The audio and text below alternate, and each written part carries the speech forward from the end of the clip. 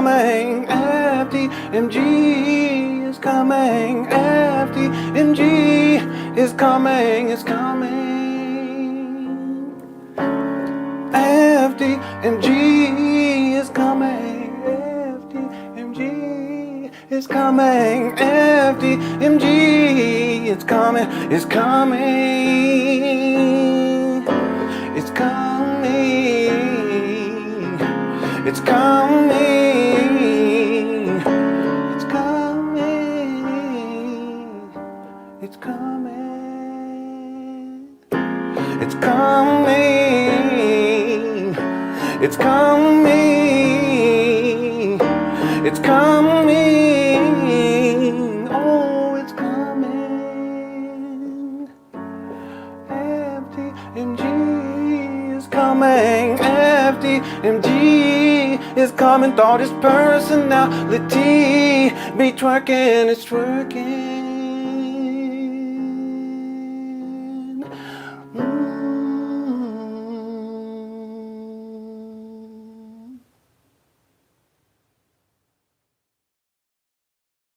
Today, I'm not getting caught up today.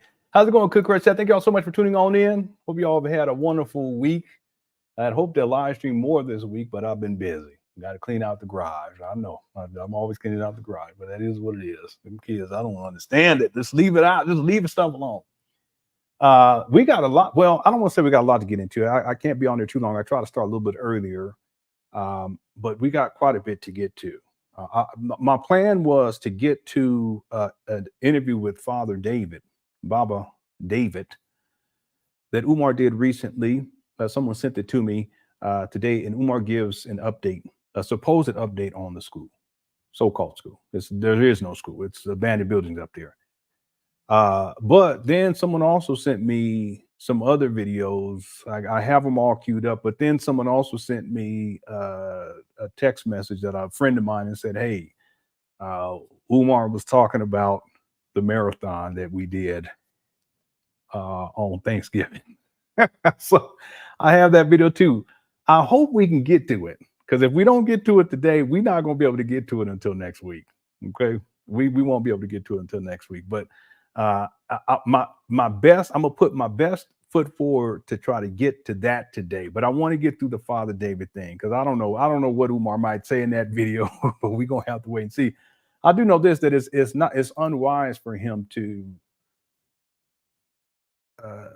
bring attention to that live stream, because that, in my opinion, is the most revealing.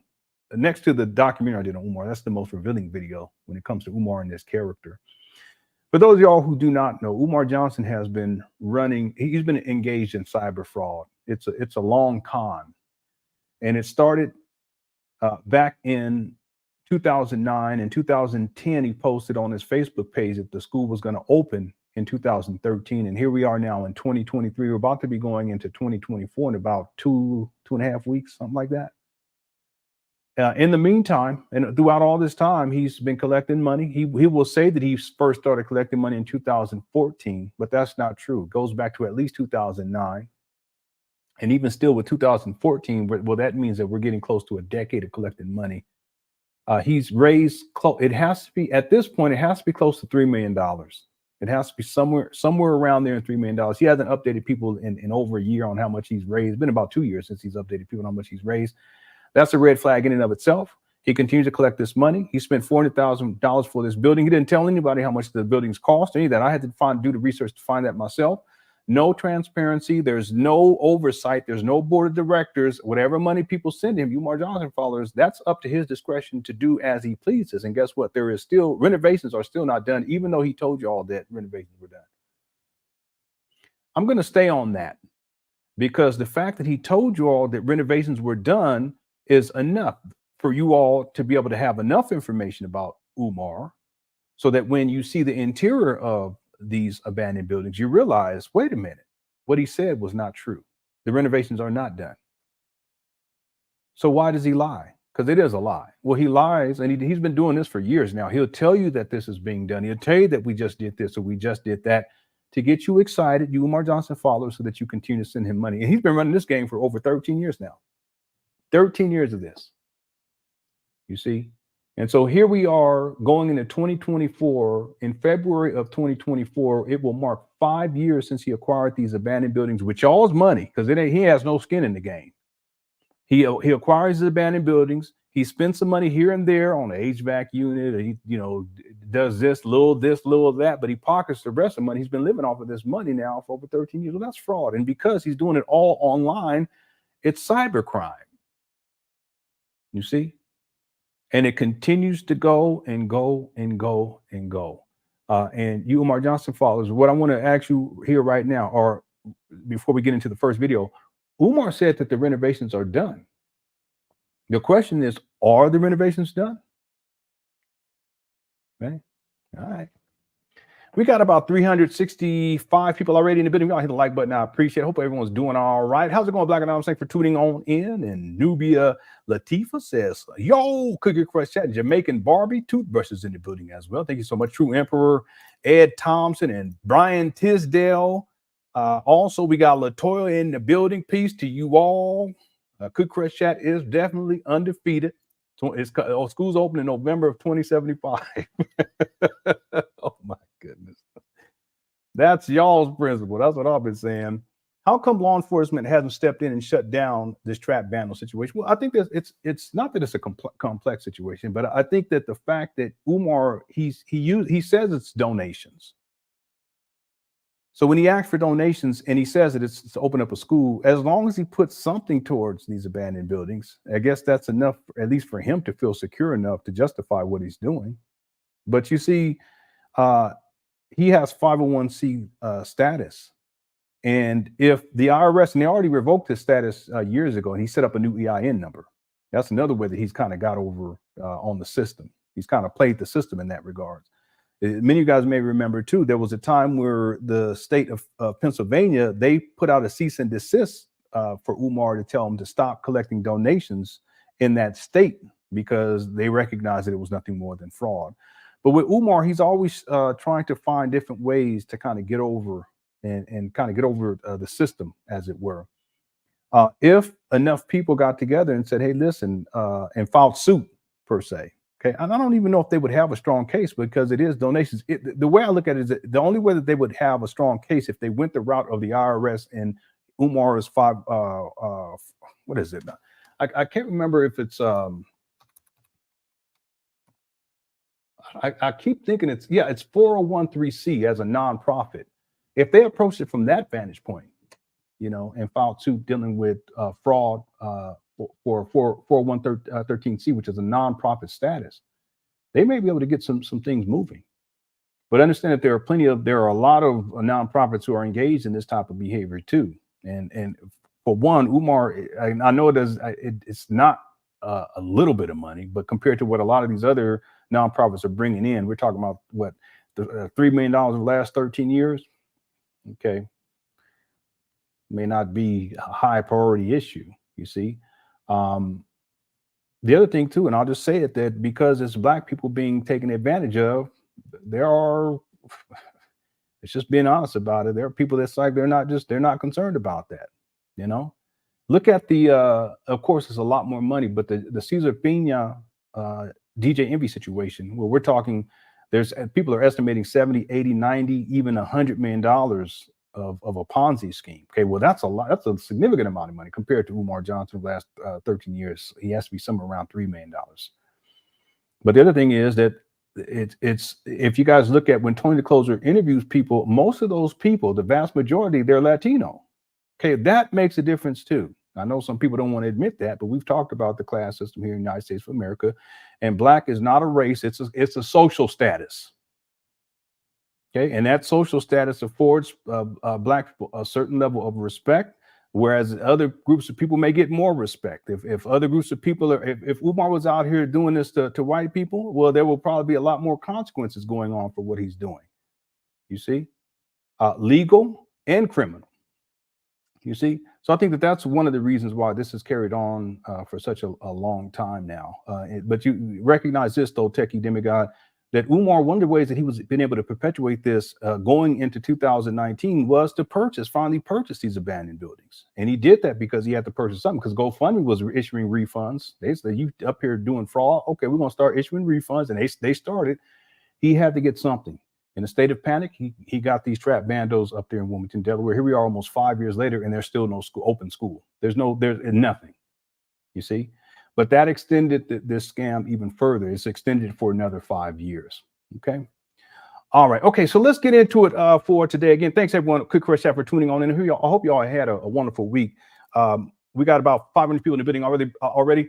Thank y'all so much. Again, if you guys want to comment during this chat, you have to subscribe, and that's the way I've set this up. And I think I set this one up for that way. And I told people in advance, so please don't be upset with me.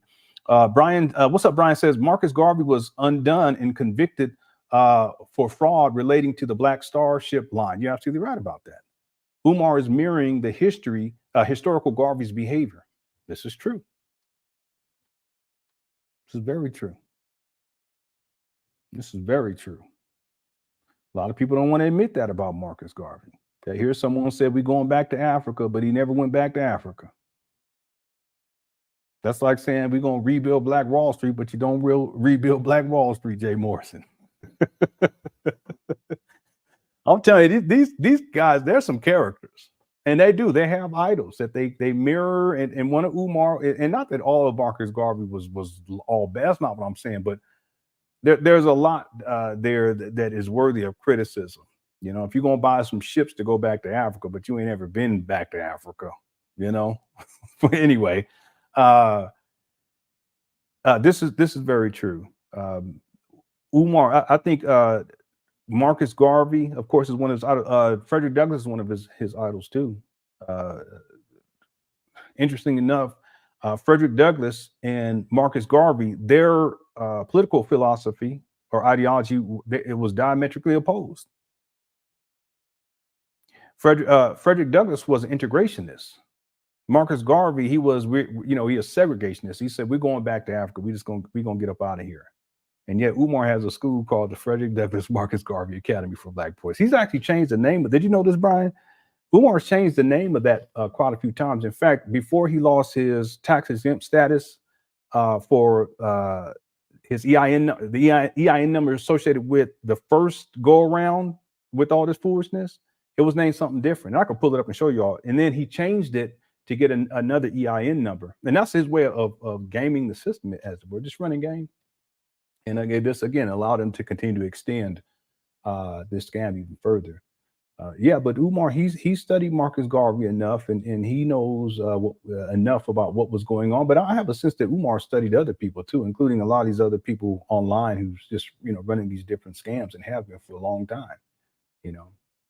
Thanks, Brother Brian, for the super chat. I appreciate it, and thanks for being a member too. I got a member video going up I already recorded. I gotta unlist it for you members, and it's to talk about, and it's dealing with Big Papa. It's very concerning. I wanted to talk about it here, but we got to stay on target. So I did a video for you members, and it'll go up right after this live stream. Okay, thanks, Brian.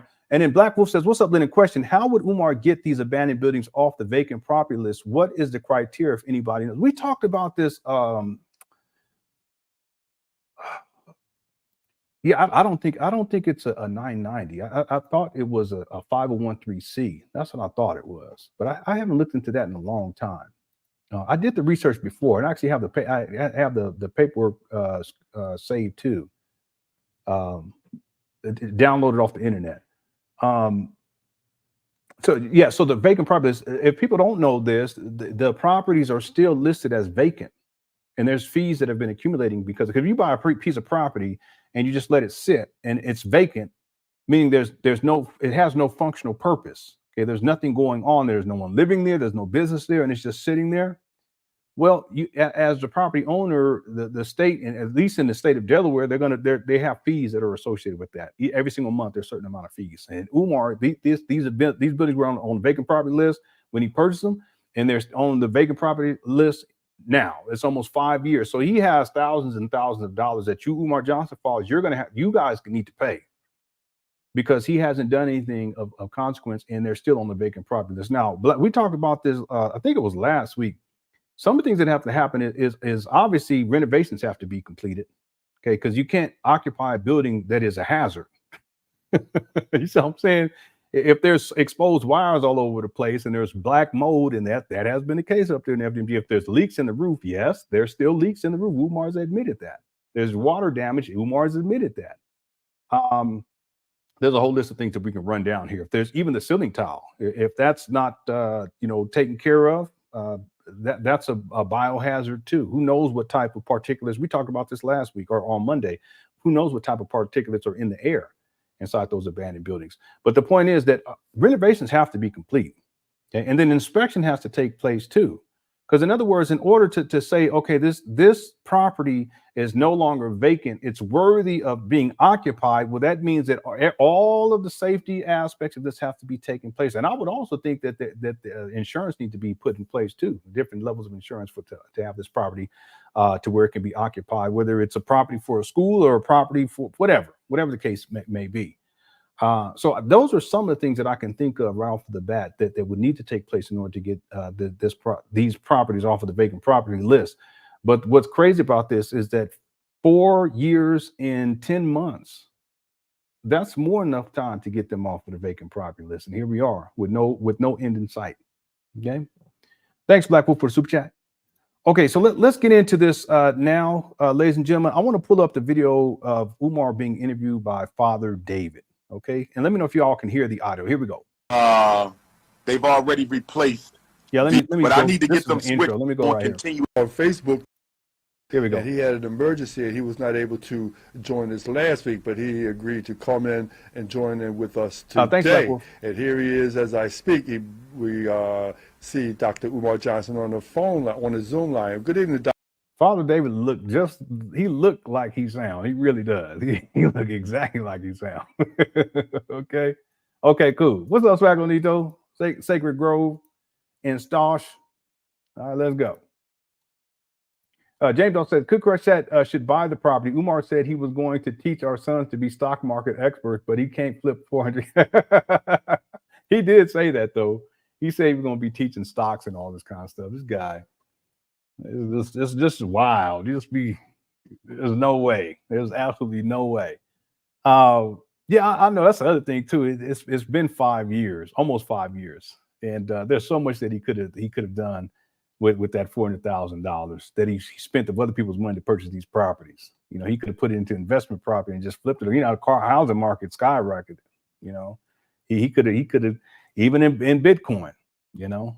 I know Bitcoin ain't what it used to be, but the point is that he could have, at least when it was hot or prior to it being hot, he could have throw some money in there. And but right now, you know, he don't know what he's doing. Okay, thanks, James G. Here we go. Doctor, how you doing today? Let me see. Who's mute is on? That's you. Love, Robert David. Hey. He said, whose mute is on? How you doing today, man? I'm well. Good. Where you at today? You in the city or you out of town? I'm inside the Frederick Douglass Marcus Garvey Academy. All right, now I wish you to see my post today on Facebook. I showed a few pictures of the Marcus Garvey Academy School in Wilmington, Delaware, while you were having the festival summer before last. And I really love the pictures. I love the fact that you were doing the school itself. Am I too early to say that you'd be making an announcement today? I would say that here's the announcement for the school right now to give an update. Here we go. Remember, he said renovations are done. Okay, he already said that. Let's see what Umar say. Here we go. Boy, this is ridiculous. It's amazing that this has gone on this long. It's incredible. Yeah, that's what he said. He said FDMG festival.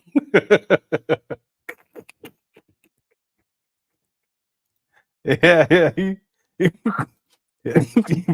said the pictures. He said he talking about the block party from like 2 years ago. Yeah, I don't think he believes this, Ad Avis. I got your link you sent me too. I don't think he believes this. He just does this to entertain. He ain't got nothing else to do. And Umar come on, get more views, and he enjoys himself. That's all.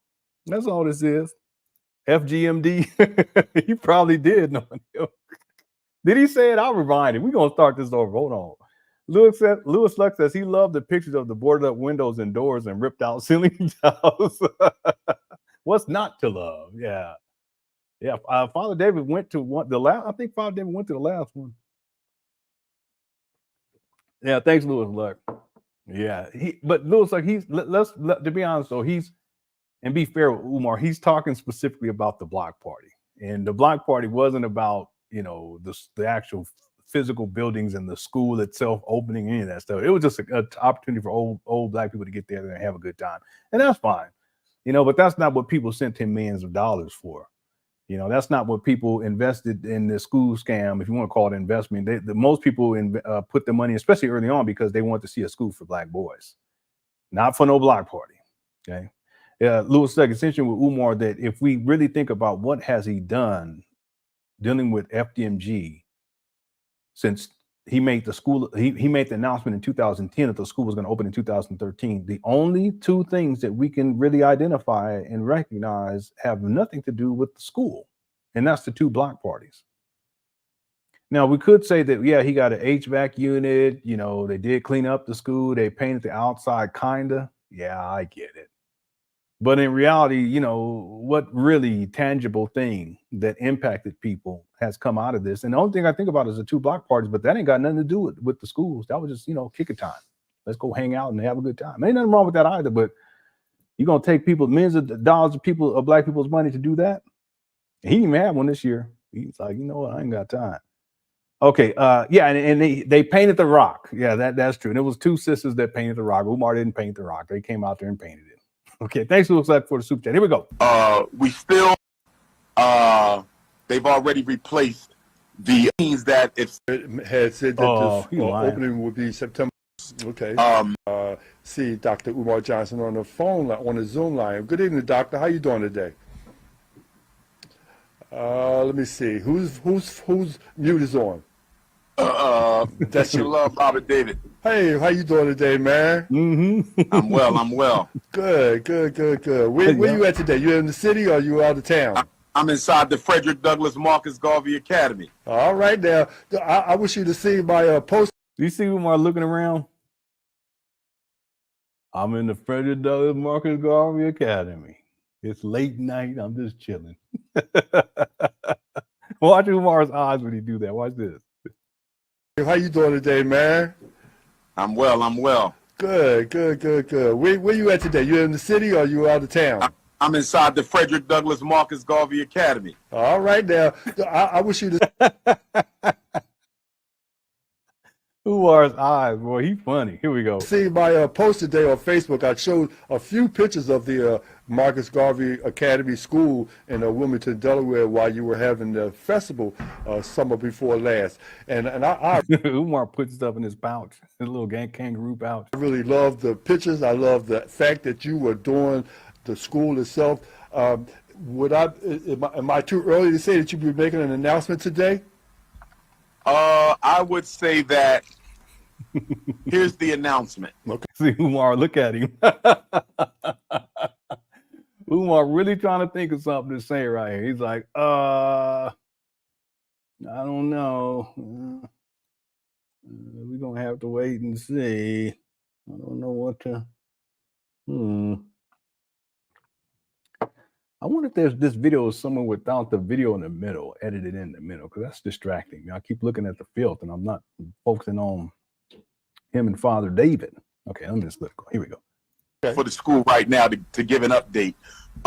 We still have the two inspections, the fire department and the license and inspection. Now, for the license and inspection, Bobby David, they want the school to be move-in ready.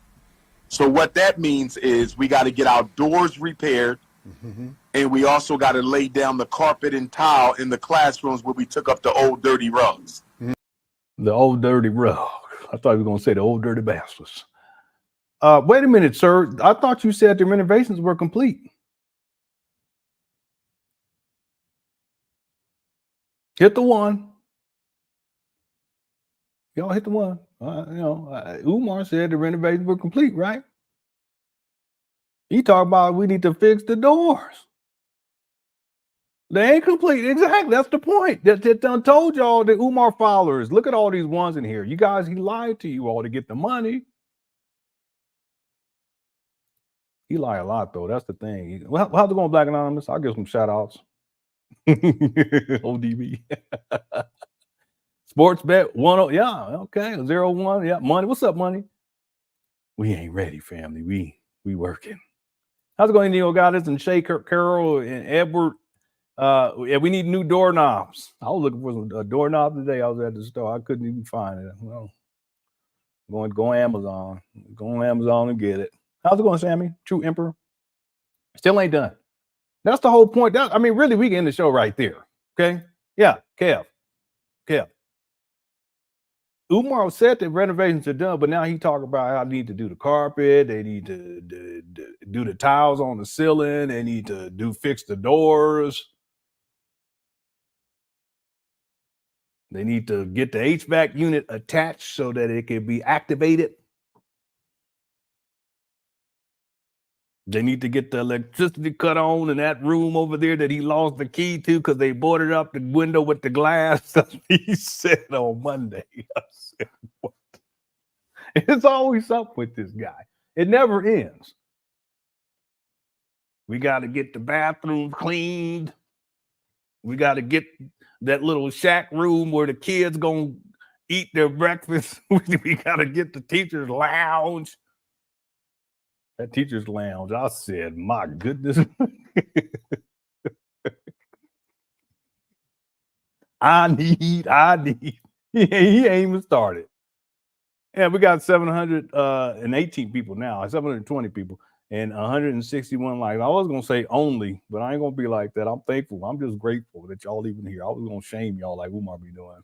He said rugs in the classroom. We got to get the rugs in them classrooms because that's how they do. They put rugs. What's up, Ruben Rivera? They put rugs up in here. Yeah, this is Father. This is Baba David, Father David. That's him. And then he put his pen down. He was like, "I know you lying."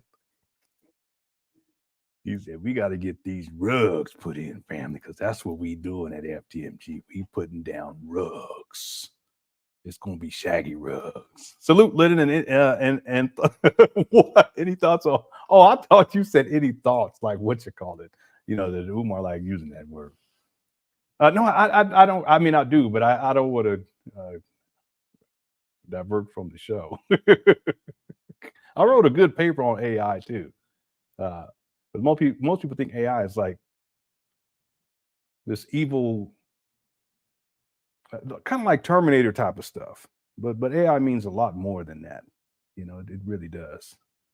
It's really machine learning, and it's automation. And a lot of things have been automated for decades now. We just don't consider it. We haven't considered it to be AI. But any situation where the software, the program can learn something, it becomes a form of artificial intelligence. But people tend to see it as like this doomsday. A lot of people do, but it's not. It's really not, because artificial intelligence can only do what it's been programmed to do. And who programs artificial intelligence? Well, human beings do it. Now, human beings can program some stuff to do some destructive stuff, and that's already been done.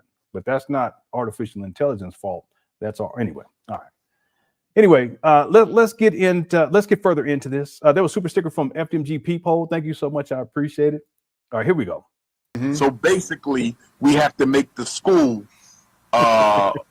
what's the word I'm looking for? Phonetically appealing, physically appealing. Phonetically? What are you talking about, Craig? Umar just be phonetically? Doors repaired, and we also got to lay down the carpet and tile in the class license and inspection. Let me see him. Now, for the license and inspection, Bobby David, they want the school to be move-in ready. So what that means is we got to get our doors repaired, and we also got to lay down the carpet and tile in the classrooms where we took up the old dirty rugs. So basically, we have to make. Umar, don't trash the school like that. Don't do that, man. He said the old dirty rugs. Don't do that. You're supposed to be saying words of encouragement. Don't do that. The school, what's the word I'm looking for? Phonetically appealing, physically appealing, so they can come and do their inspection because they want it to be move-in ready. That's and right. we also have to put the drop ceiling tiles back up. You know, it's a lot of loose things. You know, look at the drop ceiling up there. He's been talking about this drop ceiling stuff for like 4 years. I'm so tired. It reminds me of the HVAC situation, you know, because he's talking about that HVAC for years. How's it going, Candace? David says, Lemon, do you think he initially intended to do this and now is painted into a corner, or was he a piece of Umar's intent was to get money. That's number one. The other thing was to gain access to women. But see, the school idea is what allows him to gain access to women. That's why he was always talking about it's going to be a school for black boys and it's going to be a boarding school, so we'll take them in, and you won't have to worry about it, you single black mothers, because you don't know how to raise your sons. He's actually said stuff like that. I'm paraphrasing, but he's actually said stuff like that. But Umar's objective from the beginning was money, and then it was to gain access to black women. That's why he went off on General Seti, because Seti actually spoke to this issue of Umar exploiting black women for money and sexual exploitation, crushing of the cookies. And Umar, he didn't like that. Okay. So those are the two things for Umar Johnson. Now, that was from the beginning. And the promise to open up a school was just a way to, at a certain point, it was to get money. But in essence, he had these ideas of opening up different things other than schools. There was a time where he was going to open up these. A lot of people don't know about this. He was going to, and this was in Philadelphia. He was going to open up these. Not community gardens, and he used to talk a lot about this, and that's why he was so big about going back to Africa. Somehow he'd go over to Africa and he can learn how to do this, even though people over here know how to do it too. But see, that wasn't profitable financially. Okay, it did probably gain them some access to women. You know, oh yeah, we're going to get back into the earth. Can you imagine Umar inside of a garden? He don't even know how to pick up a shovel. I doubt it. So that wasn't profitable. You know, he's tried other things too. Even when he was in the UNIA, he was trying to take over the UNIA, and he was trying to get money out of them to do a building fund. Does that sound familiar to y'all? I can pull up that receipt right now. That's telling right in and of itself. Even back then, he was talking about how they were trying to sabotage him. And now he was the modern day Malcolm X and blah, blah, all just delusion. But doesn't that sound familiar? Because what he was trying to do, he was trying to take over that organization. He wanted to push out the elders, and then he wanted the younger people in that organization to follow him. But then that would also gain him access to more power and gain access to the coffers, the money. But he was already trying to get money out of them, because that's one of his motivating factors, always has been, to get money out of them by saying, look, we're going to do these renovation projects. Does that sound familiar? I can pull that up right now. Y'all be amazed, because it don't sound any different than, well, it sounds different, but it's the same principle as what he's doing with this FDMG. So the point I'm getting at is, I think his motivation was always there. Okay. And at this point, Umar would do anything to get money, anything. And if he has to lie about renovations, he'll lie about renovations. It does paint him into a corner, but I don't think he cares about that at age. At this point, he doesn't care. What he cares about is the money, primarily. And then, of course, gaining access to sexually exploit black women. That's number two. And then I ain't gonna get into number three right now. But that goes back to money too. Sharita says, Umar, aka Pinocchio, always delivers lie after lie. He's trying to build a cult and find fault. I think he already has a cult following, to be honest with you, Sharita. I already think he has that, because that's why, and I can pull it up. Anytime you have people who have a pre-programmed response to something, it's a cult type of a situation, because it's mind control. And that's why when Umar Johnson follows, they always say the same things. They give I already have a list, and I put this list together years ago, and it still holds true to this day. I can pull it up right now and read it to you all. It still holds true to this day. But the reason why people do that, because they've been indoctrinated and they've been mind controlled into believing. And they just repeat what Umar Johnson is saying. So he does have a cult type of a following. I don't think it's massive, but he has enough to where they will repeat exactly what he says over and over again without any critical thought. And this gets back to something else. I just want to say that the renovations in and of itself, because that's a major accomplishment, is the renovations. But if he lies and says that the renovations are complete to get more money out of people, because people think he's making progress, it's called the illusion of progress. If he has to lie to do that, well, you Umar Johnson followers, why would you keep rolling with this? Why you keep rocking with dude? He keep lying to you. We proved it already. You know, I mean, just all you gotta do is listen to what he's saying.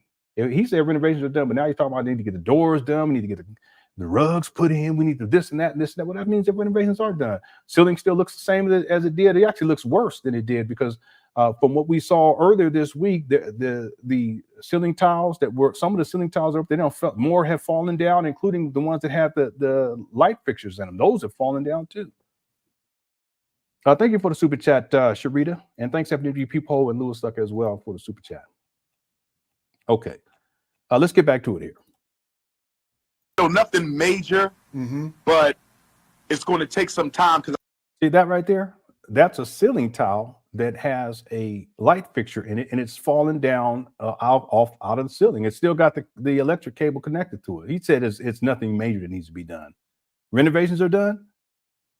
And you see the white film there. Actually, well, that's why I think that it's okay to have this. They have them editing in this video in the middle there because you can see the condition of the school. That just proves that what Umar is saying it's a lie. He said they still need to fix doors. Well, renovations. That's what he said. Black Mar. He said nothing major. Look at this, and this is just the inside, a little bit of the inside. But if you guys go on the exterior, there's black mold growing all over the place, all over the place. And it's indicative of water damage and something going on up on the roof. Now, water accumulates and then it seeps into, and then all of a sudden you get all this black mold going on. That's major work. Extensive mold remediation needs to take place in those buildings. The EPA classified those buildings as brownfield catalyst sites. They told the city that they should tear those buildings down. And they said they had no record to indicate any inspections being done to rule out the possibility of lead paint being in the building or asbestos or any other airborne toxins or anything like that.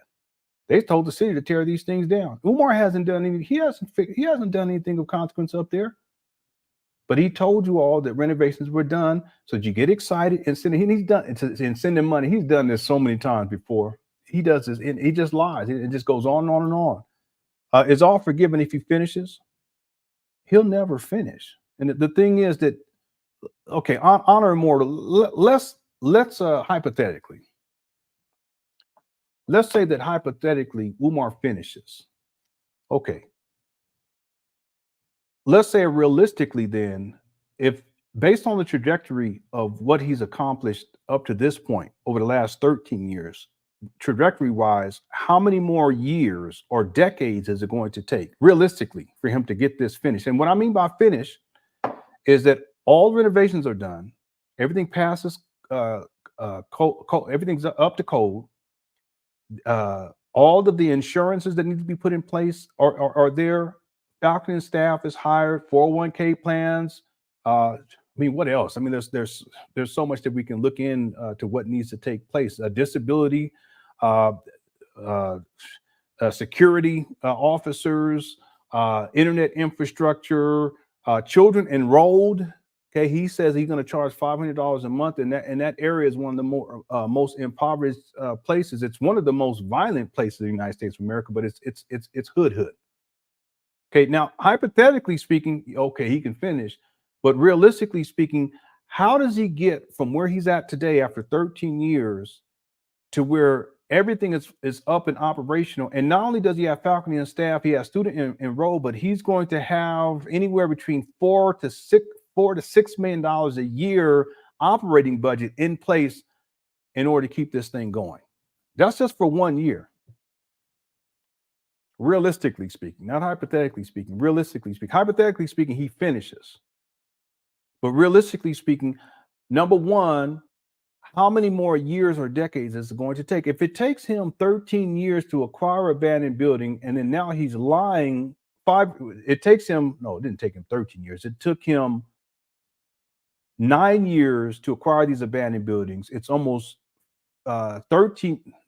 it's almost 14 years. It'd be 14 years. Yeah, it'd be 14 years this coming year in January. If it takes him, let's say 14 years to get to where he's at now, how many more years or decades is it going to take for him to get all those other things in order so that he has a functional school with operating budget and so forth and so on? Realistically speaking,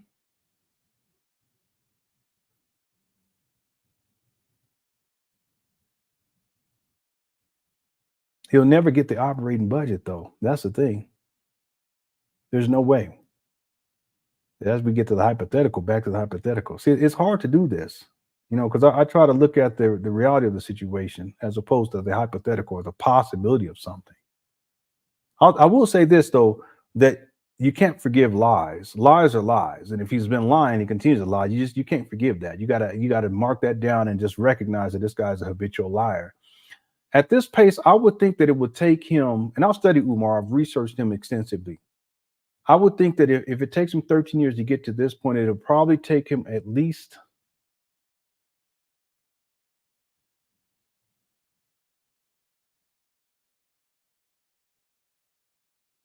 at the very least, and I'm being kind, it would take him at least another 7 years.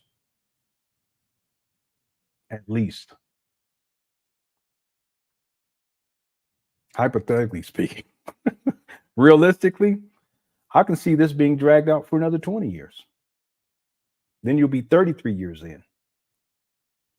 Umar will be about 69 years old by that time. That's the other thing. People, I mean, the issue of time. I'm sorry for going off on this because we got plenty to get to today, but that's the other thing. The idea that a guy who is close to 50 and he's taken 13 years just to get to this point with this school scam. At this rate, the guy is going to be a senior citizen before he even has a first class being taught. I said this for you members, so I'm not going to say much about this here. I did a member video. I already recorded. I got some other ones too. I got to put them up for you guys. But this one I'll have right after the show. I have it up for you all. One of the things that I haven't heard anyone talk about, and I've been thinking about it lately, and I'm just going to say this briefly, is the fact that Umar, his professional history, working as a professional, is minimal at best. He says he's a school principal. When and where? There's no record of that. He says the vice principal. When and where? There's no record of that. He's never taught. He's never been a teacher. And yet you have someone who has a minimal work history, not as an educator. I'm not talking about running your mouth online and being on social media every day, all throughout the day. That's not what I'm talking about. I'm talking about he's a true professional and he's teaching in a classroom setting and he has a history as a professional is minimal at best. And I break it down inside the video for you members. I'm just going to share this with you all, that if you guys think about this, Umar says that he earned 6 degrees. From what I remember, he said he has a PhD, he has 2 bachelors and 3 masters, something like that. Okay.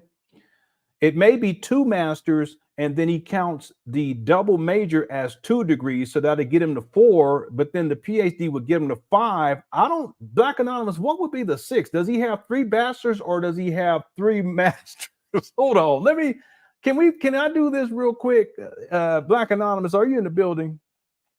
Let me just get this real quick because I'm gonna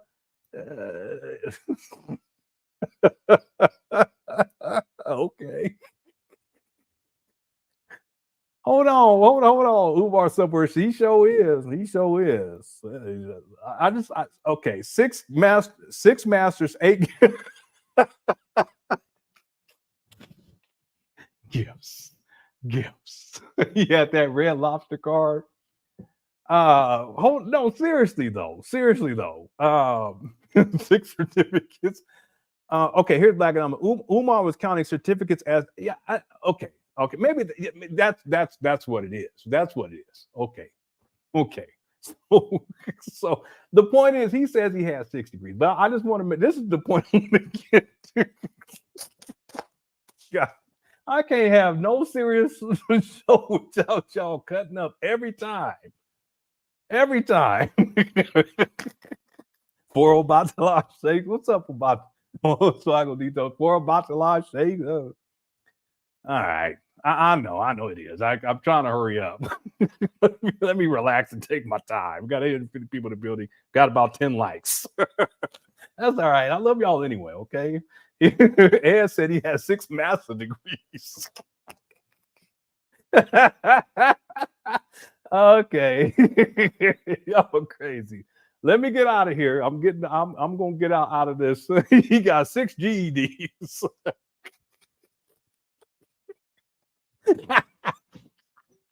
Yeah, family. I got 100 masters. I got 100 masters. I said oh yes, 100 masters. Yes, family.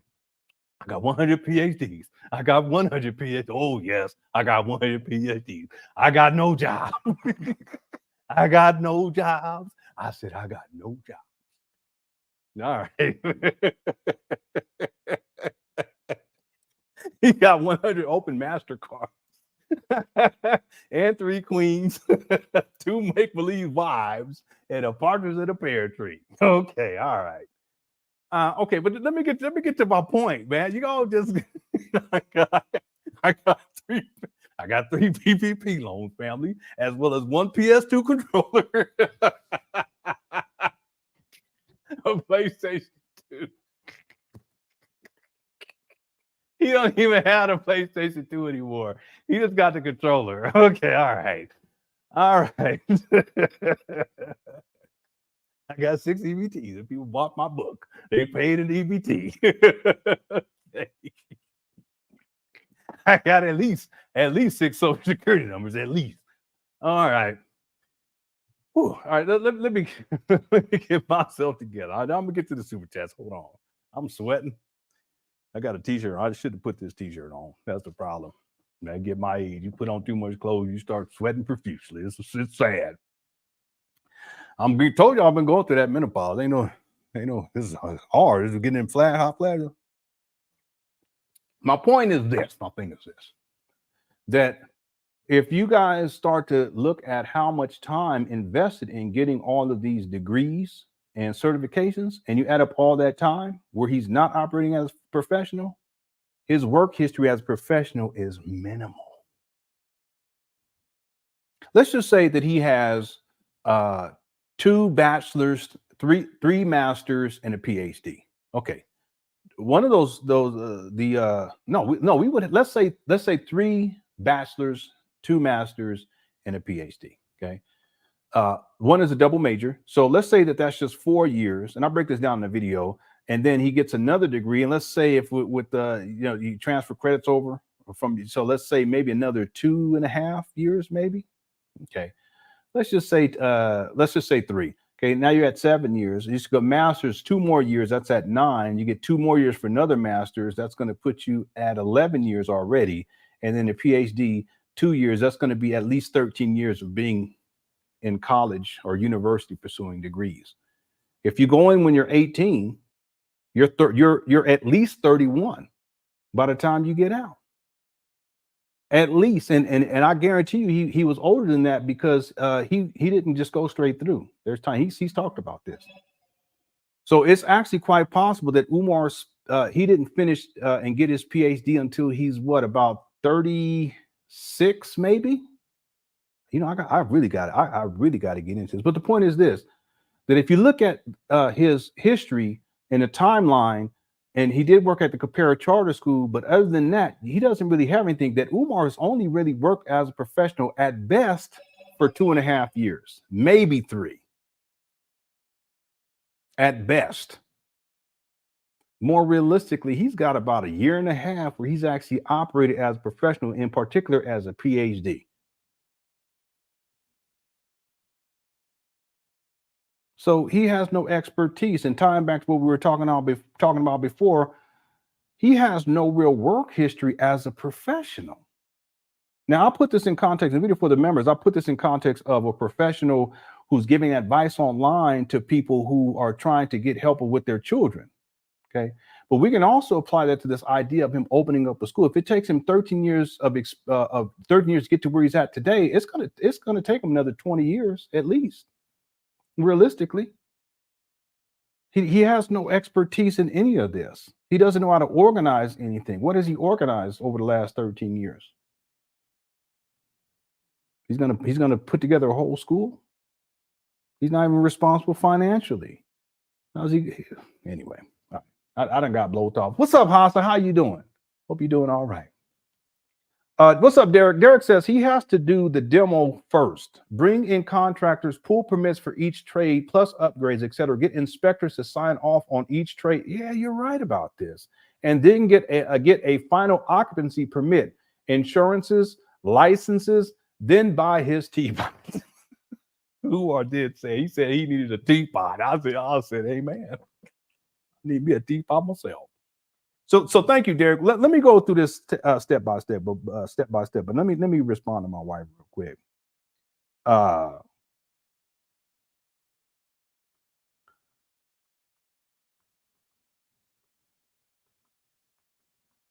I'm sorry, everybody. She got a birthday coming up.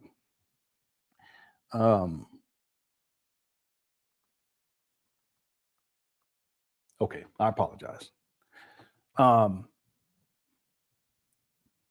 Let's go through this step by step. So thank you, because someone had asked, okay, what does he need to do in order to get a certificate of occupancy? I don't even think Umar knows. I don't think he knows.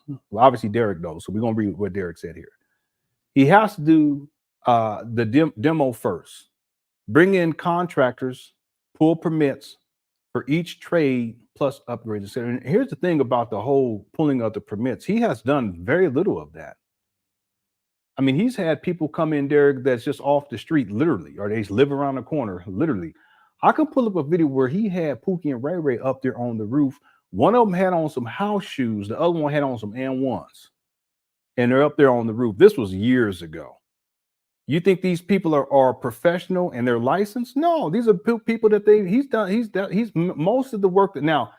In all fairness, he did have some contractors come out to do the electricity, and he got them to do just enough to give the illusion that things were really progressing. Then he ended up firing them, and he said that they were in there stealing because they're black. Hit the one. I ain't making it up. This is what Umar said. They've been stealing from me. I had to get that. No. What you did was you want to be funny with the money.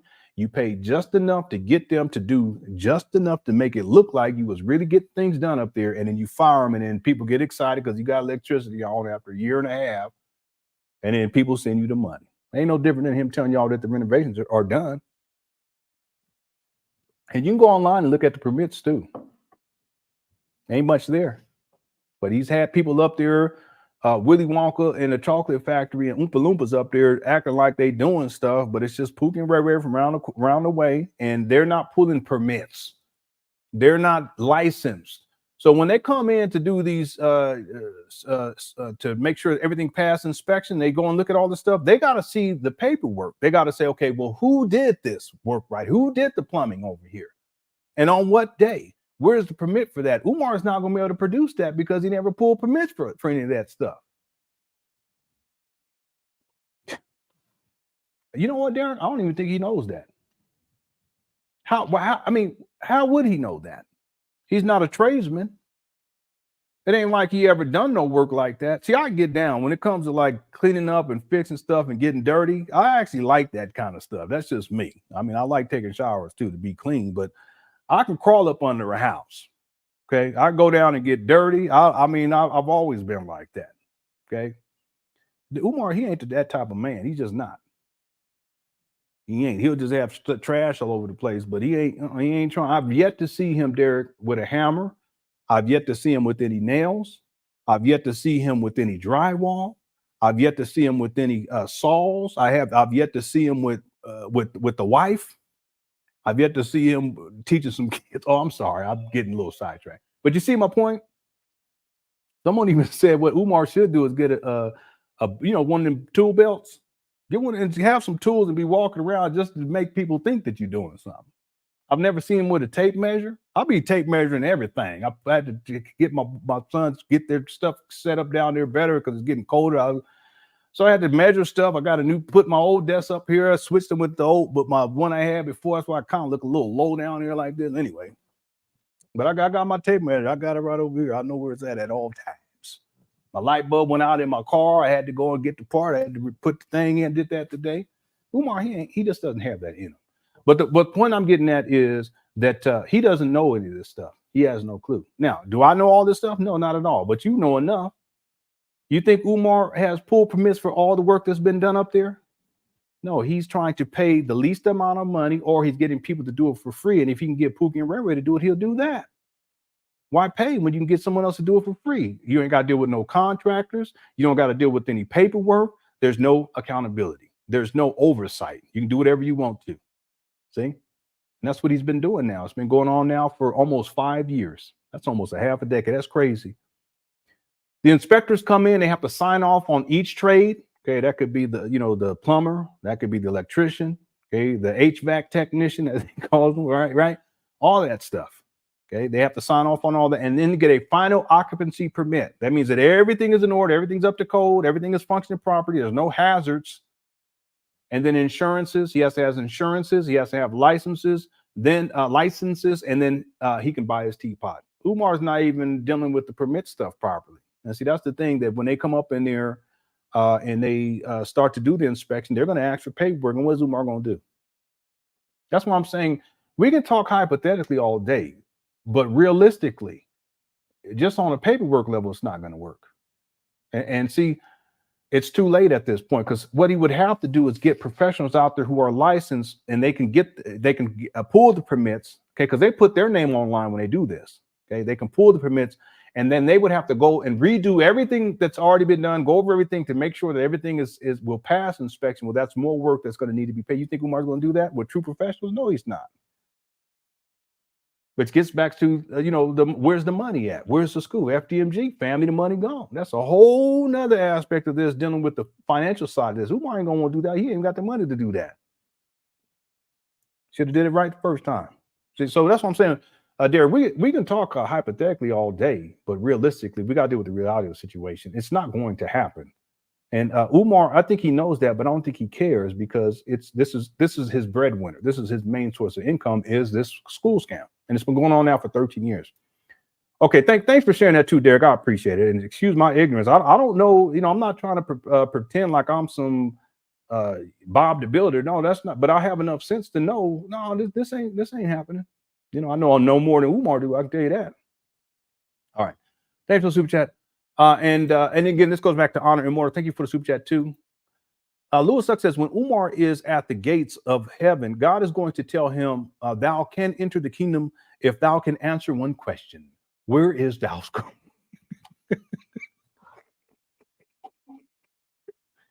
Umar's response is, it's in Wilmington. It's in Wilmington. He said that to everybody. People keep asking me, where the school at? It's in Wilmington.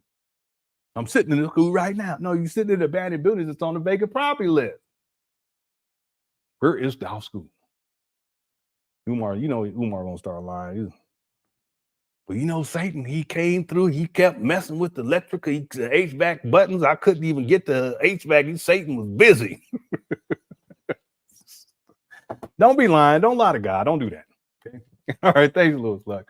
Sal says, don't forget about the delusional interstate buses. Yeah, there's another one. Okay. So real quick, honor immortal is all forgiven if he finishes. Well, he has to finish on everything, right? This is what thank Sal. Thank you for this. Well, this is what I mean. He has to finish on, he has to deliver on everything, every promise that he made, including that he's going to have a black farm with the black pigs. That's what he said. They're going to be some black pigs. That they're going to have a grave site, FDMG graveyard, where they're going to be digging up ancestors, the well-known ancestors, and from other. He said this. I can pull it up. Cemetery. He said you women gonna help him. You poor women. He gonna dig up these dead, exhume these bodies. Oh, this is horrible. Other people, relatives, and bring them, and they're gonna rebury them at FDMG. So this has to be done too. Honor immortal. Okay. He also has to have the black gun club. He has to have the dirt bike team in operation. He also has to have the what do you call them? The formals, where people get together and dance and this type of thing. And they're gonna have the yoga classes. You're gonna have to teach the boys how to fly ships, fly airplanes and helicopters. He said this, and float ships. We can go on and on and on. So realistically, it's not going to happen. Okay. Hypothetically, it sounds nice. Okay, and that's like a small, very small percentage of the stuff that he said that he was going to do. And Cook Crush Chat, y'all can put together a comprehensive list if you want to. It ain't going to happen. All right.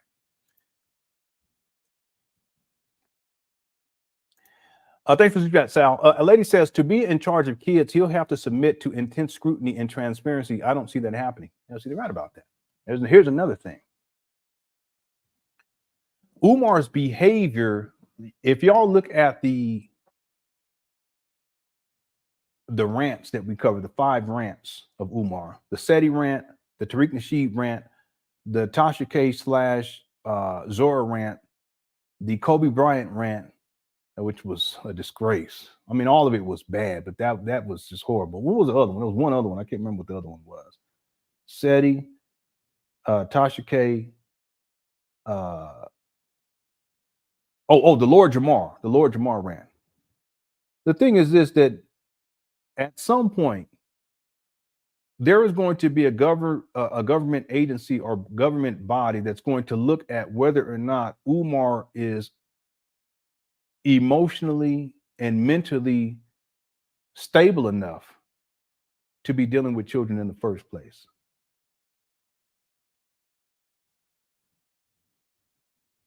See, that's why it's problematic, the idea that he's going to open up a school anyway, because he doesn't have any certifications that will lend credence to the idea that he could. Now, he says that he's a certified school principal, but the truth of the matter is that he hasn't kept up with his continuing education. See, even if you get a certificate, that doesn't mean that you've operated as a professional. That's why there's no online record. I've searched. I wish Umar at some point would say, listen, this is where you can find all of the information about where I was a school principal at, from what year to what year, what school, what school district, what city, what state, etc. And here's a yearbook. You can go and look this up. But I haven't found any of that. I've done extensive research. So just because you have a certificate to fly an airplane doesn't mean that you're a pilot. You guys understand what I'm saying?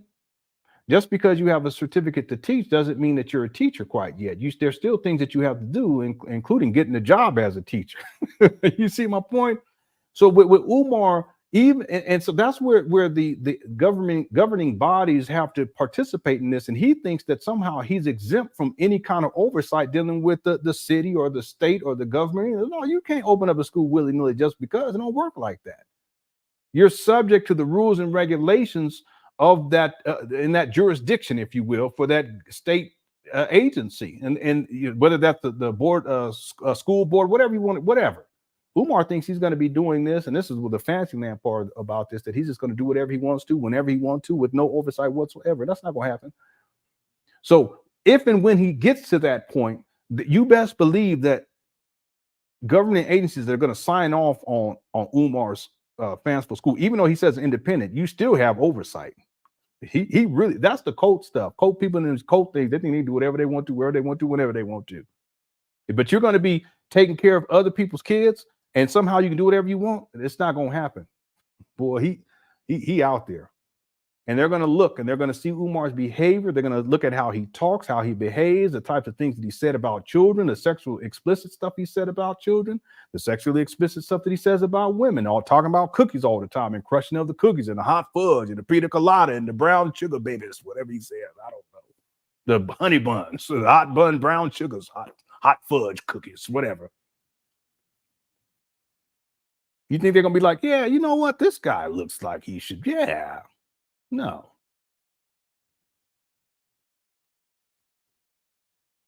I ain't even thought about that, lady, but that's true. He has to submit to intense scrutiny and transparency. That's not going to happen. Can you imagine Umar in charge of some kids? I don't even want to think about it. Okay, thanks, lady. Thanks, Derek. Thanks, Sal. And thanks, Louis Luck. Hassa says Umar has 6 degrees and they all unscented. Okay. They're unscented. Oh, okay.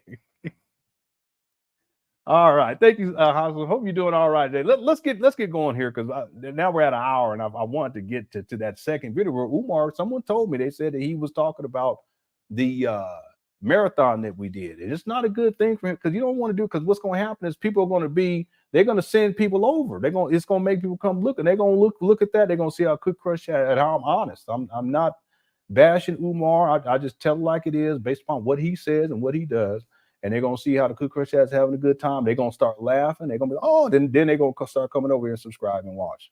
Okay. A PhD is 5 to 6.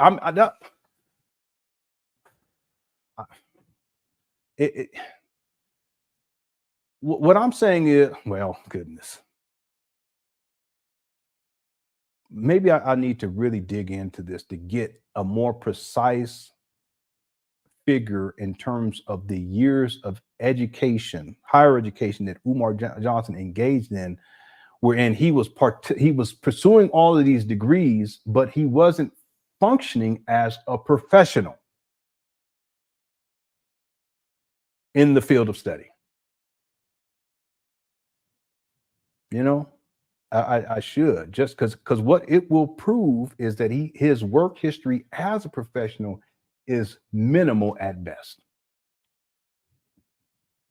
All right. Okay, let's get back to it. Here we go. Because they want it to be move-in ready. That's and right. we also have to put the drop ceiling tiles back up. Yeah, that's what I was just saying right there. Yeah. Yeah, you posted that 5 minutes ago. I'm so behind the chat. I'm so behind this chat, but it ain't even funny. What's up, Michael? Michael says government gonna find out about Umar only. Umar did say he gonna open up OnlyFans. I don't know if he did or not. Good Lord, I don't know if he did or not, but he did say that he was gonna open up OnlyFans. Did he? I don't know. They're gonna be like, oh yeah, but you have OnlyFans. Okay, yeah, you definitely should be.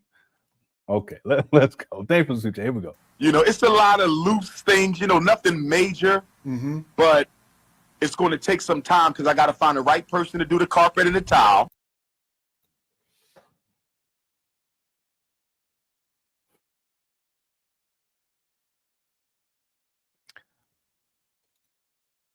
Wait a minute.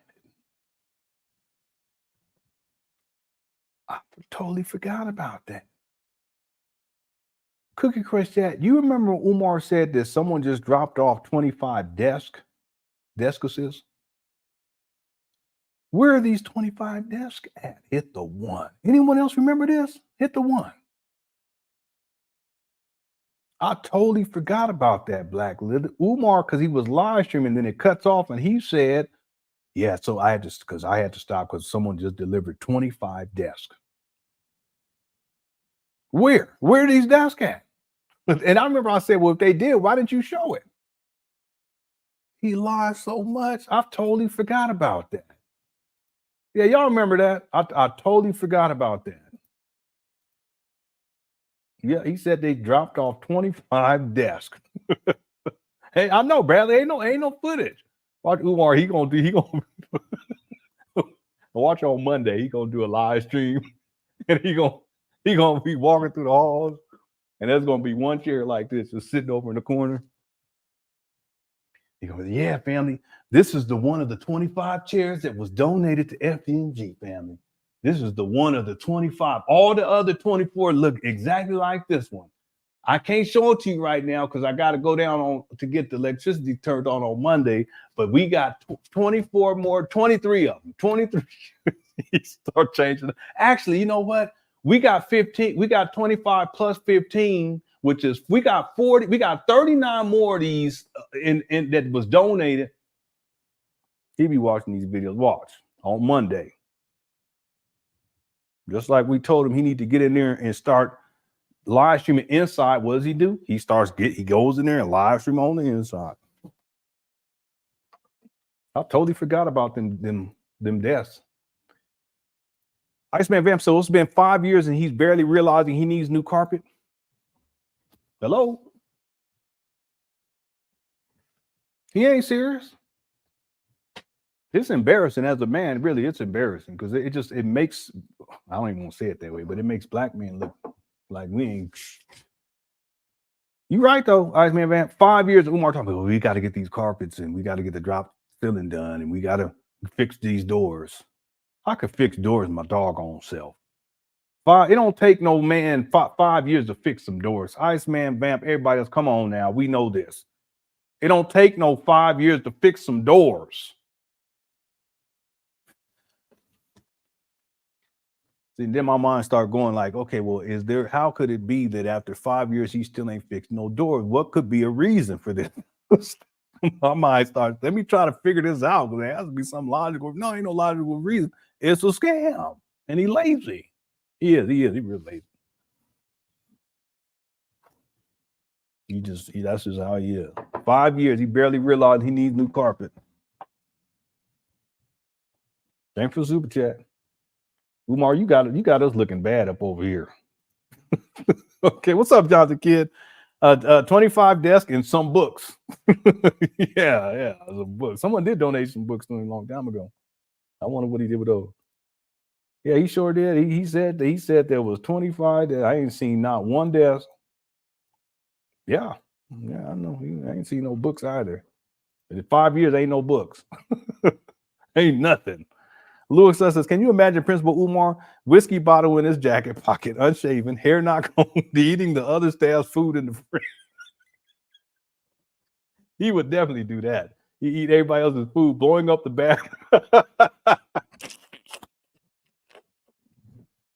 It just linger all down the hall, just all down the hall. The kids be like, oh. Principal Tuesday, he done blown up the spot again.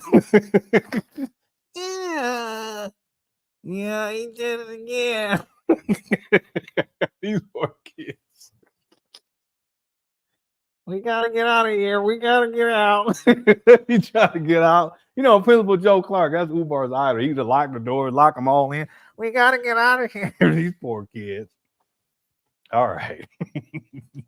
He definitely eat up everybody's food, though. I know that. Okay. I thought about me when you said that, though. Seriously, though, Lewis, like, I have to think about this, because that's how my mind works. If Umar can't keep himself together while not running a school, what's going to happen hypothetically when he's running a school?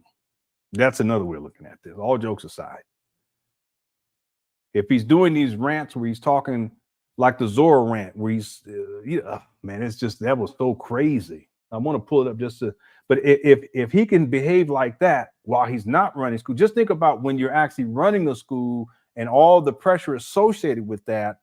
What is he going to do then? It's scary. It really is. I want to pull up the Zora. Let me just show you all real quick, because we were talking about this earlier. Let me pull this up real quick.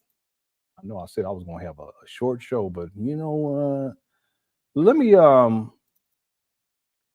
just pull this. What day? When did we do that? That was on, what day was Thanksgiving? I can't remember. Was it the 22nd or the 20th?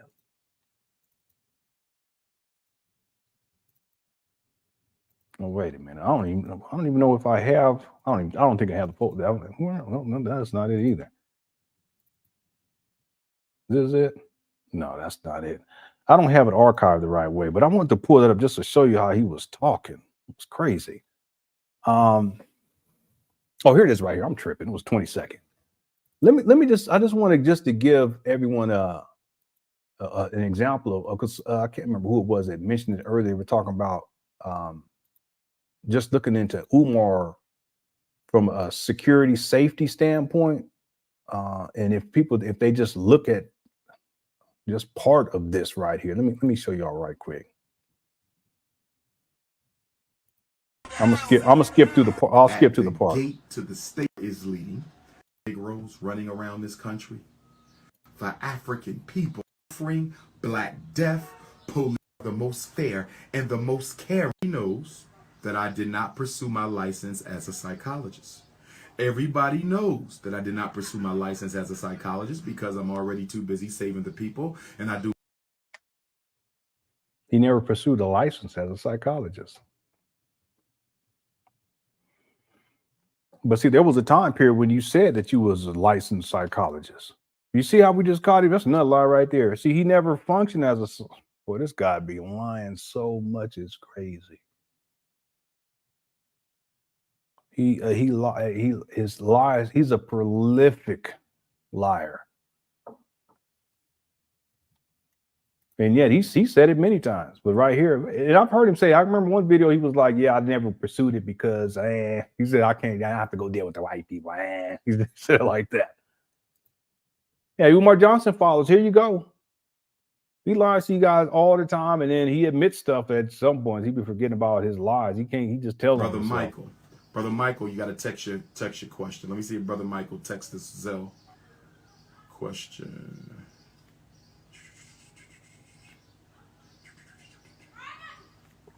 We got 900 people. Anybody like the like button? Some I appreciate people it. can't see my live. Mark Zuckerberg. Sharon said, thank you for answering my question. Thank you, sweetheart. Oh, why keep misleading the people? Because you're not licensed, you can't diagnose. Let me clarify the misinformation in your question. No, I know what he's going to say. He said he's going to say that because he did it at a school under the supervision of somebody, that's how he was able to do the diagnosing. That was for a very small fraction of a time period. Very small fraction, like a year, if that, maybe a year and a half. I mean, I got to get down to get the actual figures and everything, but at best, okay, closer to less than a year, a year in and around there, but at most a year and a half. That's what he's going to say, because I've heard him say, but I've also heard him say that he's certified. No, he's not. He's never been. And even when he says he's a certified principal, he's never operated as a principal, because you have a certification, but that doesn't mean that you've actually been a professional into any capacity. It just means you have the certification to do it. This makes sense to people? Everybody knows that I did not pursue my license as a psychologist. Everybody knows that I did not pursue my license as a psychologist because I'm already too busy saving the people, and I do most of my work as a certified school psychologist. Everybody also knows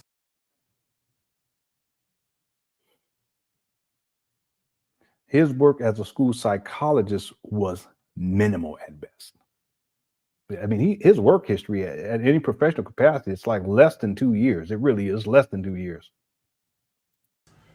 that because I do have a doctorate from an American Psychological Association approved program, I can evaluate and diagnose children and adults. I just have to have my evaluations signed off by a licensed psychologist. So you are. Told you. Didn't I just tell y'all? He ain't gonna get into that right now. So Umar Johnson follows. He's been lying to y'all about that, and that's why I did the video for members. You guys, if you want to become a member, there's a join button listed down below, because it breaks us down a little bit more. He's doing these Black parent teleconferences where he's functioning, at least he's trying to function as some sort of psychological professional, psychologist, but he's such a fraud. He really is. And being a school psychologist is very much different than being a clinical psychologist, meaning that you're anyway, or even a therapist, but he just lumps it all together. This is y'all's prince. This is y'all's principal. This is y'all's prince.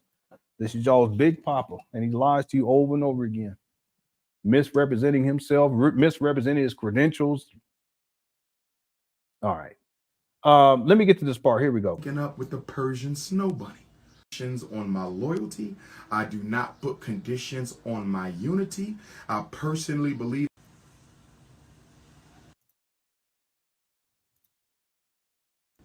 I don't really have a question. I just wanted to donate. I learned a lot from the FDMG festival. I didn't let her play wifey in the. Here we go. I don't really have a. Watch how Umar behaves, and then you tell me, should he be around children? Period. Whether it's in a school setting or otherwise. And remember, he does not have unsupervised visitations with his own child. At least one of them. He has to be supervised. There's reasons for that. Let me tell y'all something. The court is not going to put in that type of an order where you can only see your child in the presence of, let's say, the mother or the grandmother, because that's what he was complaining about. He said that he has to go over to the grandma and sit on the grandma's couch. That order is not going to be put in place unless something has happened in the past wherein the safety of the child or the safety of the mother was called into question by Umar Johnson's behavior.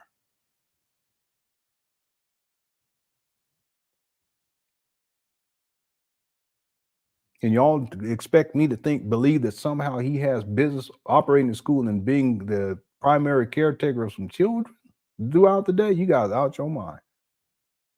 Not to mention when he said that he can't wait to have the slumber party with the boys. He gonna turn off the lights, lock them in, turn off the lights, and play capture the flag. This is what Umar said.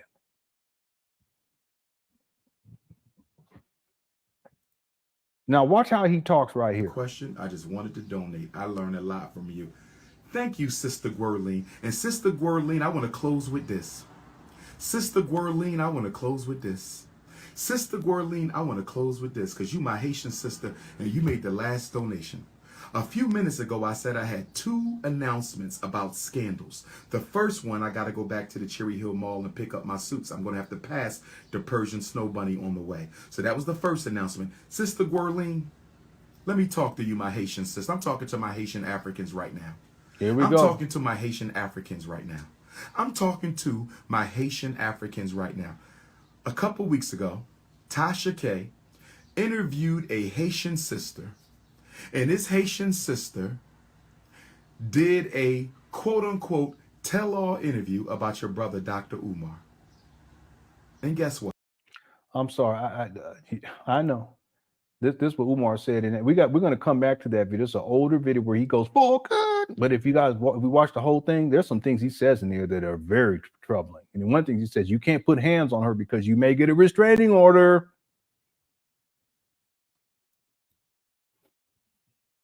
Well, I tell you, this guy really is something else. It was filled with nonsense and lies. And guess what I'm going to have to do, Sister Guerline?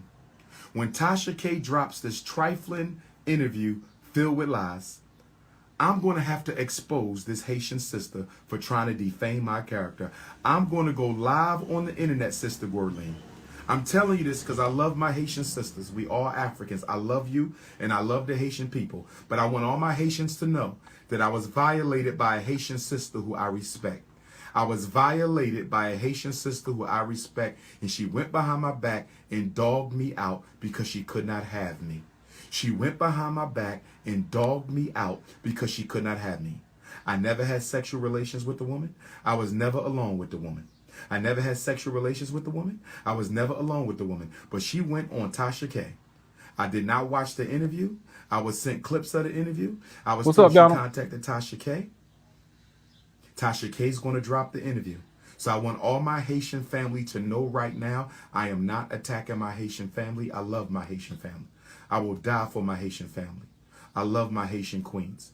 But when this thirsty thought drops this interview with Tasha K, I'm going to bury her ass with the truth.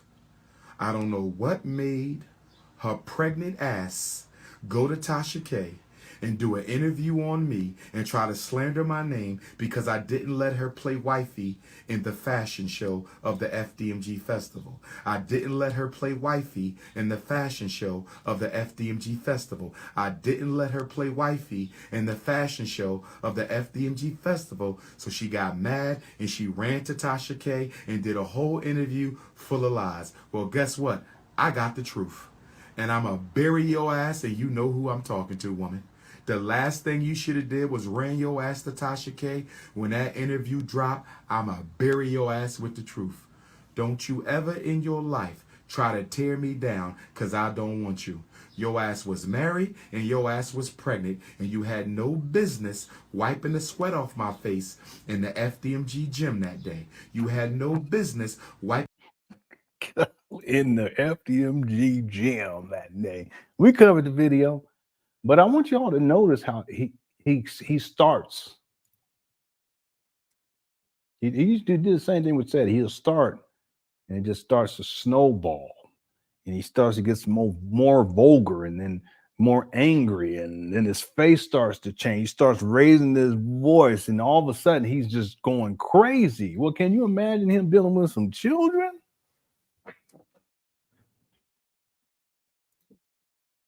the sweat off my face in the FDMG gym that day. You was married and you didn't even say nothing. And you was pregnant and you didn't even say nothing. And you ran your funky ass to Tasha K. And as soon as Tasha K dropped that interview you did, because I ain't gonna even watch it till it drop. I'm not even gonna watch it till it drop. But when it drop, I'ma bury your ass intellectually. Don't you ever come for me. I'ma bury that ass. So brothers and sisters, Okay. on that note, He stopped, I'm right? trying to stay scandal free. But then he starts again. He can't help I'm it. trying to stay scandal free. Listen, I'm not watch sweating. him. I'm dry, brother. All you see is African sunshine. All Can you imagine him around children? I try to stay scandal free, but I'm not going to make the mistake I made with the conscious stripper. I'm not going to make the mistake I made with Miss COINTELHO. I'm not going to make the mistake I made with Kim Ringgold and stay quiet. Yeah, it does. I'm not staying quiet no more. Any female who comes out and think they're going to damage my reputation, damage my credibility. That's a threat. Because he knows that there's a lot of women that he done abused and he done used, and he doesn't want them coming out. That's why he was so nervous about that whole thing, all these cases coming out against people like P. Diddy. See, I ain't worried about none of that because I ain't never lived like that. So I ain't got. Hey, listen, if that's on you. If you live like that, you got something to worry about. But he fears women coming out talking and telling how he done used and abused and done ran through him. Okay. And the person that really set that off the most was Kim Ringgold, who he called the conscious stripper. He was dealing with a stripper. So to this day, he still fears black women coming out and telling the business about how he ran through them and got them draws, talking about, I need you to do this, or I need you to help me with this, or I'm gonna help you with your boy, that kind of thing. But you see with Umar, this is one of his greatest fears. And even though he kind of stops, he starts getting revved up again. This is problematic because if you're going to be dealing with children, you got to have some level of emotional discipline and mental control. You can't just be raging like this. And he's about to rage. Watch this. While I'm trying to build a school for black children because you didn't get what you want from me with your fat, pregnant, married ass, I'ma expose your ass. The last thing you should have done was ran to Tasha K, sweetheart. I guess you raising money to take care of that baby. I guess you need some extra money to take care of that baby. I guess you trying to use me as a vehicle to drive some money and attention to your thirsty ass struggle streaming YouTube page. But you picked the wrong one, sweetheart. You picked the wrong one, sweetheart. No, money. No, Umar said I think that was on Monday's show. We covered it. Umar was talking about a cookie crush consent form. Hold on. I know we got other stuff to get to tonight. I'm supposed to be in the bed in about an hour and a half, but it ain't gonna happen. That's all right. I'm just gonna be tired at work tomorrow. That's all right. I love y'all anyway. But listen, money. You got to see the video. Umar was talking about how make sure, because he was talking about the whole P. Diddy thing, and he gets very nervous about that type of thing. But then he says something to the effect that when you crush them cookies, you got to get a cookie crush consent form, and they need to sign off on it so they can't come back later and say that you abuse them. Let me tuck my shirt. I'm sorry, looking all sloppy. I apologize.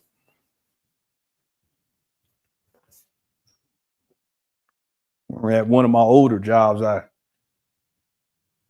had my shirt untucked, and the boss, not my boss, direct boss, but my boss's boss, we was in this meeting, and he was like, "Why is your shirt out like that?" And then he looks around the room. There was a whole bunch of other people that had their shirt not tucked in, and I said, "Okay, well, I'll tuck it in."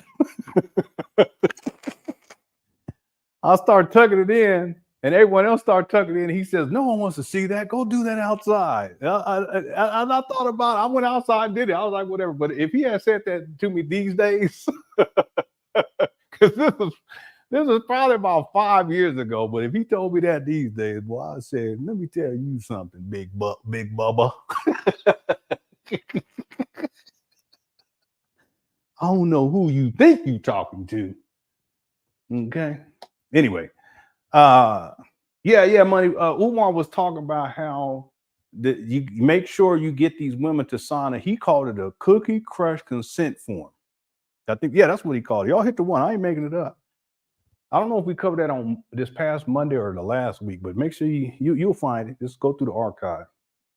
And that way you protect yourself so that a woman can't come back later and say that, you SA'd her.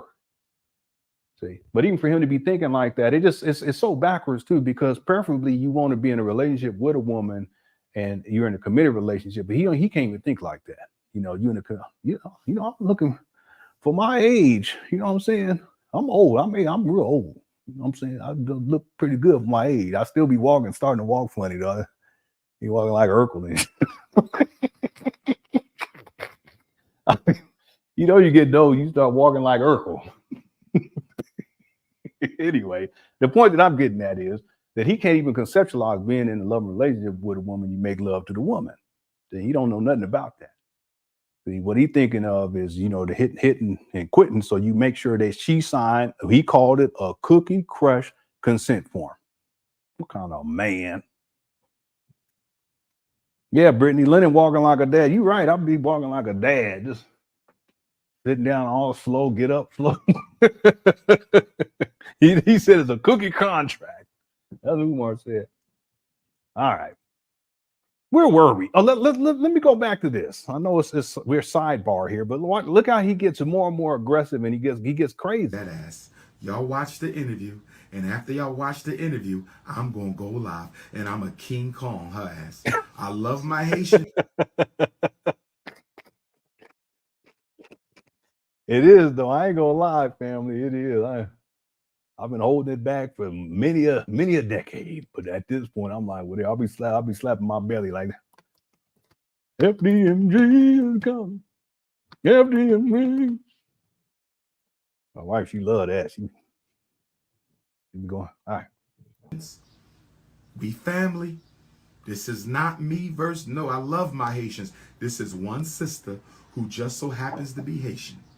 One sister, one thirsty, pregnant, married woman who tried to sit on my Shango stick. One thirsty, married, pregnant woman who didn't tell me she was married, didn't tell me she was pregnant, but I didn't touch her. Thank God. Thank God. Oh, Lord. Thank my ancestors. Ancestors, thank you. Thank you, ancestors. Thank you. I didn't touch her, and she still went to Tasha K with no story at all.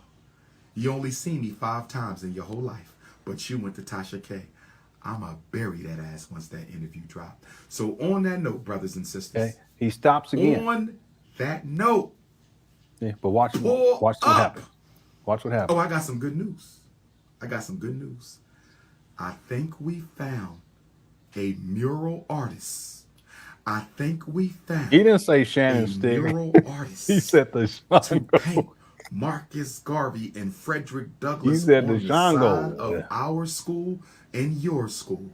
We found an artist to paint Frederick Douglass and Marcus Garvey on the side of FDMG, and it's a sister.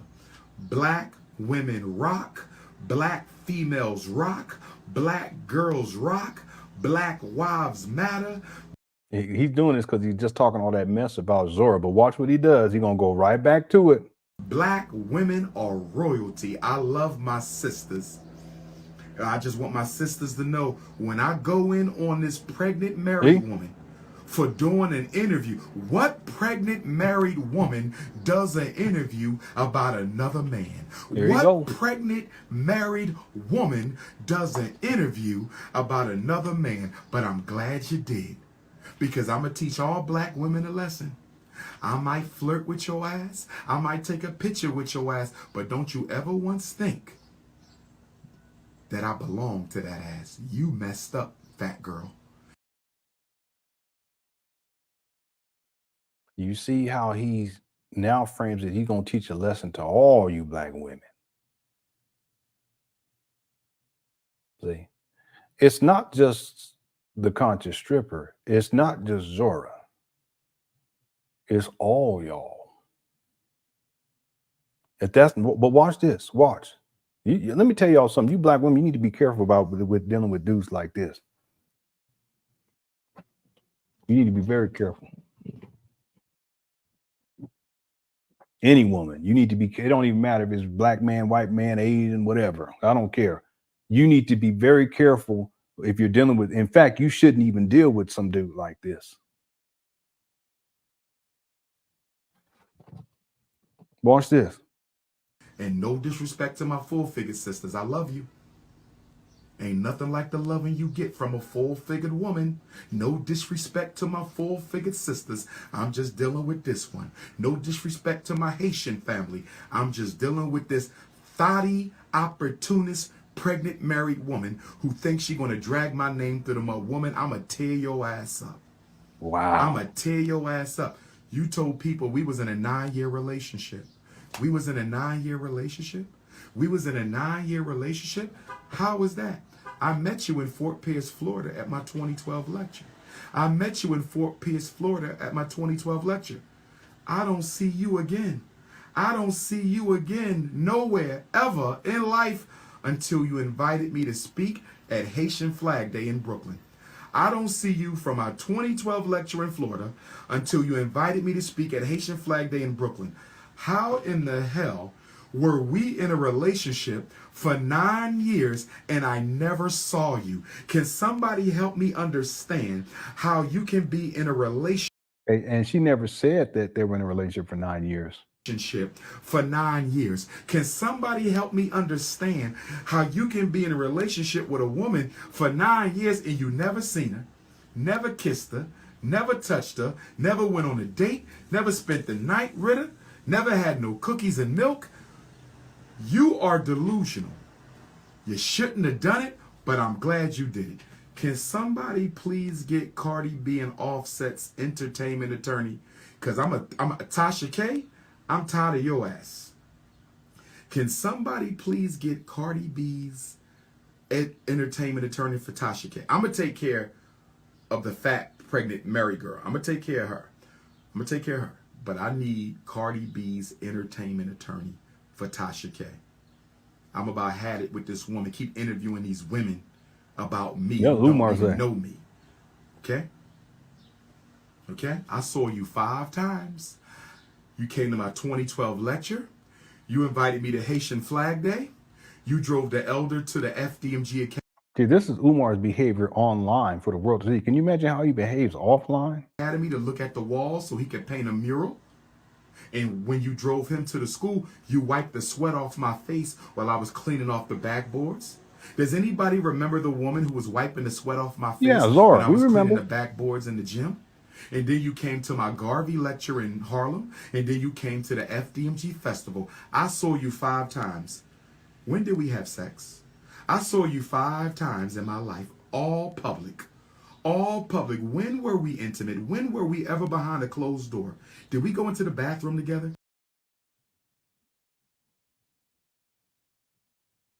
The bathroom.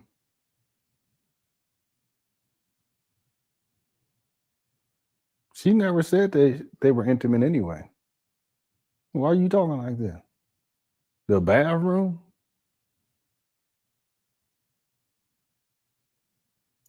Did we meet at a park?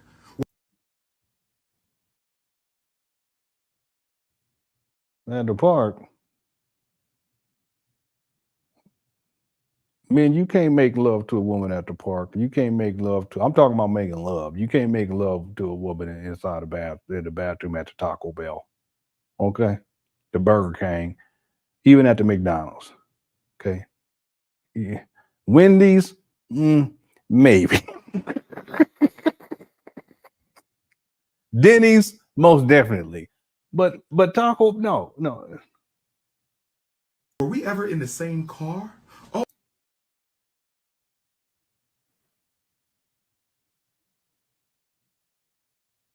In the car, huh? The back alley behind. This guy just, boy, he can't even conceptualize having his own bed, clean sheets, make it nice, wash everything for your woman. They come in, you put on a little candle, put on a little Sade, you get down and then get on the good foot. He like, nah, we gonna meet at the park. We gonna meet at the Burger King bathroom. We gonna meet in the car. This is y'all's principle. Boy, I tell you. This is a horrible example. Men, don't do this. Okay? You make love to the woman. Okay, that's your job. Okay, listen. Okay, a minute and 37 seconds, but it's a minute and 37 seconds of making love. Okay, that's the point. It ain't about the time. It's about the intent. Man, it ain't. Man, you know how it is. It's not our fault. God made it that way. It's not our fault. It just happens. Okay, we do the best we could. Here we go. Oh, yes, we were in the same car. Because after my Garvey Day lecture on August the 17th in Harlem, you jumped your fat ass in my back seat when I had to drop the two elder queen mothers off. What? But I dropped you off first. Or I dropped you off second. Either way, I made sure I was not in the car with you by yourself. You know why I made sure that I was not in the car with you by yourself? Because something on the swing sets, he's just all over the place. Does the merry-go-round? It is. It's the intent. You know what I mean? That's the most important, because the women, they'll work with you. They don't appreciate it, but okay, you try. At least your intentions were good. Okay, for that 2 minutes and 15 seconds. That was, that's all. That's good. The good woman ain't worried about all that. Okay, that's right. It never is. I tell you, boy, I got stories to tell. I ain't gonna say that though, because this boy, I tell you. All right. Listen, Lennon, you got 5 kids. You must have been doing I ain't put in that much work. It just was okay. told me you could not be trusted. So you was defaming my character and slandering my name, but you didn't hesitate to jump your fat, pregnant, married ass in the back of my car and get dropped off after my Garvey lecture. And then you ran to Tasha K. I'ma tear your ass up when that video drop. You better pray Tasha K don't let that video out. I'ma tear your ass up, because you should have never lied and said we was in no relationship. And guess what else I found out? Watch this. You told sisters we had sex. I never touched your fat ass. You ain't my type. You ain't my type, sweetheart. Your ass is flatter than a Negropean. Excuse me. Your ass is flatter than a European, flatter than a snow bunny. Your ass is flatter than an omelet on Sunday morning. Your ass is flatter than a street freshly paved on a Monday morning. You is not my type. You are not 5'5" thick in the thighs. I'm going to tear your ass a new one when that interview drops. Let me digress. See the cycle? Can you imagine him dealing with some children? But see, he stops himself, but then what does he do? He ramps back up again. He's emotionally unstable. This is how he behaves online for the world to see. How do y'all think he behaves offline? I know I'll be goofing off and stuff, but most of the time I'm quiet. My family, all my kids, they'll tell you that daddy's quiet. And, I'll tell jokes here and there every once in a while, make people laugh, but I'm usually about handling the business. The wife would tell the same thing. I'm quiet. Okay, she likes to talk. I'll listen. All right. But I'm not going no. Okay. For Umar to be talking like this publicly, can you imagine what his baby mamas have had to deal with him privately? And he can't even see. Here's the scary part. He can't even stop himself. He's trying to now, but watch what happens. I want to thank everybody who donated to the Shockumentary today. The Shockumentary, boy, this thing was supposed to premiere in 2014. I want to thank everybody who donated to the Shockumentary today. I can pull up the receipt right now. But we got another scandal coming, and I'm ready. Oh, I'm ready for this one. Oh, I'm ready for this one. Oh, I'm ready for this one. Because this scandal involves a woman I never touched. This scandal involves a woman I've never been alone with. This scandal involves a woman who's saying all kinds of things with her pregnant, married ass. You 7 months pregnant during an interview with Tasha K about Dr. Umar. You 7 months pregnant during an interview with Tasha K about Dr. Umar with your Neanderthal booty, your smashed in booty. You think I want to look at that? Do you really think I want to bend that over?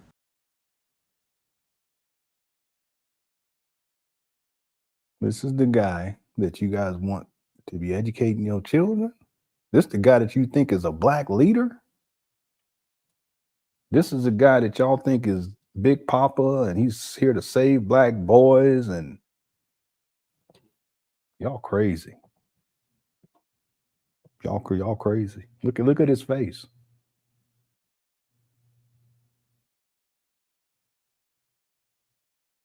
See, this is Umar right here.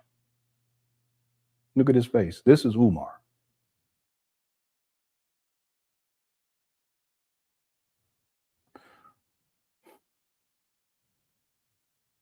Foaming out the mouth, spitting all over the place. And this goes back to what we were brought up earlier. You know, really, should he even be around children? Even if we say hypothetically, is he going to open up a school hypothetically? I mean, the real question is probably the more rational question, I think, at this point is, should he even be dealing with children in the first place? Okay. This is y'all's principle. K about Dr. Umar. You 7 months pregnant during an interview with Tasha K about Dr. Umar with your Neanderthal booty, your smashed in. Look at him spitting all this. Is wild, man. This is why it's in the top 5 rants of Umar. And see, someone told me, and I downloaded the video. I don't know if we're going to have time tonight to get to it, but they said that Umar, he was talking about the marathon where we were covering this particular video and other rant videos. There was 5 of them all together. And see, Umar, you don't want to do that because it'll get more people over here, and then they'll see and they'll start watching these videos and they'll realize the truth. Just like there's a lot of people up in here right now in the Cookie Crush chat that's exactly what happened to them. You see, I remember recently they said that the reason why they found out about me was because they were watching Lord Jamar video. Umar was talking crazy and they mentioned my name, and they said they came over to watch these videos based upon what Umar was saying and Lord Jamar. And they said that's when they realized the truth about Umar. Hey? Booty. You think I want to look at that? Do you really think I want to bend that over? Do you really think I want to look at a Europe? You must have a white ancestor. Check your DNA, because I know my Haitian Africans, and what I love so much about my Haitian Africans, they are one of the least mixed Africans in the Western world, and that is a good thing. That's why they got that revolutionary spirit. Shout out to my Haitians. Shout out to my Haitians. The reason our Haitian people are so strong, the reason the Haitian Revolution was able to happen is because the Haitian people have the least amount of European blood. But you must have a white ancestor, because your ass is flatter than an omelet. Your ass, I've seen white girls with more jiggle than you. I've seen snow bunnies with more plump in they rump than your pregnant. Let me stop. He can't even hold it. He can't control himself. Ogun, calm me down. And I don't know what he talking about, but these white women, everybody, all these women got a little something going on. You need to cut it out. Them days of saying that the white women ain't got all that, that's long past. That's ancient history now. What you talking about? Woman is a woman, okay? Appreciate it, yeah. But all this talk, how you talking? Something wrong with you. It's like Draymond Green. You something wrong with you too. Ogun, calm me down.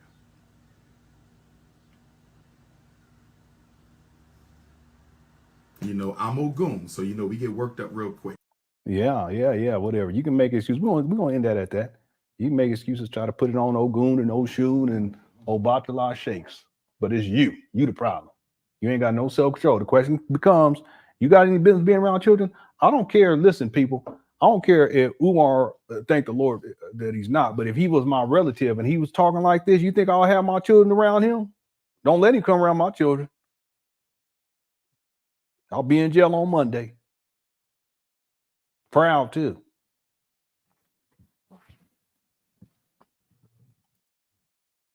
Be the only black man be proud in jail. Just proud. Yeah. Something wrong with him. Okay.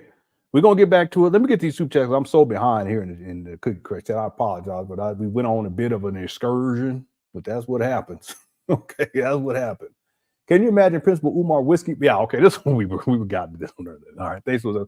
All of a sudden, the cook says, sorry, I'm late, cookie crush. I was buried under the ceiling tiles, and Umar just let me out along with the lock. Listen, I was thinking about that for like the last 3 days. Like, what was he talking about when he said the keys got locked in the room because they put the window back on? I said, what are you talking about? Okay. All right. Thanks, whole Southern Cooks. Uriah the one says, Mr. Lennon, you are more important to Umar than he can diagnose, comprehend.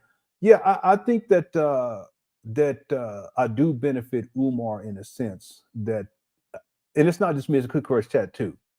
And that is to say that a lot of what he's attempted to do with giving the illusion of progress, getting electricity turned on, getting the water turned on, having a cleanup day, paint down, a lot of that is just him reacting to criticisms that we've had of him in terms of the school project and how it's not progressed like it should. Again, we're getting on close to 5 years. It'll be 5 years in February of 2024. Okay, so if we really put that in context, they're talking about it'd be about a half of a decade. But see, the thing is that if we weren't talking about Umar and criticizing him, and in some cases giving him advice too, because it's not just about me criticizing him. We joke too, but oftentimes you guys will hear me, I'll try to give some words of encouragement, more specifically about his life, not so much about the school, because school ain't gonna happen. But in terms of him turning his life around, he can do it. And I would like to see him do it. And I try to hip him to some games. He ain't gonna listen anyway. He hard-headed. But the point is that's a level of importance that we provided for Umar, because it's forced him to at least be motivated enough to act as if he's doing something. You see, and there's always this need for like that counterbalance too, especially when you have someone like Umar who is obviously he's out of control. I'm a very controlled, calm and relaxed type of a person. I'm just kind of laid back like that. My wife, again, she'll tell you, I'm not, no, I'll just kind of sit in the cut. I'll sit and I'll watch, I'll analyze, I'll listen, and I'll say something if I need to, but only if I need to. I told my kids the same thing. I said, listen, I'm not going to be in all y'all's business like that. I'm your father. I'm going to I'll give you my best advice, but I want you to know that if you ever come to a point where you really, really need help and you don't know what to do, you can always come to me and I'm going to give you my best advice because I love you.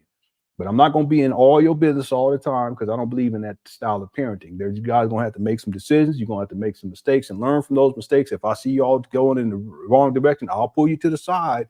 But just know that I'm not going to micromanage. That's not my style as a parent. See? The point is that I'm very much laid back. So when I see Umar and he's ranting like this, okay, that's like it just goes to show you, because that's what he's doing online for the world to see. Same thing with the SETI rant, same thing with the Lord Jamar rant, same thing with the Tariq Nasheed rant, Kobe Bryant rant. Well, if he's doing that for the world to see, how y'all think he's behaving offline? See? Yeah. Thanks. You read the one. I appreciate it. The irony of how much he needs. Now, listen, Umar does need help. He does. And I'll do a video on this too. And I think I'll probably make it public for everyone. I'll do a video to talk about the Draymond Green thing, because that stuff has been boiling over for years. I mean, going all the way back to when he had the situation with I can't remember who that guy Adams, last name Adams. I can't remember his first name, Eric Adams or something like that. I think he still plays. I think he's injured right now, but he played for the Memphis Grizzlies, I think, if my memory serves me right. But Draymond Green, even back then, was acting up, and he had kicked him into private parts, and it was in my mind, it was totally with intent. And then you have the situation with LeBron.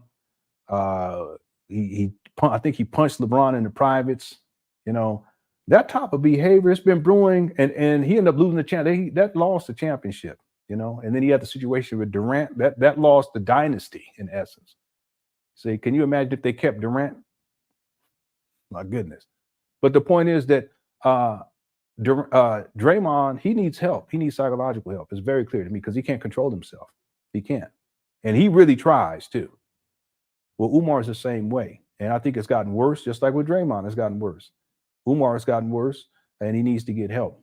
Okay. And I'm by no means a therapist or anything like that, but I can see someone who is at a point where they really need to sit down with the true professional. See, the irony is Umar thinks that he's the professional. It's delusion. It's wild. It really is. But he does. He needs help. Umar's typewriter says he threw me at one of his. Don't do that. Don't do that. Okay, golly. What's up, good to inform the a.k.a. Black Queens forever, Snow Bunnies never. Hashtag cookies. Yeah. How's it going, good twin? Form the a.k.a. Thanks for the super chat. Also, thanks for the super chat for Umar's typewriter and Uriah. Cheryl Second, what's up, man? Says wouldn't have been sweating if the HVAC worked. Yeah, I know. HVAC still ain't working to this day. That's the HVAC saga was one of the longest saga. Another one of the long sagas, extended sagas, was when Umar was trying to find the blueprints. That went on for like years. I said, man, why we got 950-something people on a Thursday? My goodness, I wasn't even planning on live streaming today. Right on. Y'all hit the like button. I appreciate it. Thanks, Cyril Secondborn. Hope everything going well with you. Gamers and Drinks says once his switch flips, the real him comes out. I know. And he has a very difficult time simmering it back down and keep it in control. And again, can you imagine him being around some children? Okay. Thanks, Gamers and Drinks. Mariposa Gonzalez says, Lenon, can you please play the video where Umar says he's going to throw a mouse on black people and make them squeal? I've been trying to, I got it right here because I saw this earlier. I got it. You want me to pull it up right now? Mariposa Gonzalez? I'll say Gonzalez. I don't say Gonzalez. I say Gonzalez. Mariposa Gonzalez. Arriba. That's what's his name just said, the WWF. I can't remember his name, but he's Arriba. Anybody remember what I'm talking about? He's one of my favorite ones. Okay, I'm going to pull it up right now. I got it right now. My Mexican queen.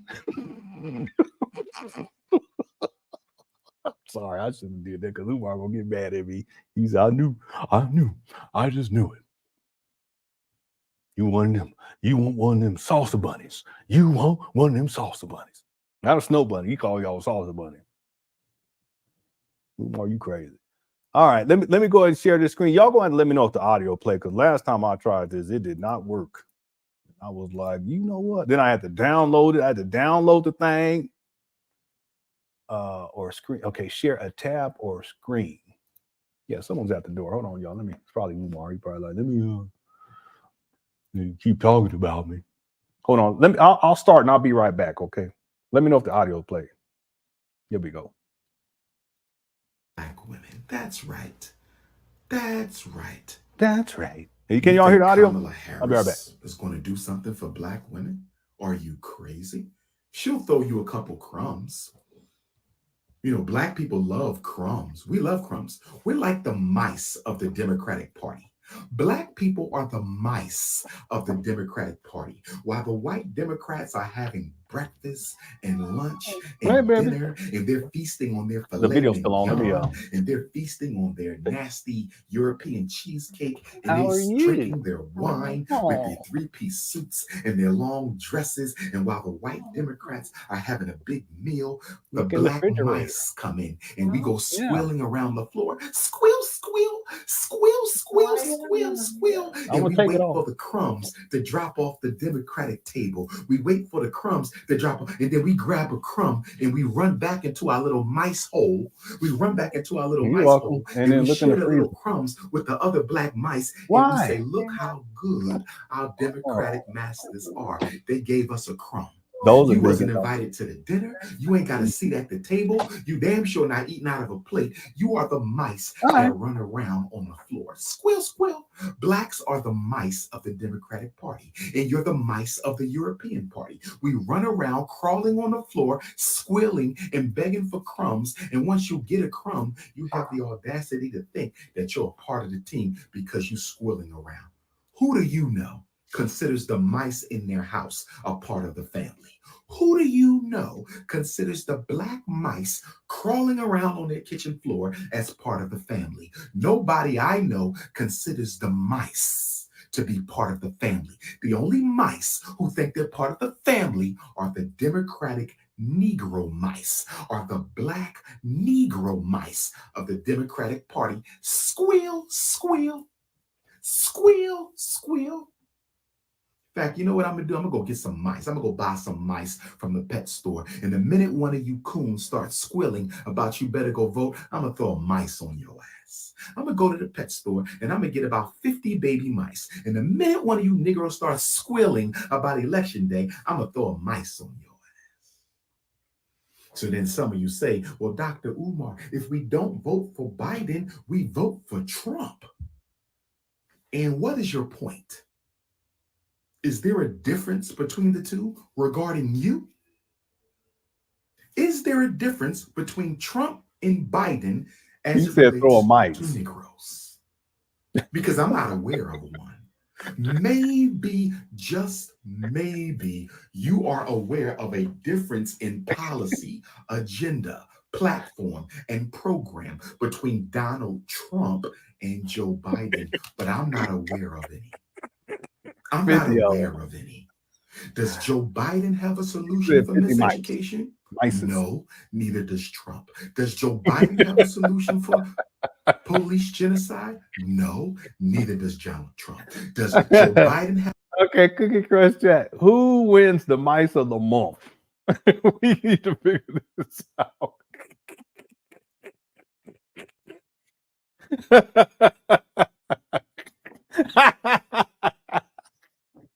That's what I've been trying to tell y'all, man.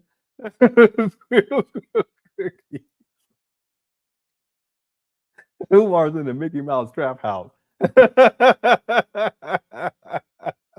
He don't know nothing about no singular plural.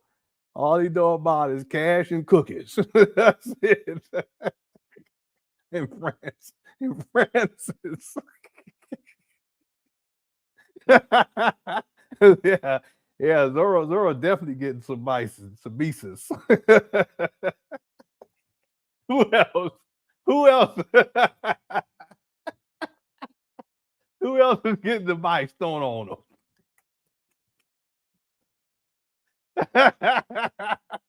Dr. Vando, and he definitely getting the mice thrown on him. Dr. Vando gonna grab that mice. They pop the top off. You know them cats don't play. They grab that cat, pop the top off.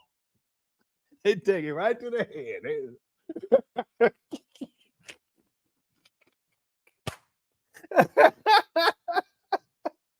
Yep, okay, yep. LeBron, he definitely getting the mic thrown on him.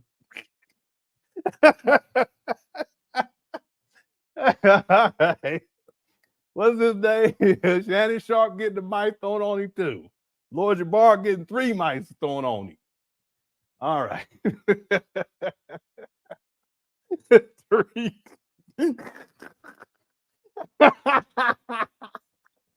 Who are we scared? So he gonna do a drive-by mice. I don't know what to call it. A drive-by mice throw. I don't know. Yep, said he gonna get 5 mices. Yeah, I got plenty of mice. That's why I had all them cats. I said we gonna have these cats. Yeah, these cats have babies. The babies have babies. So Umar been throwing mices on me. Yeah, Skip Bayless gonna get a mice. Freddie Gibb. Deion Sanders got a whole truckload of mice thrown on him. Early Martin, he got a mice trap. He ain't even, he got to get a mice trap. All right. Yeah, he got a mice. Okay. Good question out of mice for sure. Y'all gonna get some mice thrown on your head. Yeah, the drive-by mice attack. Okay. Okay. Tyler Perry, conscious stripper. The NBA is getting the mice for being a suspect. Drive-by mice.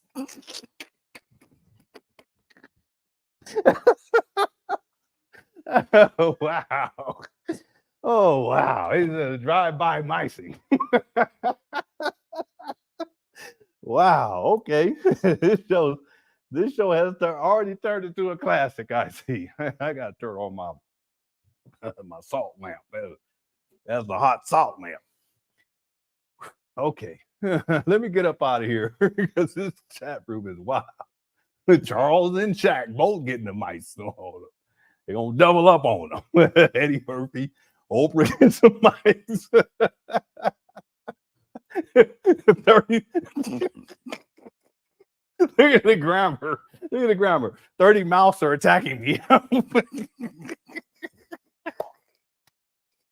Umar got 6 degrees. Boy, that's wild. Okay. 6 degrees in my story.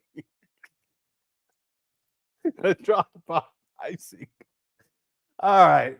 Let me leave some. I ain't gonna read no more because Joe and B. Yeah. I ain't gonna read no more because then I can watch this later and just laugh for the whole. Whew. Okay. Wow. Y'all wow. Okay, let's get back to it because we already 2 hours. My goodness, time go by so quick. Whew. Okay, where were we? Okay, so I did that. Thank you so much, Mariposa, for mentioning that. I try to deliver. Okay. Cheryl Secondboard says, yes, black people, send your kids to this dude. yeah, your kids come home. Then we get a mice. The mices are like, what? Boy, that's wild. Hassa says, was we ever in the frozen food section? Was we ever in the frozen food section? What? Was we? Okay. What? Now I get it. Okay. Was we ever in the It's hard for me to figure that stuff out. I was like, wait a minute. Something doesn't seem right, but I'm not quite sure what it is. Okay. Was we ever? Okay. Thanks, Hassa. Thanks, Cheryl Secondboard. Because Umar makes love at plasma.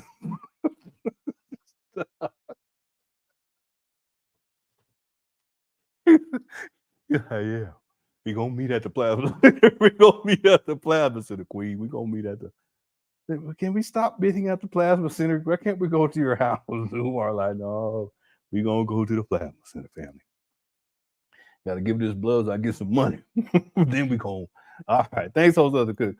Vegan Sports Bar says, whenever he mentions the ancestors, I always think of those FDMG grads. I know it's hard not to, huh? You guys know that this guy, there was one time, he said some crazy stuff about grasshoppers and praying mantis and all kinds of stuff. But one time there was a grasshopper, I think it looked like a grasshopper, that was on the wall at FDMG, and he was talking about how this was an ancestor. And then one time he said a recent video, he was sitting in his mama closet like he doing in the video that we've been playing, and he pulls up this thing, and it's a grasshopper inside this little container with a big old rock. They said this grasshopper followed me from Africa. I said, boy, you don't stop. You think grasshoppers is ancestors? I guess Freddy Duck's a grasshopper too, huh? Okay. 30 mouse are yeah, I got that one earlier. Okay. Thanks, Vegan Sports Bar and whole Southern Cooks, of course, and everyone else who sent in the super chats as well. Thank you all so much. Let's get back to it. Here we go. Oh, not this one. We get back to the original video. Here we go. I should be choosing the colors for the paint real soon. So we'll be doing the paint day in the next couple of weeks. So that won't be a big deal. Right now, it's about the rugs and the carpet, so it's just a lot of little things, but it's not much. The grand opening for the community is still going to be next year. We might just do it on festival day, Bob and David. I'm thinking about just doing the festival and the grand opening all in the same weekend. That would be Notice how he never has a definitive, dates or anything like that. We might, I'm thinking about, we may, that kind of thing. God willing, he says these type of things. Thanks, Rebecca, for the super sticker. I appreciate it. All right, thank you so much. We're gonna have over 100 vendors and 100 mices. September. Yes, sir. Okay, good. I'm excited. I'm anxiously anticipating the opening. I was just telling somebody the other day. I say I hope that he has a ribbon cutting, because I would like to be there for the ribbon cutting if there's going to be one. When you say paint day, if you would to let us know. Put something in that door, Vic. If you to let us know what day you're going to be in there painting, I'd be glad to come down and. What is going on? I'm hold on. He over here talking to Michael Vick and yelling at Michael. No, Put something in that door, Vic. If you. I don't get it. I don't know. And then Father David over just rambling about anything. You say paint day. If you would to let us know. Put something in that door, Vic. If you to let us know what day you're going to be in there painting, I'd be glad to come down and throw on some painting clothes myself and put some sweat, put some equity into it. That's what some sweat equity. That's what I wouldn't mind putting into it. Don't say nothing about no sweat equity, especially after you said what you was going to do to that poor rock. He said he wants that rock on top of him. I said, word. That's what Father David said. I ain't lying. Hit the one. I am not making it up. He said, I want to get that rock on top of me. I want to stand on the rock. I want that rock on top. I said, you want that rock on top of you, huh? That's what he said. I ain't making it up. Look, when he said that, I almost fell out I said, is that really what he want to do? No, I'm serious, Brittany. I ain't making it up. I'm not making up. He said that. He said, I wish I could find that video, but he said, I want to get that rock. I want to stand on that rock. I want the rock on top of me. I said, what? You want the rock on top of you? Why you want the rock on top? It's a big rock. You like them big rocks? Some men like them big rocks. Like, yeah. Some men like the medium-sized rocks. Some like the petite rock. You like them big old rocks. That's what it is. Hey, man. Ain't nothing wrong with that. That's what he said. Okay. What's up, KKC? All right. I'm not making it up. He actually said that. I mean, I fell out my chair when he said, and we kept rewinding because we were like, did he just say that? And I was like, no, he didn't say that. Then we went back and he said, nope, he did say that. You want that big heavy rock on top, boy? Right. Yes, sir. Yes, sir. Yes, sir. But we right there. We dancing around the line. Mm-hmm. Is where we are. We just got the roof done the other day. I'm here with the locksmith right now because we got the glass repaired the other day. Mm-hmm. They started. The roof got done the other day, and the glass got repaired. What the glass? What are you talking about? What is he? I don't understand. We. That's when he started lying. He started doing that. We dancing around the line. What are you talking about? Keep that door propped open, bro. I don't want to get locked in. Umar said it's probably true. Umar was scared he's gonna get locked in that room again. The last video, we were shocked. Robbie, you remember Umar said that he locked the keys in the room because in one of the classrooms, because he said they put the glass back on the door, on the window. I said, what are you talking about? So he had a locksmith come through to try to get open to the key, to get the key. I said, why are you getting locked out of the classroom? Because they put glass on the window? I'll think about that for 2 or 3 days. Thanks, Robbie. I really don't know what that whole thing is about. It's too confusing. It don't make no sense. Because somebody threw a brick through one of the windows, Bobby David. Oh my gosh. Yeah, man. What's wrong with people, man? Yeah. Why would you throw a brick through a brand new, beautiful window, brother? But that. Them windows ain't brand new. What are you talking about? You said you just replaced it. Why would they? Those windows are the same windows that's been on them trap bandos for like, I don't know, the Umar Academy. We're talking what, over a decade? What are you talking about? Umar, he lied so much, it don't even make no sense. Look at him looking around like, That's what they did. Oh, so my goodness. We got to get the window repaired, and then also the classroom doors. The glass was removed on all of them before we bought the school. from when they vandalized the property, when it wasn't being cared for. So we getting all the glass replaced. The fire extinguisher glass has been replaced. We got a few more classroom doors where the glass got to be replaced. And they've already replaced the window that was broken. So now, do you have security cameras? Okay, wait a minute though. Didn't you go on Lord Jamar and said that the buildings were state of the art in excellent condition? Hit the one. This guy Umar lies. So it's amazing how much he lies. It really is. I can't do it. It's just too much. He was on Lord Jamar's show, said these schools are state of the art. You know, they're in good condition. They worth $50 billion. He was just talking crazy. But right here, he said, no, all the glass, they took them off the doors, they get the fire extinguishers. I don't know what he said about that. Something about the fire. I don't know. I'm not even trying to keep track anymore. I says, why he look like the fries from Aqua Teen Hunger? Oh, the fry. Oh, I think I know. I know what you're talking about. Wasn't that on Adult Swim? Aqua Teen Hunger Force. He do look like that. They got the about to launch shake right next to him. Like, yeah, you're right about that. I should show it to you all. I'm about to show it to you. Hold on. Like, I get a bigger image. Hang on, let me do it. Here we go, right here. Here we go. Let me show this. That's the Aqua Teen Hunger Force. So you got over here, you got there's the Umar right here. And you got the Batala Sheikh, and I don't know who this is. What is that, Zora? I don't know. That ain't Zora. That's probably that thing that was duking. That was PayPal the puppy when he was over there duking. That was that in. Anyway, thanks, Hazen. It do look like, it sure does. He loved that show. I ain't never watched it. I've never watched it, but I think it's Adult Swim.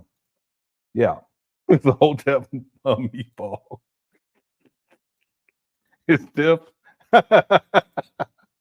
Tiff the Grip. Yeah, I miss Tiff. She was awesome. Okay. Where were we anyway? I can't remember. Thanks, Hazel. Here we go. Around the building, around the campus. We do. But I need to get them switched, Bob and David. I need to get them switched to motion detection. Yes. And the reason I got them get them switched to motion detection is right now they're on continuous record. Yes. That means that if whoever broke that window, I could find out who did it through the camera, but I might have to look through all the footage. Yeah. Yeah. I need motion detection. I'm going to look for motion detection on the cameras because I don't need to. Well, if you were up there consistently working, you would know, okay, this window is now broken. It wasn't broken yesterday. It wasn't broken 2 days ago. It wasn't broken 3 minutes ago, 5 minutes ago, 5 hours ago, 10 minutes ago. Did you know where you need to start with the footage? See? But here we are. I know he just lying. I know. There's no point. I'm just trying to help him out. Okay, I'm just trying to help him out. He just keep on lying. Now he said Candace, he said they need to get motion detector ones. They're going to replace them. Almost 5 years into this. So let me tell y'all something. I told people that the first thing he should have done when he got these properties was erect fencing, because any construction site, that's what you're going to need to do. Right? It's a safety issue for people on the exterior. People walking around. There's a gang of traffic with people walking through there. But it also protects the buildings too, But Umar, he never did that. That's the first thing that he should have done. Make you secure the property. Okay? It hasn't been done to this day. The camera's just running. I need them only running when something is moving, so I can find what I need to find. And I was just thinking, I say, if you have people that do that kind of work, security camera installation and all of that, if they would even to donate portion of the expense, we could give them credit right here on the show and let people know that these are the kind of people that are willing to put in to help to make the school a success. Ain't but 5 to 10 people watching the show, Father David. What you talking about, man? I don't even know what he talking about. Because if everybody was like me, the school would have been open last year. That's how enthusiastic that I am, and I would want to see it because the success of the school is our own success. You know, we have to look at it as if this was our school. Look at Umar just looking back and forth. He like, I don't know, I shouldn't even be doing this interview anymore. He bothers me. Because it is our school. Yes, it is our school. We have to look at it as if this was for our children, because it is for our children. There go another one. I don't even remember if we saw that one. That's another light fixture that fell off the tile thing that fell down. There's the wiring over there too. Just fell off, just fell out. And Umar, he's okay with recording it and not putting it back or hiding it or nothing. Cleaning up first. Children. Yes. I don't understand why will people hesitate wanting to not do something like this for the success of our school, for the success of our children, and for the success of our children's future. Why anybody would not? I do know why. I wrote down some notes today. I said, you know, there are some scams over schools, evil villains out here in the world today. There are some evil villains, and there we are some sinful energies that are floating around. And if we think that there are good people, then we have to understand that there are also bad people. Yes. And if we understand that there are bad people will do bad things. And it's hard to believe that black people would hate themselves so much that they would want to break the window on a school. How do they benefit from that? Yes, Baba. Yes, threw a brick through it. Threw a brick through the joint. It's a wonder they ain't put their name on the brick.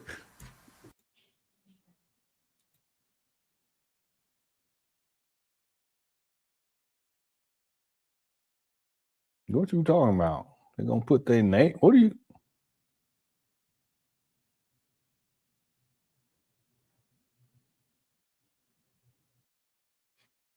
He said a rock. Now they're saying it's a brick, and then they're gonna say that it's a kite. You know, just throw anything out. It's a kite. They threw a dead bird through named Binky. They threw a little dog through named PayPal. They threw the window. They just be throwing anything. They threw a cell phone through it. They threw one of them. They threw a light bulb through it. It broke the light bulb. And Baba David, what is he talking about? He said something. I can't remember what he said. This is so ridiculous. I done blocked it out of my mind. I can't remember what he said. How they break through the window when the windows are boarded up, though, sir? Let's start there.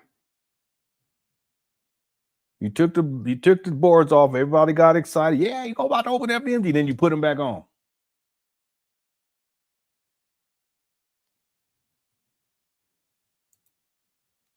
Yeah. So I remember, no, one time he did say they threw a boulder rock. That's what he called it, a boulder rock. It was a long time ago. That's one of the first times that someone vandalized these trap vandals that are already vandalized. They were vandalized when you bought them. They vandalized today. Ain't nothing changed.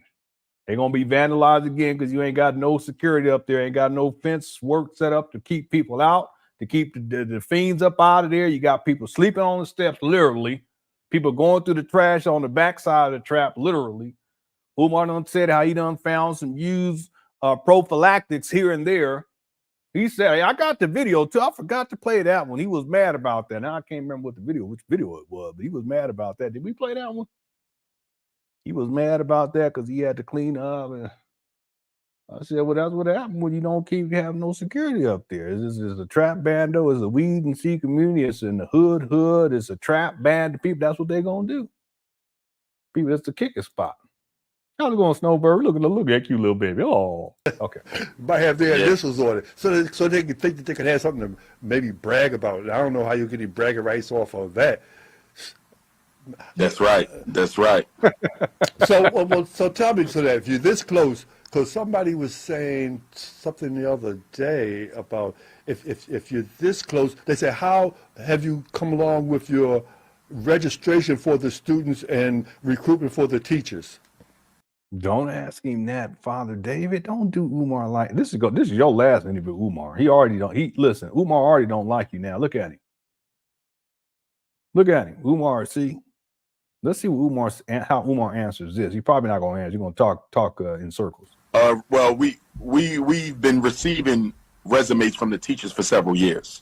So, you know, when the time comes, we'll start going through the resumes and we'll start interviewing teachers. There'll be, you know, 2 virtual interviews and possibly 2 in-person interviews.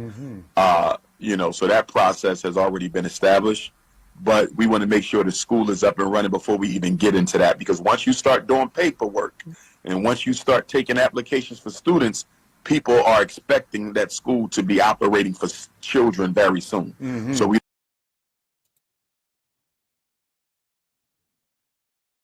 Really? Isn't that the goal though? You acting like it's a bad thing. Well, unless you don't plan on opening up no school. It's a money grab. It's a long con, like I've been trying to tell people. I've been trying to tell people for a long time. People get mad at me and lying on me. Yeah, people go after my kids, go after my wife. He just admitted it right there. You got to really listen to what Umar is saying. He's saying opening the school is like that's a bad thing, right? Because if we start dealing with these applications and accepting applications, then people are really going to think that this needs to happen soon. What do you mean this needs to happen soon? Isn't that the goal? Unless that's not the goal, and that's why it's a problem. See, let me tell y'all follow me on this. Hit the 1, because I hope that makes sense to people.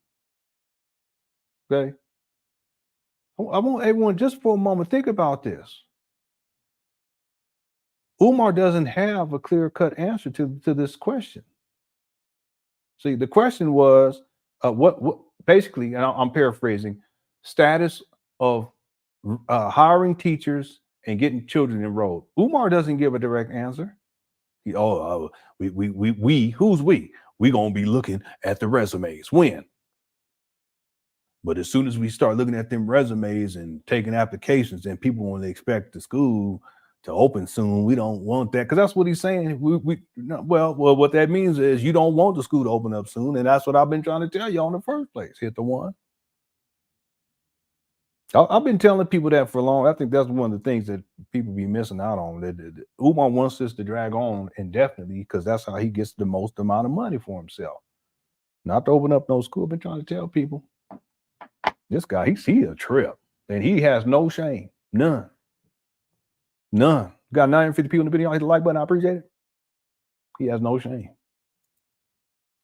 Let's go back. I want to hear the question asked again, so I can get it clear in my mind. You know, so that process has already been established, but we want to make sure the school is up and running before we even get into that, because once you, so you know, when the time comes. Registration for the student today, about if you're this close, they say, how have you come along with your registration for the students and recruitment for the teachers? Well, we've been receiving resumes from the teachers for several years. So, you know, when the time comes, we'll start going through the resumes and we'll start interviewing teachers. There'll be, you know, 2 virtual interviews and possibly 2 in-person interviews. You know, so that process has already been established, but we want to make sure the school is up and running before we even get into that, because once you start doing paperwork and once you start taking applications for students, people are expecting that school to be operating for children very soon. So we don't want to give the community any false hope. We want to make sure that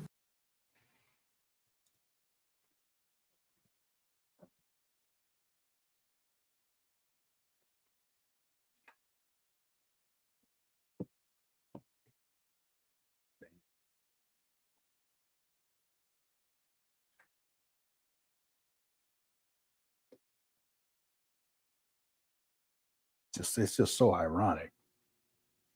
He's framing it as, because I guess, listen, I know Umar. I know when he says, so I know what he's really trying, because he's trying to frame it to say, we don't want to give them any false hope that it's going to be opening up soon. And yet he's been given dates that it's going to open up soon since 2010. He said in 2013, he said 2000, then he said 2016, 17, 18, 19, 20, 21, 22, 23. Now he's saying 24. He's been given false hope since 2010. 13 years of false hope. So now it really matters. No, what he's really alluding to here, and follow me on this. I would have been a great college professor.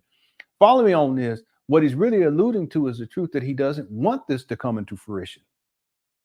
So I don't want to give the false hope to people because I want to keep this going on indefinitely. I don't want it to come into fruition. I don't want it to happen, because if it does happen, then now I can't keep asking for money for acquisition, for restoration and renovation, or for operation. Let me tell y'all something. Some of y'all may say, well, he'll just ask for money for operation. But that's the great barrier. It's like a barrier reef. Follow me on this, like in Star Trek. Okay. They also, scientists say that if you go out into the past all the planets in our solar system, that there's a massive field of asteroids that you can't ever get through. That's what they say. I ain't seen it anyway. But the Great Barrier Reef for Umar is that when he gets to, this is why he wants to keep this going on for indefinitely. The renovations, it's already been 4 years and 10 months. It's ridiculous. Once you get to the operation part of this, that's where the most amount of money per year is going to be needed. The Umar Academy's operating budget going back, about a decade ago? A little more than a decade ago. Their operating budget for both sides of the street was around $6.2 million. Can you imagine what it would be for both sides of the street when you account for inflation over the last decade? And then, to be fair, Umar says that he's going to start on one side of the street, so that'd be half. So whatever $6 million is, you account for inflation, and someone can look it up right now. You go online, just say, do an inflation calculator, or you go to a website, or you can just type in and say, what would $6 million in 2007, what would that be worth, or how much would that be in 2023? And come up with that figure. Whatever that figure is, we're going to be fair with Umar. We're going to cut that in half, because he's only dealing with half of these buildings, one half of the side of the street. Okay. The point that I'm getting at is that it's going to cost literally. Remember earlier we were talking about hypothetically versus reality. Okay. Realistically, it's going to cost him just to operate these buildings per year millions of dollars. Not one, not two, not three, more than three. What I'm getting at is that we're talking probably closer to $4 million per year just to operate these buildings.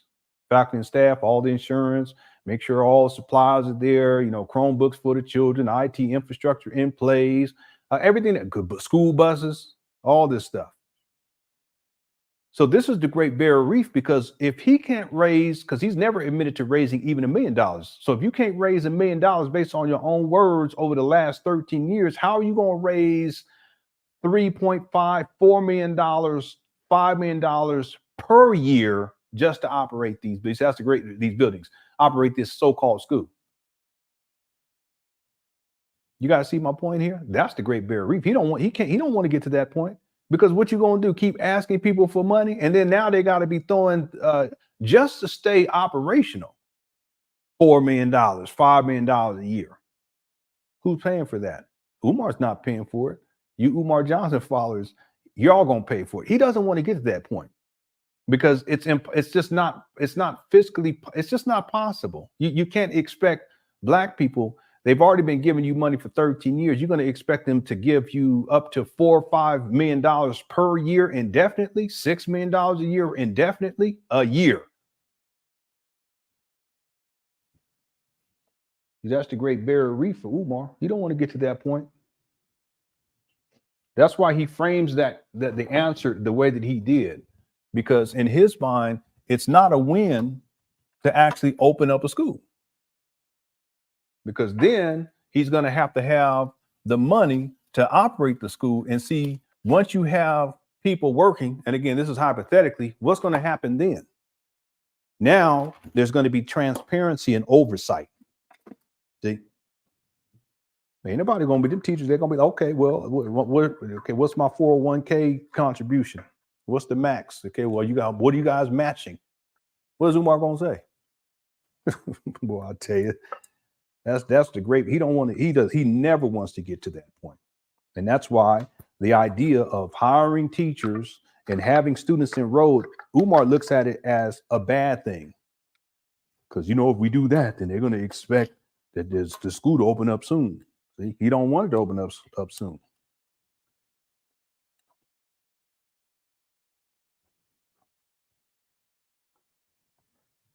Yeah, these coconut dairy alternative, dairy-free I don't even know what that say, oil or something like that. I don't understand why they be wasting these little glass cups. My kids, they like them because they put juice in them and they be sipping on them. All sedity. We don't want to be wasting that glass. We just keep it. I got my wife these drinks too, but she said it got milk in it. She's like, I said, oh man, maybe she can give it to, I don't know, she can give it to somebody. I probably should send it to Umar. He'll drink them. Put hot fudge on it. He'll drink it. We got a new member. Thanks so much for being a new member. Bibbidi, Bobbidi. Don't say that. I got a member video going up right after this live stream. Okay, dealing with Umar. Okay, I already recorded it. I got some other ones too. I got to upload for y'all. Keep that door prop. Oh yeah, we got that one earlier, Bob. Thank you so much, Robbie. Yeah, we got that one too. The son of James, how's it going? Says, I walked through there and saw the Cosby Kids. Now guess who's playing Fat Albert? Don't do that. Don't do that. Okay. Excuse me. Thank you, son of James. Robbie says, Leonard, you don't you doing, I think you're saying you don't IT, you're doing IT infrastructure. All you need, you don't need IT infrastructure. All you need is a typewriter. Yeah, that's an ongoing joke with Umar with the typewriter. He told the college student, the applicant says, listen, when you type out your college letter, application letter, make sure you have a typewriter. He actually said that. And I said, what? This wasn't that long ago either. It's a video from probably about 5 years ago, maybe 4 years ago, something like that. I said, man, this guy, he's so lost in time. I was thinking about this. Let me not give him any ideas because I know how Umar could really turn all this stuff around, but I ain't gonna give him like because we watch these videos. He's watching it right now, sitting up there eating Haagen-Dazs. I know you eating Haagen-Dazs right now. Got cheesecake on the side. I know it. Just sitting back. You probably be giggling along with us, knowing you. You be laughing. He don't even get mad no more. He be laughing. Yeah, they right. They right about that. I'm gonna throw mice on there. All right. Thanks, Robbie.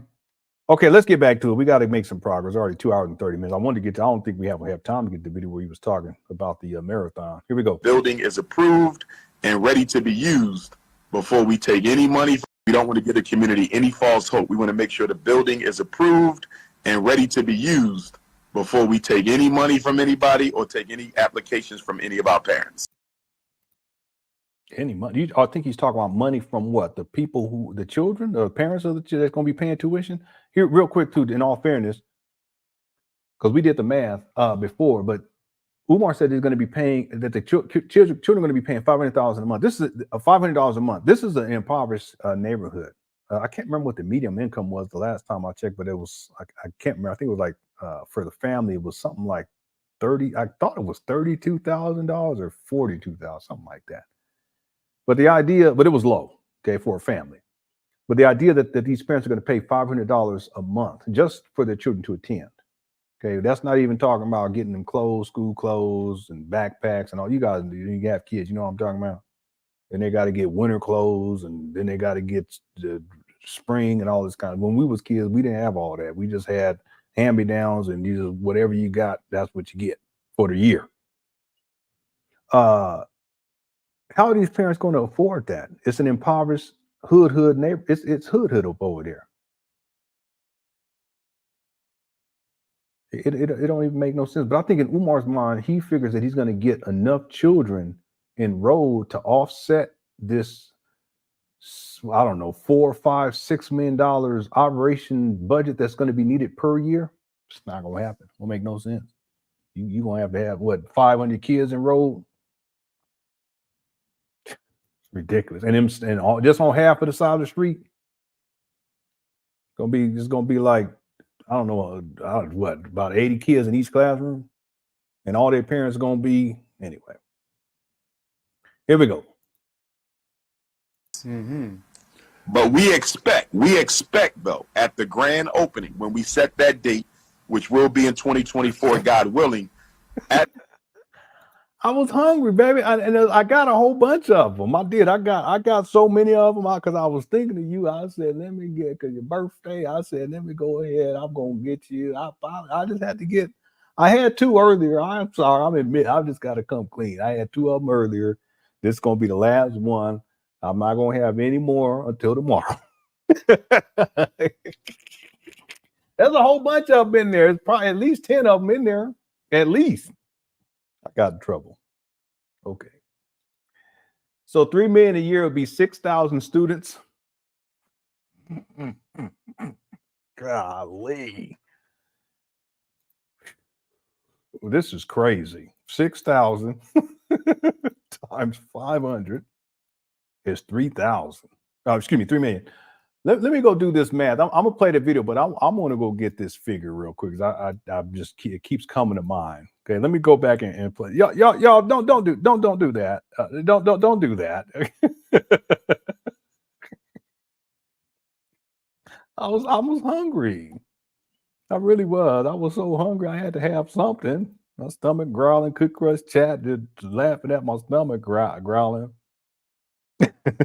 Nah, bro. I don't know what you talking about. They call me Big Poppy. Not Big Poppy, Big Poppy.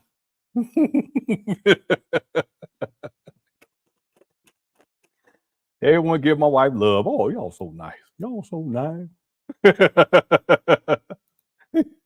Yeah, I know that's right. Okay, so let me play this. I need to go get this figure. I'll be right back. That grand opening, we will be having the open houses for parents. We will have information about the school to be distributed. So the grand opening, that grand opening, we will be having the open houses for parents. We will have information about the school to be distributed.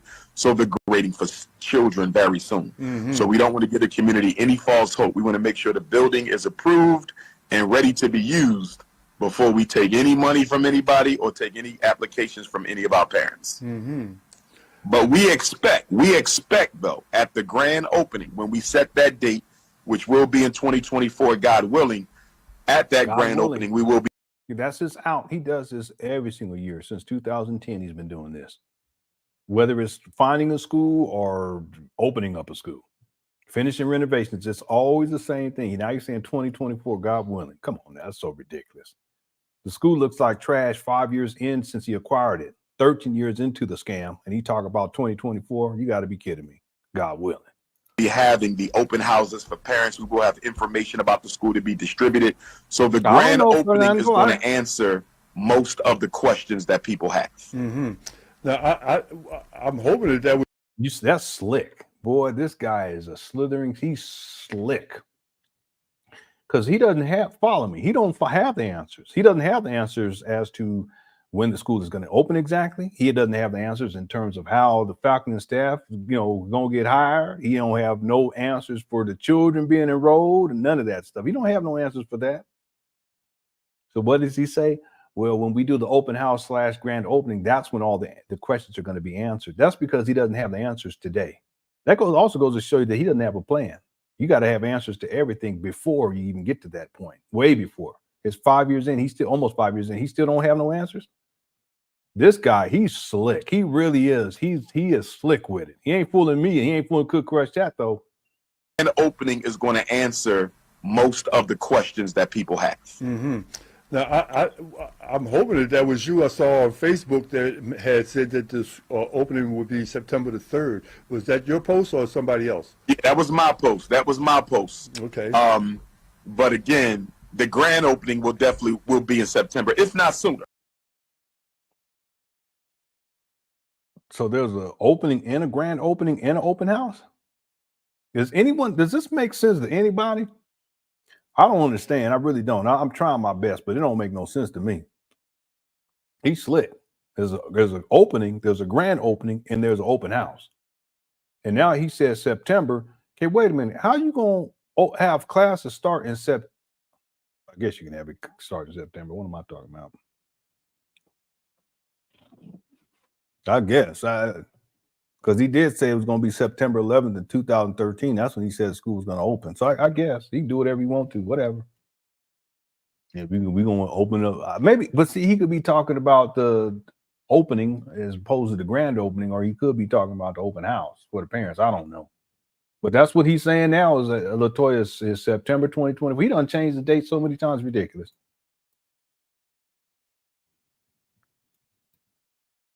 Yeah, it's hard. I don't know. Some of it, I'll get confused sometimes. I'm like, what? Okay. You know, we might do one for the donors. There might be a private donors grand opening. Yeah. And then So now there's a private donors grand opening. So there's a grand opening, an open house, and a private donors grand opening. And he says he might do it. See, nothing is ever stated outright as a fact. It's like we might, God willing, if it works out, if things, he opening January 1st. soap on the kitchen floor is slick. He's slick though. He really is. And see, once Money, you know how he is. Once he starts going, he just starts. He can't, like with the lion. It's all this is lying on anyway, so it all fits perfectly. But he starts lying. He just keeps going.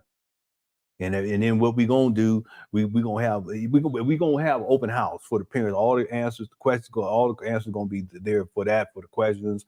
And then, God willing, we'll open up in September 2020. Then he keeps going. And then we probably, I'm thinking about, we might have a special ceremony for the people who sent in the money, the Cash App and the PayPal, special donor, private donor open house. He just keeps going. He's slick. We have 60 openings, family. I said we have 700 opening family. We have 1 million opening family. I can't tell you how many grand opening dates he's given. Because I was saying this the other day, whole Southern, because it's not just, he said, it's not just year. He'll say in 2020, and it's not just grand openings either, because he said we're going to have a school in 2016, 17, 18, 19. Then he finally gives one in 2019. But it's also, he gives months. He'll say, yeah, we're going to have a school by January 1st of 2020. Or excuse me, 17. He'll say something like that. Then he'll say, well, I'm looking at these schools. It's probably September of 2018. That looks like when we going. So it's not just years, it's the different months throughout. So he's given so many different dates, it's ridiculous. I can't even keep track of it. It's not just years. He's given months, days in a year, and that all adds up. Okay, it's probably not 1 million, but it's getting there. It's getting there, But every single year, in terms since 2019, he changes the date. He changes the date. And if you guys look at the building that he's walking through, still looks like straight trash. I don't even want to be mean, but it is. It looks like straight trash. Yeah. You come to get food? Okay. Yeah, I had changed. Thanks, whole Southern, because I changed my setup over here. But my wife said, no, change it back because I like the background. I said, well, yeah, I want to change it so you guys don't have to take myself off the video. Y'all can just come down freely. She says, no, we'll just change it back to how you was. Yeah, I don't think she liked it. At first, she was like, yeah, it looks nice. But I kind of felt like she didn't like the setup. So I changed it back to how it was. Huh? No, I was talking about your mama. What you gonna make? Yeah. Oh, because there's still some of that taco stuff you made the other night. It was good. We have some earlier. Hassa said FDMG will open on the what? The 5011th of November. What? 2024. Yeah, he be throwing out. Yeah, it's gonna open on September 35th of 2023. You'll be throwing all kinds of stuff out there. Thanks, Hassa. Carol says five grand openings. Yeah. Well, Carol, at least in 2024, we're up to at least 4 different types of openings. Okay, I already forgot which ones he said. I know he said a grand opening, an open house, and then a special donors private opening as well. Something like that. A grand opening or something for the donors. Okay, thanks, Carl. Here we go. Let me let this play. We got to get in going. September, if not sooner. Okay. You know, we might do one for the donors. There might be a private Hey. donors grand opening, Yeah. and then one for the community. You know, so we haven't decided, but it's definitely going to be 2024, and it will be no later than the FDMG Festival in September. I'm really excited. As I mentioned today, you know, it's been a long time coming, but it's finally excuse me. It's been a long time coming, but it's finally here. Almost. Yeah. It's within reach. Father David, if you don't stop, because there was an interview you interviewed him 2 years ago. You said the same thing. It's right here. It's almost there. Mm-hmm. Yeah, we get that rock, man. It's within. That's right. I That's need good. that rock on I'm me. so excited. As a matter of fact, I know it is. I'm going to make It another. is. It's listen. It's ridiculous. I have to say this, Father David. You have to stop. Okay, you're too old for this. I'm just being honest with you. Okay, you have to stop this. All right. I don't even think you believe Umar. I really don't. I think you're just going along with it because it gets you views and it makes you feel important. Whatever it is, that's on you. But you got to stop this because it's ridiculous. You're too old, bro. You're just too old. I don't mean to be mean, but if I can tell the young people you need to stop, I can tell you old people to stop too. You need to stop. Okay. You don't cheerlead a scammer. You don't cheerlead a fraudster. You don't enable him. See, that's what happened with what's his name on the Golden State Warriors. He was enabled. Steve Kerr enabled him. The franchise enabled him because they felt like they need, and they did. They needed to win them championships. But my goodness, great, this guy's been acting out wild. But I thought Dennis Rodman was crazy. You let him, if he had been on, let's say, if he was on the Charlotte Bobcats, you think they would have put up with that? No, it's a culture situation for that organization, and it's all about championships. See, so they kept bringing him back, now he up here straight going. He's doing stuff now that he's a threat to people up there on the court. And then people cheerleading him, they letting it go, they letting it go. And then finally they said, you know what? We're going to suspend you indefinitely. We ain't even going to give you no time. We ain't going to give you a death. Well, that's the type of thing that's been going on with Umar. And Father David, you're doing the same thing.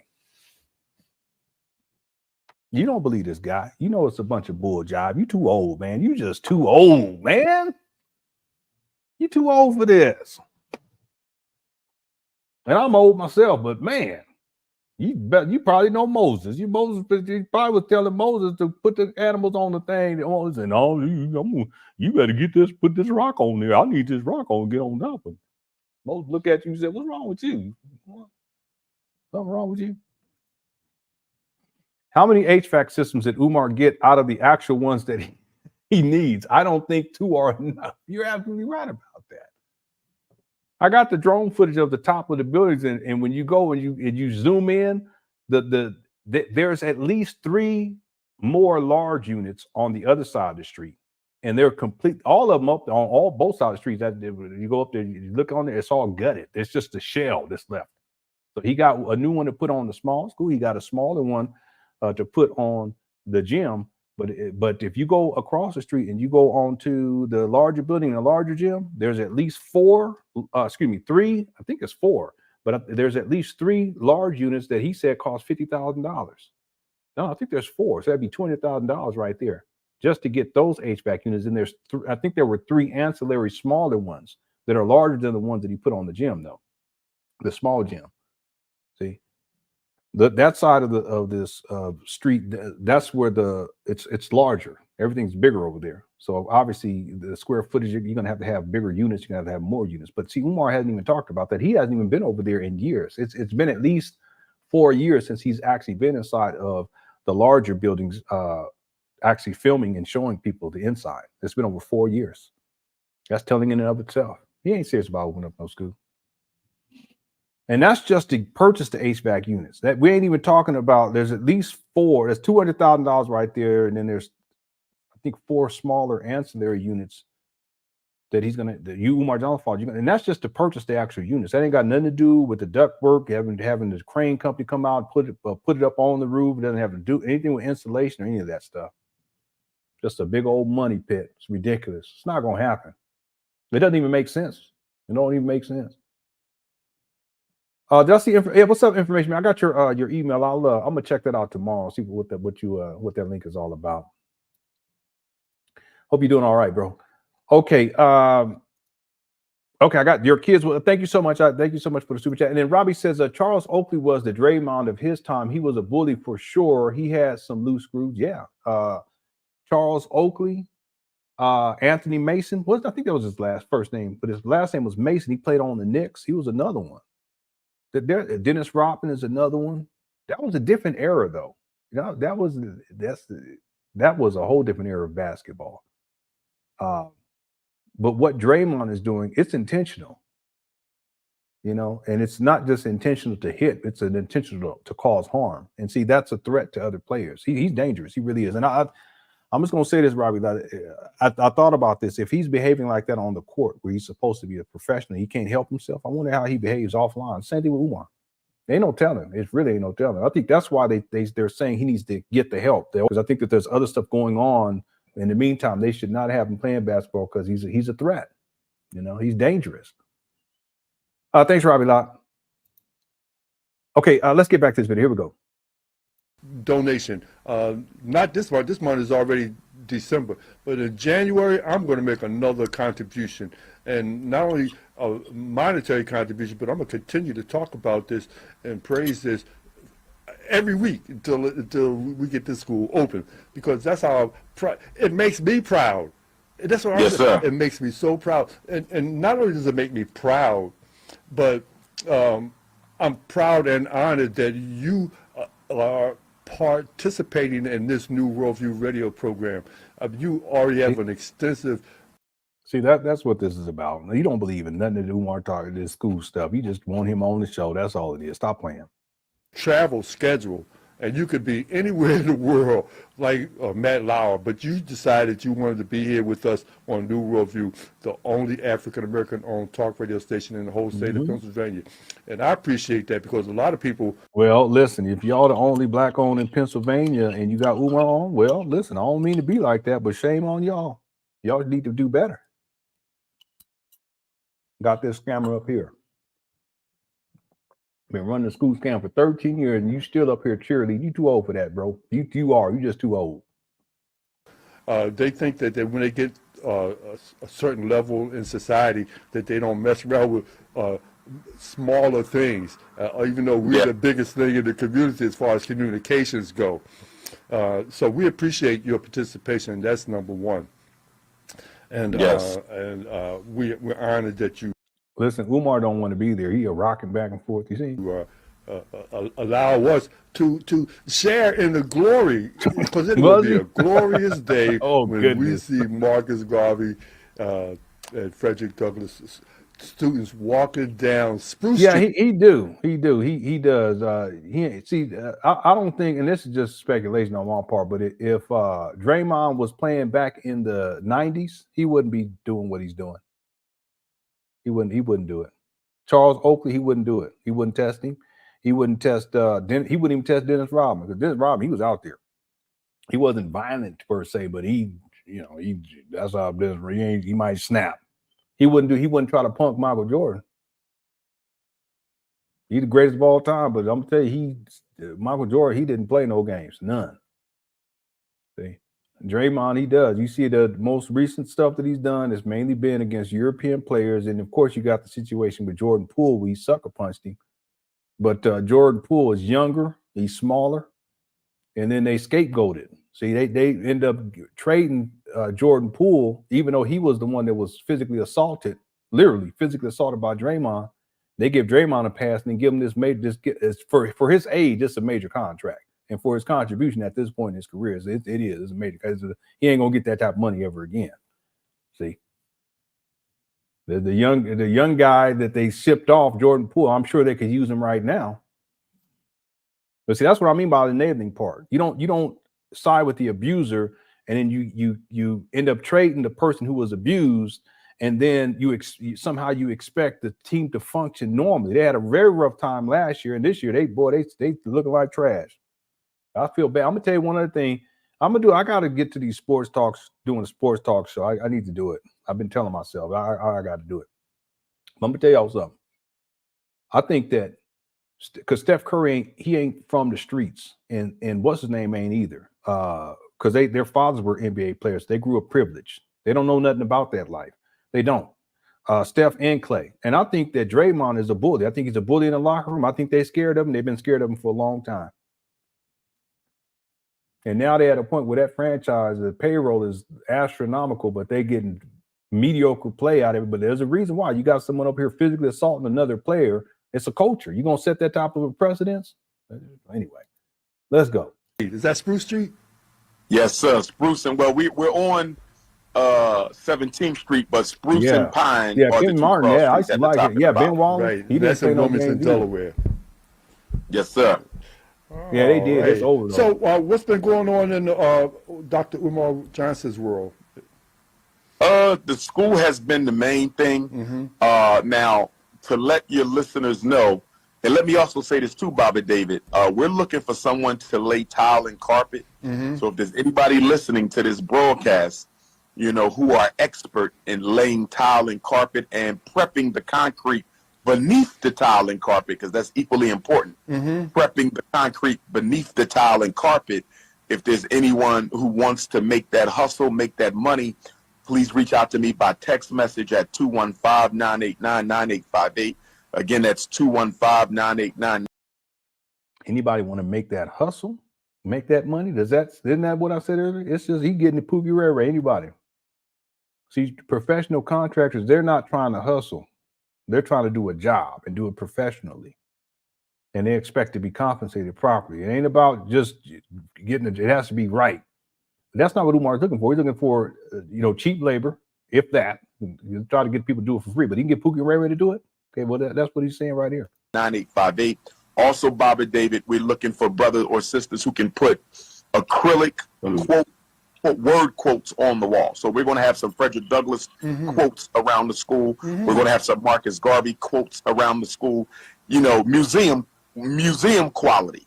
So if there's anybody who has that ability to put those acrylic letters up or whatever type of material they use to put the quotes, there's also another hustle for some people as well. And if there's anybody who does do video cameras, who can put up some motion detection video cameras, we could definitely use some motion detection video cameras as well. How'd Again, you make out with 215-989-9858 for those who, if you're interested in making some money, we will pay. How'd you make out with the roofer that sent your way? You know what? I don't think he ever got back to actually getting the job done. We met, and he found all the things that needed to be worked on, but he never actually did the work. He never gave us the W-9 so we could do the work. Wow. Yeah. That's amazing. I tell you, brother, that's our people, brother. That's our people. That is our. Boy, this is. And he makes it up on the spot, Amir. He literally makes it up on the spot. It's amazing that he could do that. Information, man. This guy has talent. He has talent. He can lie. And then he blames what? He blames black. I told people he's gonna do that anyway. But this guy and it just goes. It's amazing. Dad Hip says, I was in high school when Umar announced it. Now I will have a family and kids and still no school is built. We will be in space.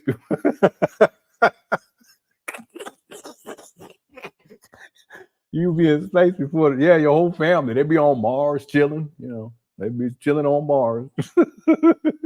Then when y'all get out there, Umar goes, we are going to be opening up a school in Mars, family, FDMG Mars family. The Hip, hold on. We're gonna open it. Grand opening September 11th, 2087. Make sure you get on your crypto cash app.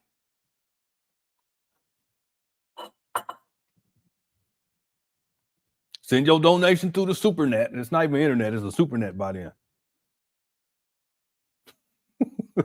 I've heard people say, yeah, I was in high school when Umar announced this school. Now I got a PhD and I'm a college professor. I said,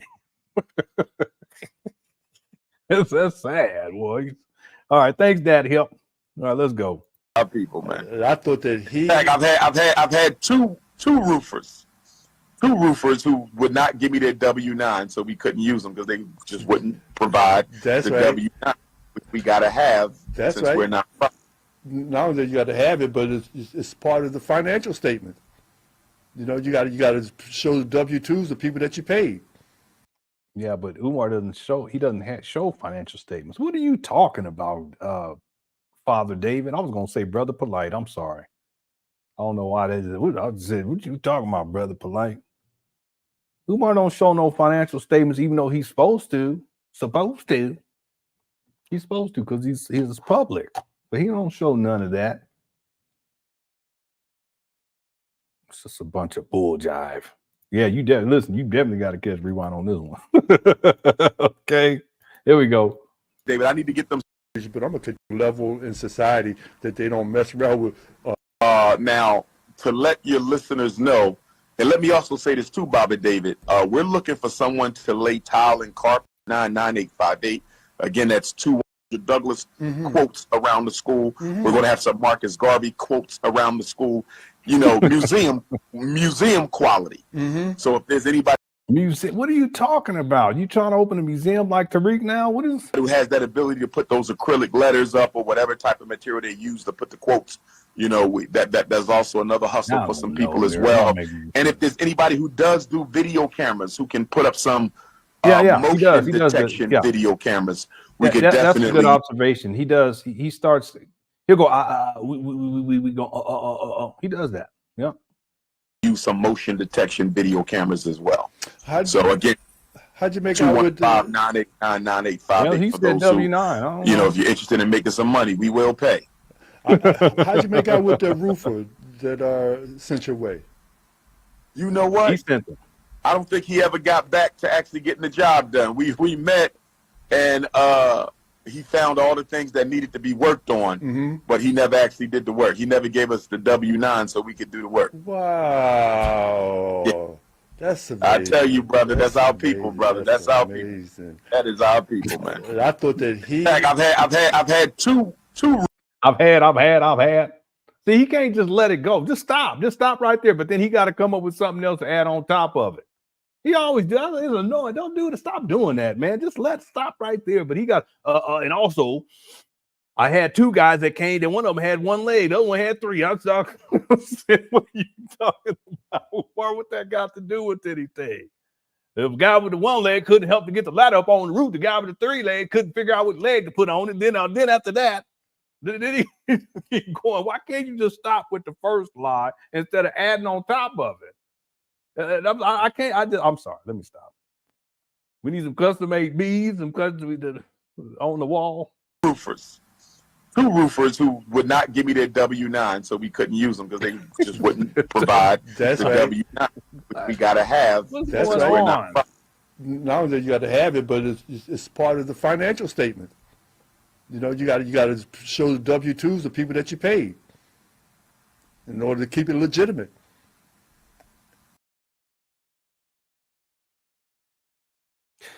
Well, I wish I had the full interview, but that's good enough right there.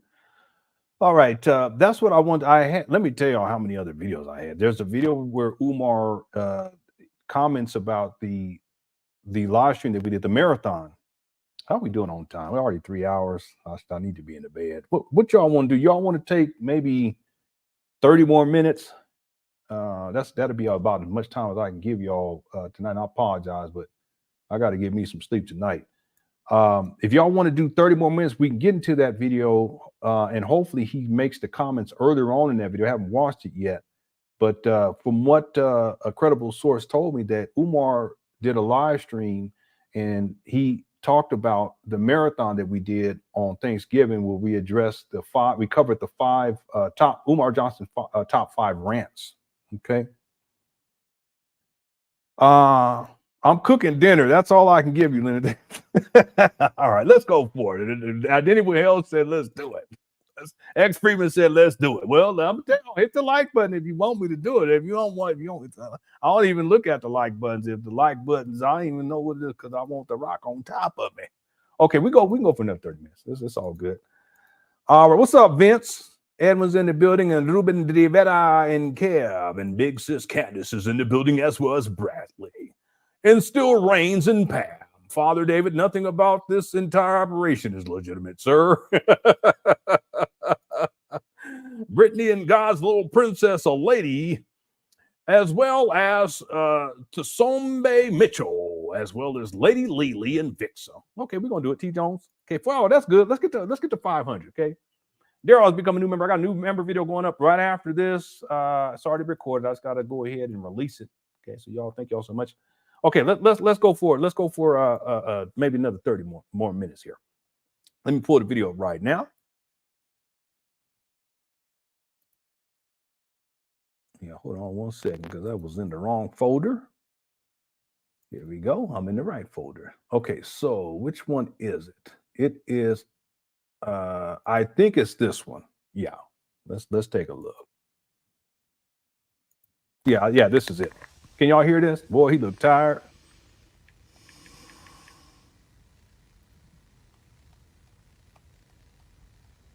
Yeah, can y'all hear the audio?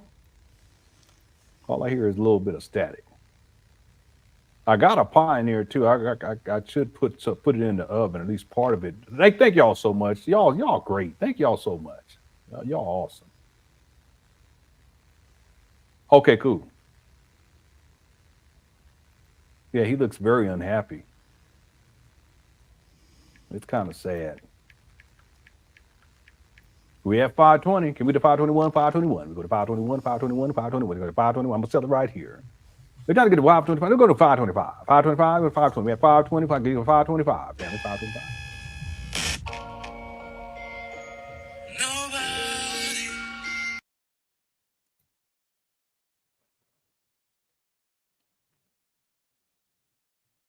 What in the thriller? Wow, we're going to what, 570? What in the thriller is going on? Let me skip through this. I'm getting scared. Anytime he starts looking at the screen like that and playing this type of music, I don't like it.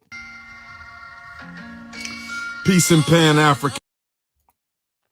You know what he's playing, right? Do-doom doom, do-doom doom, do-doom doom, do-doo doo, do-doo doo, do-doo doo. I got 5 on it. But there's another song too with that. I can't remember which one it was. Let's go back. I'm tripping. Here we go. Peace in Pan.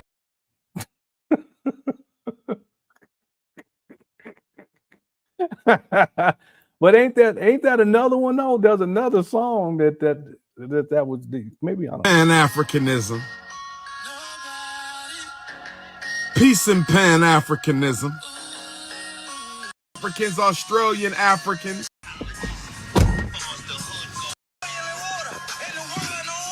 Zest Fest. Where all my Arizona Africans at? Where my Fort Worth, Texas Africans at? I'm gonna be in Fort Worth Store and Juice Bar. Save some time. Grassroots Bookstore and Juice Bar. Grassroots Bookstore and Juice Bar in Phoenix, Arizona, Thursday, December the 28th. The address, 1145 East Washington Street. 1145 East Washington Street. 1145 East Washington Street in Phoenix, Arizona. Grassroots Bookstore, 6 o'clock. First visit in 9 years, Phoenix. First visit in 9 years, Phoenix. Real quick, $6 million in around 2007. Let me see, is that right? 2000. Yeah, wait, I gotta go. Let me go find this out. Hold on a second. I'll be right back. I see we got the Zest Fest in the building. Uh-oh. We got the Zest Fest in the building. A grown man asking Dr. Umar to twerk. That's the Zesty Fest. That's the Zest Fest. We not feeling the Zest Fest. Okay? All rainbow gangers exit left. Phoenix, Arizona, brothers and sisters, December The 28th at the Grassroots Bookstore, where my Detroit Africans at. Saturday, December the 30th, Detroit, King Solomon Church, where Malcolm X gave his famous ballot or the bullet speech. That's right. Dr. Umar will be speaking in the same church Malcolm X gave his famous ballot or the bullet speech. Saturday, December the 30th, King Solomon Church, Detroit, Michigan, 6 until 9. Phoenix, Arizona, Thursday the 28th, 6 until 9. Fort Worth, Texas, Wednesday the 27th, 6 until 9. Montclair, New Jersey, January the 21st, 6 until 9. Pull-up season. Pull-up season. Pay that man. Where we at? Gotta pay that man.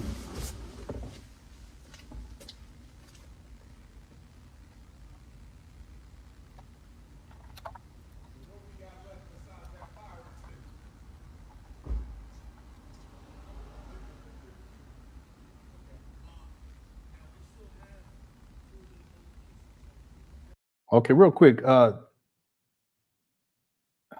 is this at? Okay, where did I hear? No, that's not it. I'm sorry. I'm just trying to look for this thing here. Here, let me play.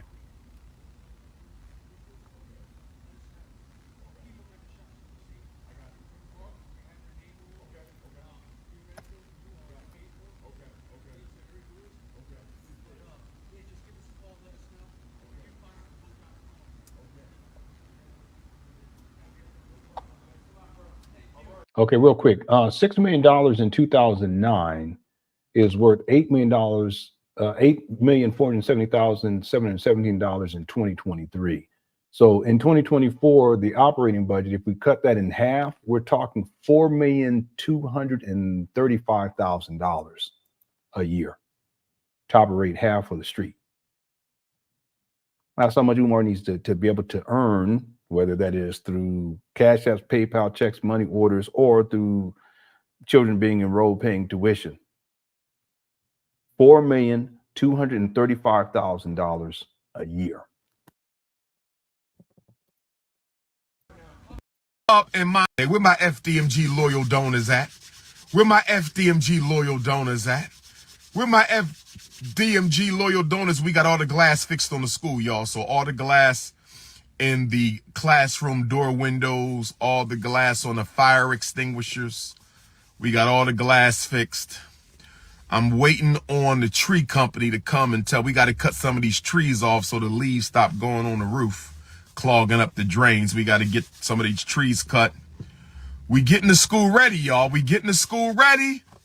Conscious Singles Convention going to be at FDMG Academy.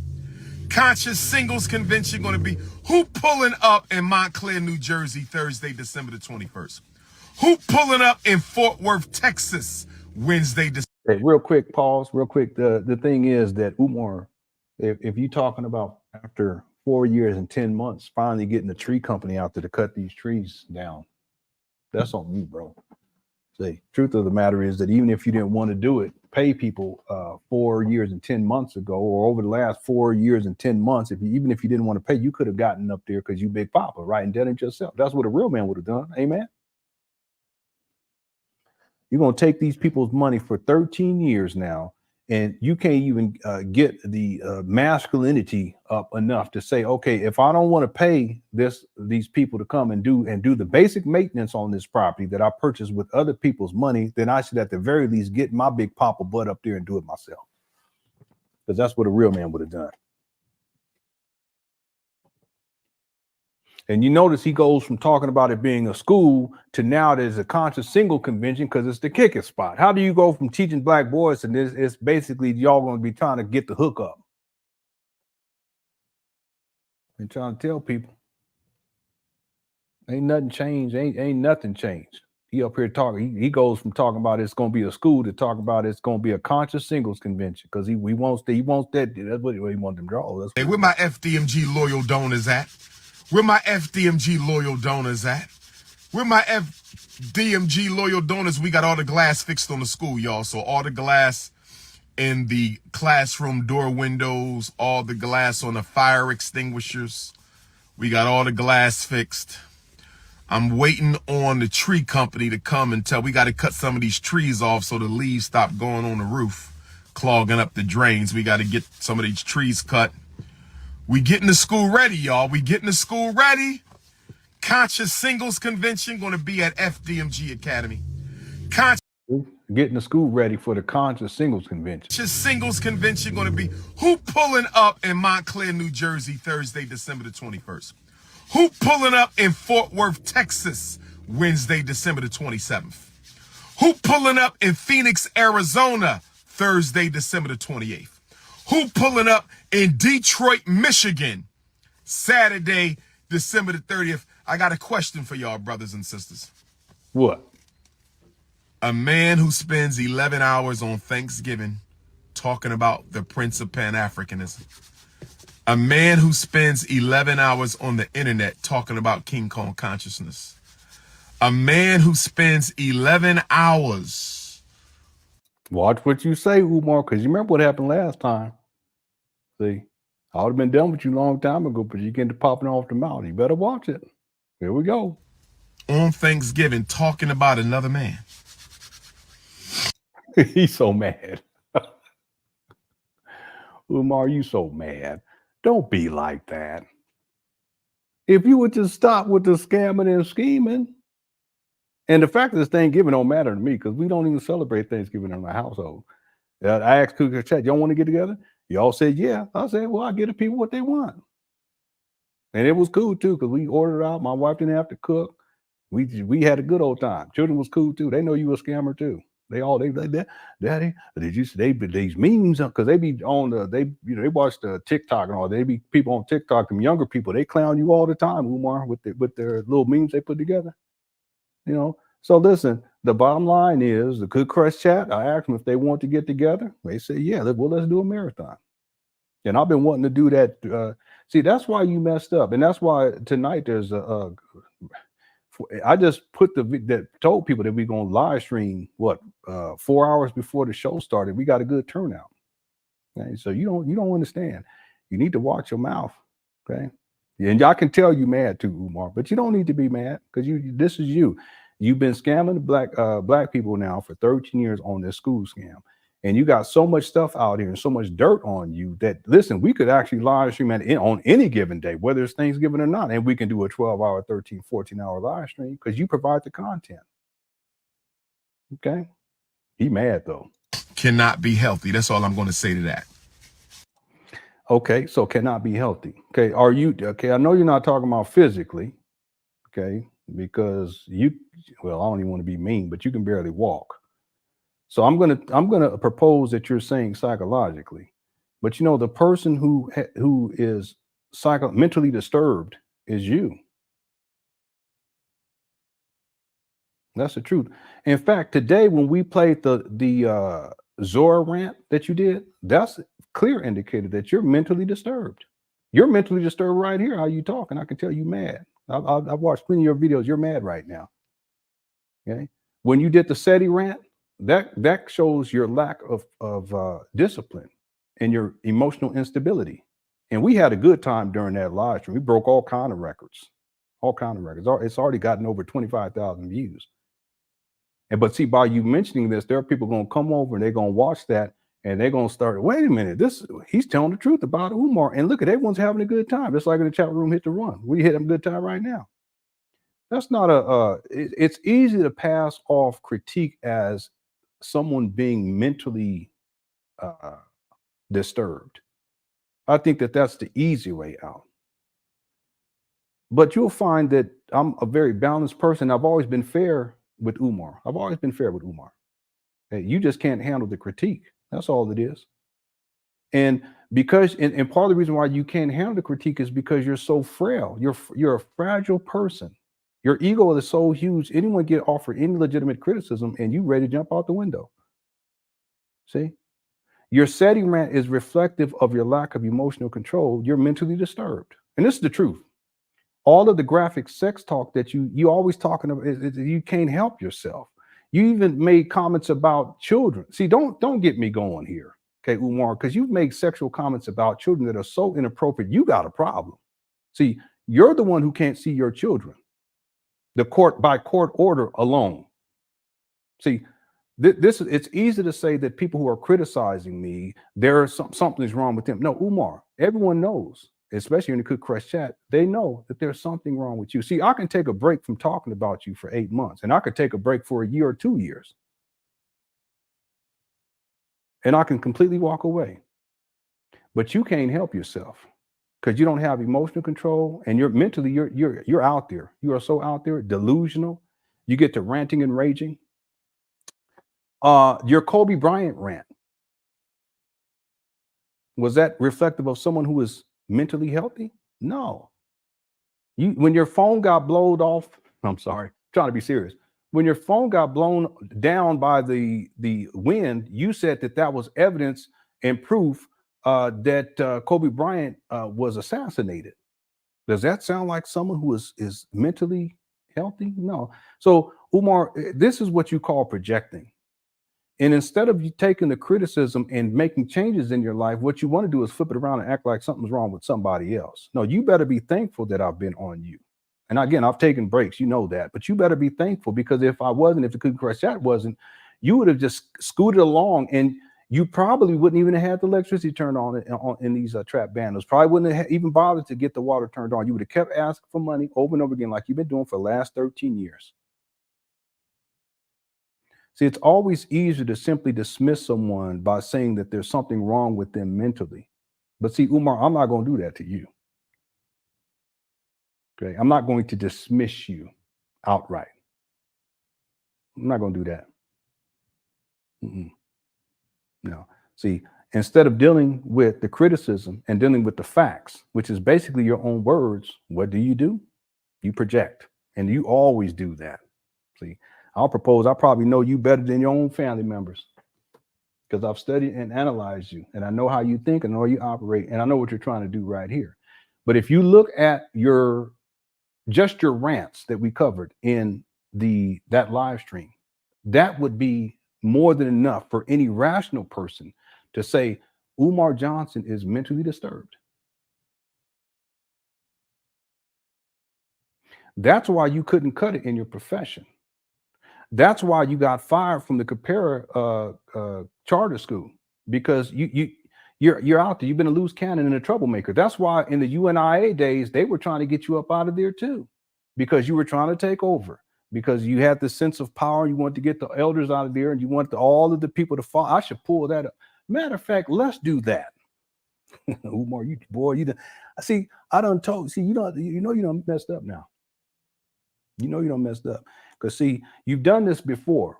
And there were times where I said, you know what, I'm done with this guy. I've done enough. But then you get to running and pop. And I ain't even heard all you got to say, but you get to running and popping off the mouth. And I said, you know what? And see, you think you can punk people too. That's why, you doxed my personal information. You thought you was going to punk me. And there's other people that folded. I'm not the one, bro. I'm not. Talking about you gonna get your Goonie goons to pull up on me. That's what you said. Does that sound like a rational thinking person to be talking like that? No. So you're mentally disturbed. And we had a good time on Thanksgiving. It was a service, because people said, yeah, we're going to be cooking. We're going to watch the Cookie Crush chat. We're going to watch you on the thing. So yeah, please do it. Hit the one. Okay. So you can say that I'm crazy, but everybody can't be crazy. As soon as you say everybody crazy, you know who's really crazy? You. Let's go look up Umar Johnson's UNIA resignation letter.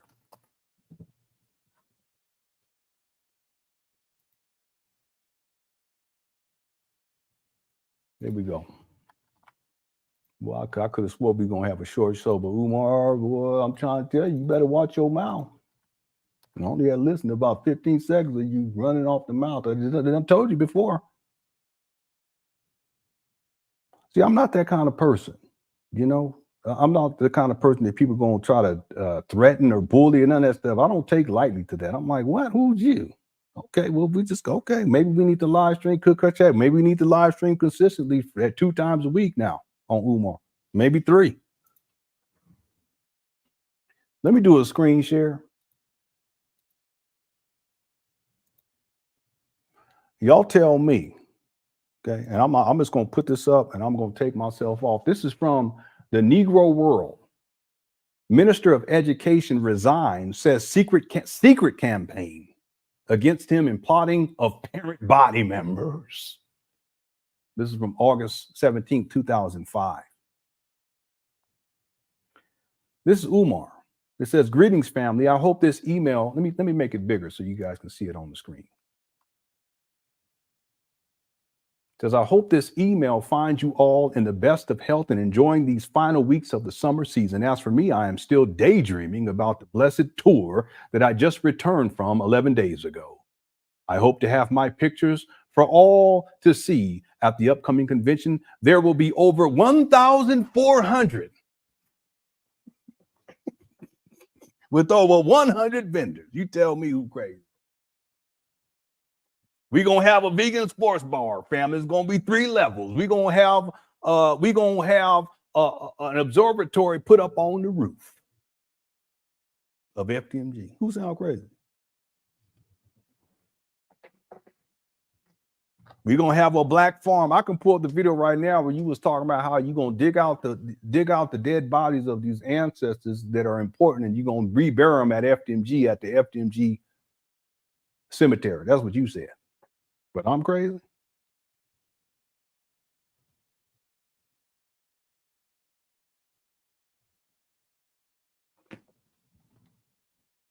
And look, they talk about helicopters and you're going to airplanes and you're going to all of this.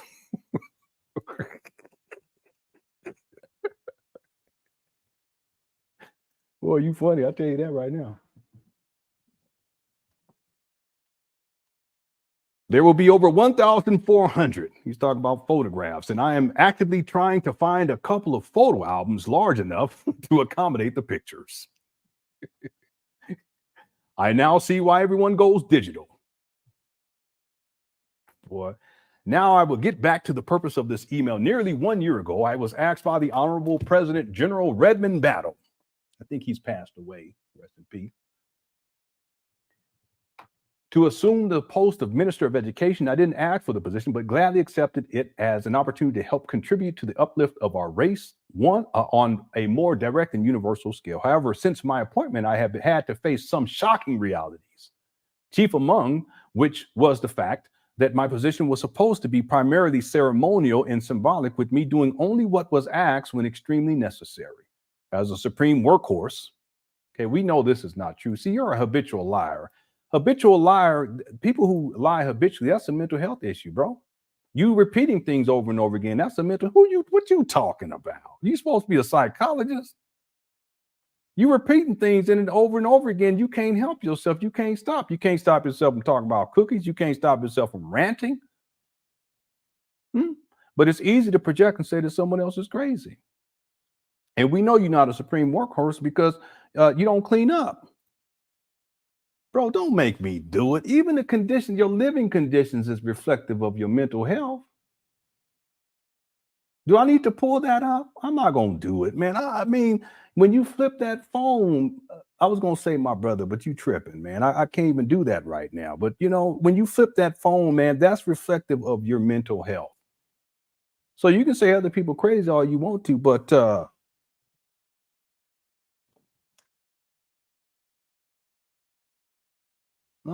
and I'm not living in my mama's closet either. What you talking about?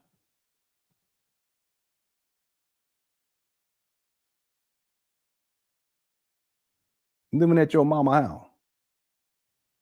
It's easy to project, and you do that a lot. Okay, it's easy to do that, but you can't dismiss legitimate criticism. What you're supposed to do, like I've done in my life over the last 5 years, you take the constructive, not people lying, that's different, but I ain't lying, I never lied on you.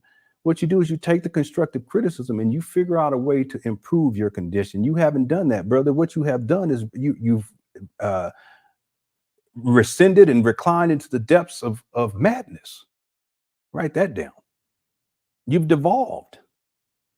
You can even look at the videos that you do. You're sitting in rental cars, live streaming, cold, going like this. Who crazy? And I'm not calling you crazy. What I'm saying is that you should be careful to call other people crazy or mentally unhealthy when you're the one who has the problem in the first place and your life is reflective of that. The fact that you haven't finished renovations after 4 years and 10 months is reflective of a lack of commitment and the lack of concentration. You all over the place. See? The fact that you're targeting these black women and preying on them to crush them cookies, that's a mental health issue, bro. You got a problem. It's predatory. I don't live like that. And my wife and I, we've been together for 23 years, something like that. Raising a family, raising children. Are you doing that? No, you don't even care. Listen, you don't care about other people. That's a mental health issue. All right. Living in your mama closet, literally. Well, I tell you. As a supreme workhorse, being limited by other people's constitutional provisions until recently, which were very limiting, I forged ahead and decided, since my constant request for a financial budget, because you was always trying to get money. That's another one of your issues. You got a problem. It's a poverty consciousness. Financial budget went unheeded, even though approved at the executive council meeting. I decided to spend my own funds for the benefit of the ministry, the race, and the UNIA ACL.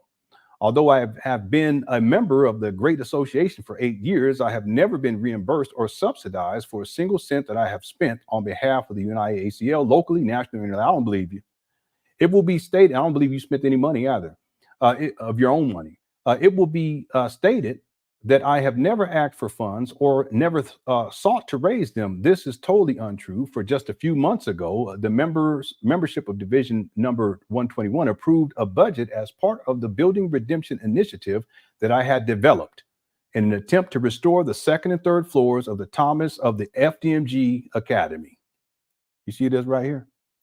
You were running the same game back then. In 2005, and here you are 2023 going into 20. You've been doing this, I was going to say that word, but you've been doing this bull jive for almost 20 years now. Almost 20 years you've been at this, trying to get money like this. 13 years with the FDMG school scam, but even before that, going back to UNIA days, almost 20 years, man. Come on now. And you still haven't learned. It's not the way to live. See, it's not. You think that somehow you're gonna come up, but you've gone down. That's all that has happened. How you gonna have 6 degrees and you live streaming inside a rental car, and then you're gonna call other people crazy, living in your mama closet? You say you have 6 degrees, including a PhD? No, man. Come on now. Y'all, listen, Umar. I hope you're careful with your words here. I really do. Okay. Because there was a time where I said, you know what, enough is enough, and I've done enough, and I walked away. And then you start running off the mouth. I said, okay, you start threatening people. I said, all right, okay, maybe we're on the brink of another one of those types of situations. We're gonna see. Well, let's continue here. I got all the receipts. It says, just a few months ago, the membership of Division number 121 approved the budget as part of the Building Redemption Initiative that I had developed in an attempt to restore the second and third floors of the Thomas W. Harvey Hall, a.k.a. the FDMG Academy. Despite this budget being approved, I was grudgingly given a check that was returned to me by my bank and marked NSF, non-sufficient funds, which means insufficient funds. I was told by the customer service center that there was not enough funds in the divisional account, or someone named on the account chose to cancel the check. They probably canceled it. That's probably what it was, because they knew you were a scammer then. The check was for $328. I'm sure they had $328, Umar. How could we not have that much money in our divisional coffers is beyond me. That's because they had the money. They just canceled the check. It probably was trying to get rid of you to have you to stop asking for money. Get on your CashApp. As this was not the first act of treachery that I have faced during my sojourn in with Division 121, I had decided to write a letter to the membership of Division 121 expressing my concerns regarding the treatment and dishonesty that I have been receiving ever since I was elected third vice president 7 years ago. This is you projecting. Okay, the treatment and dishonesty. No, you were the person who was being dishonest, and your treatment of the elders in particular. I already talk with people. I did all the research on this. I already talked to people. What Umar was trying to do, and I said it earlier, was he was trying to take over this particular division of the UNIA. Again, he thinks he's Frederick Douglass. Sometimes he thinks he's Marcus Garvey. Marcus Garvey, he's the one that founded the UNIA, so he wanted to be the big papa. So what he was doing as the youngest, he was young at that time, younger, and they had elders in there who'd been doing work for who knows how long. But what Umar wanted to do is he wanted to take over, and he wanted to gain access to power, but also access to the coffers. He wanted the money. So what he was doing was he was trying to position himself, and he wanted to speak. He wanted to speak all the time, but they didn't want to give him that opportunity right away. They wanted to fill him out and see what he was about. Yeah, I've talked to people who were around back then in the UNIA. Umar, you better watch it. And see, Umar's always been a troublemaker, and he was spreading the seeds of dissent amongst the younger people in that organization, because what he wanted to do was have them follow him, and then he can take the role, the leadership. And he wanted to get the elders out of the way. So when he says things like the treatment and dishonesty that I have been receiving, really, it's another way of him projecting, just like he projects as other people are not mentally. No, Umar, that's you in actuality. Dishonesty that I have been receiving ever since I was elected third vice president several years ago. Incidentally, this sabotage, we've heard that many times dealing with the FDMG, increased when I was recently elected first vice president, receiving each and every vote from the membership save two, the nominee and the nominator. Anyhow, before presenting my letter to the body, I went to the president general to conference with him. I'm sorry, let me pull this up.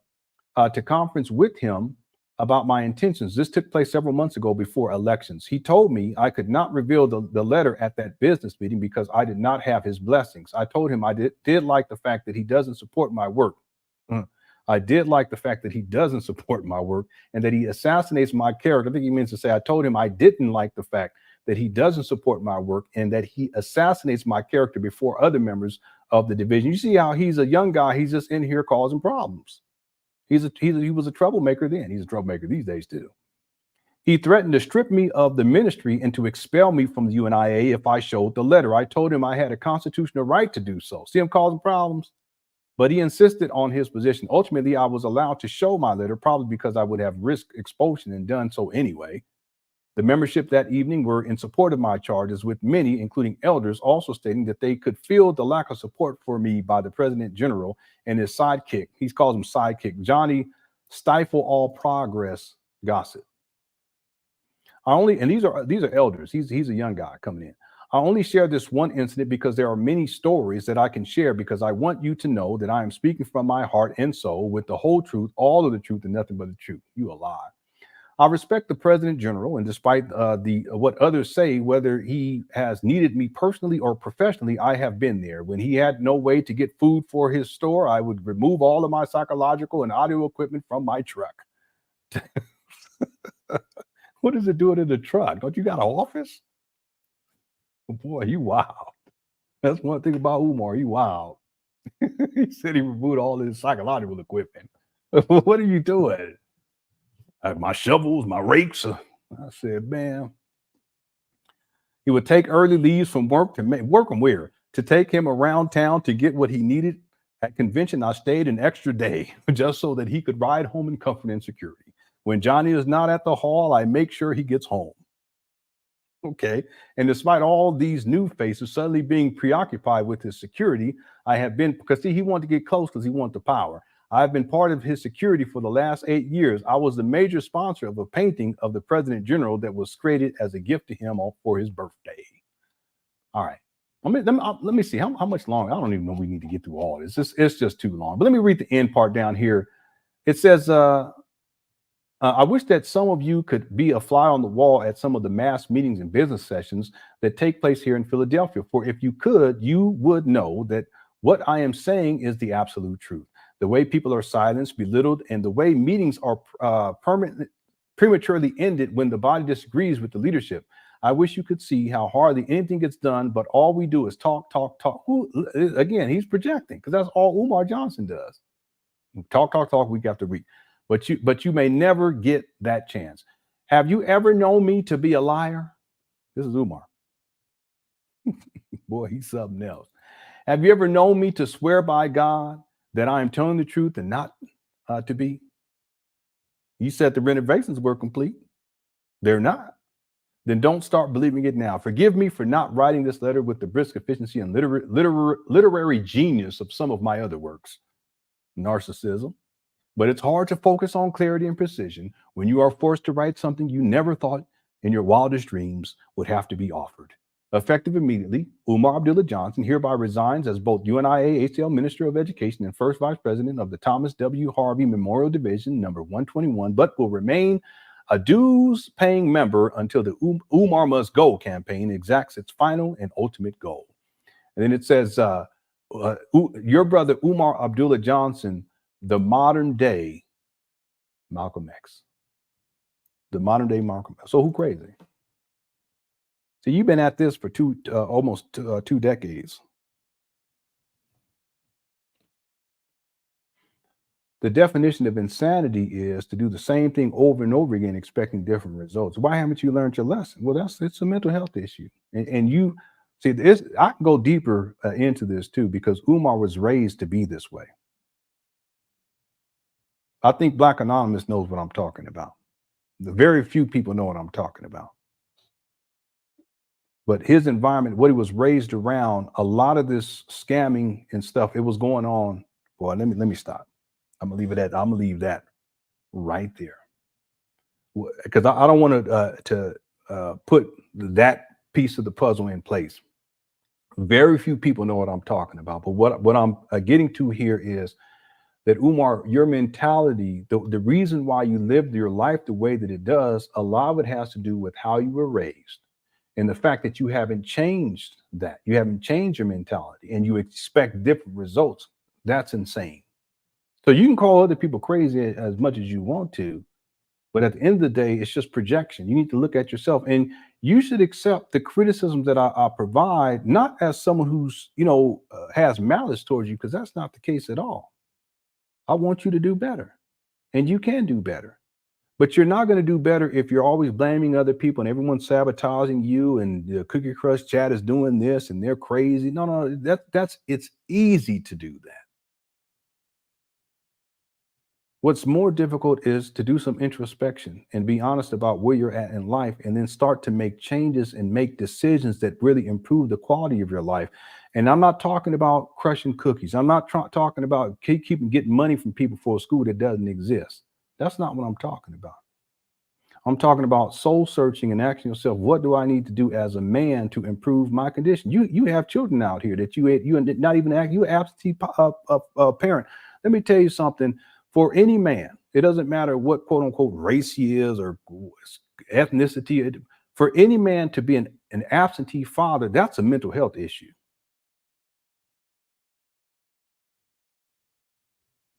It is not the natural order of things for men, fathers, to be absent in their children's life. It's not the natural order of things. It never was, it never will be. That's not how human beings have been designed. We weren't designed that way. Okay? Whether you want to say by God or by Mother Nature, we weren't designed that way. That's a mental health issue. I know one thing, I haven't been perfect by no stretch of the imagination. You guys know this. I've struggled mightily. But I've been here from day one with my children. Umar, you can't say that. I'm trying to, I want to help you. I really want you to get your life turned around, because it's not too late. You're almost 50. Okay.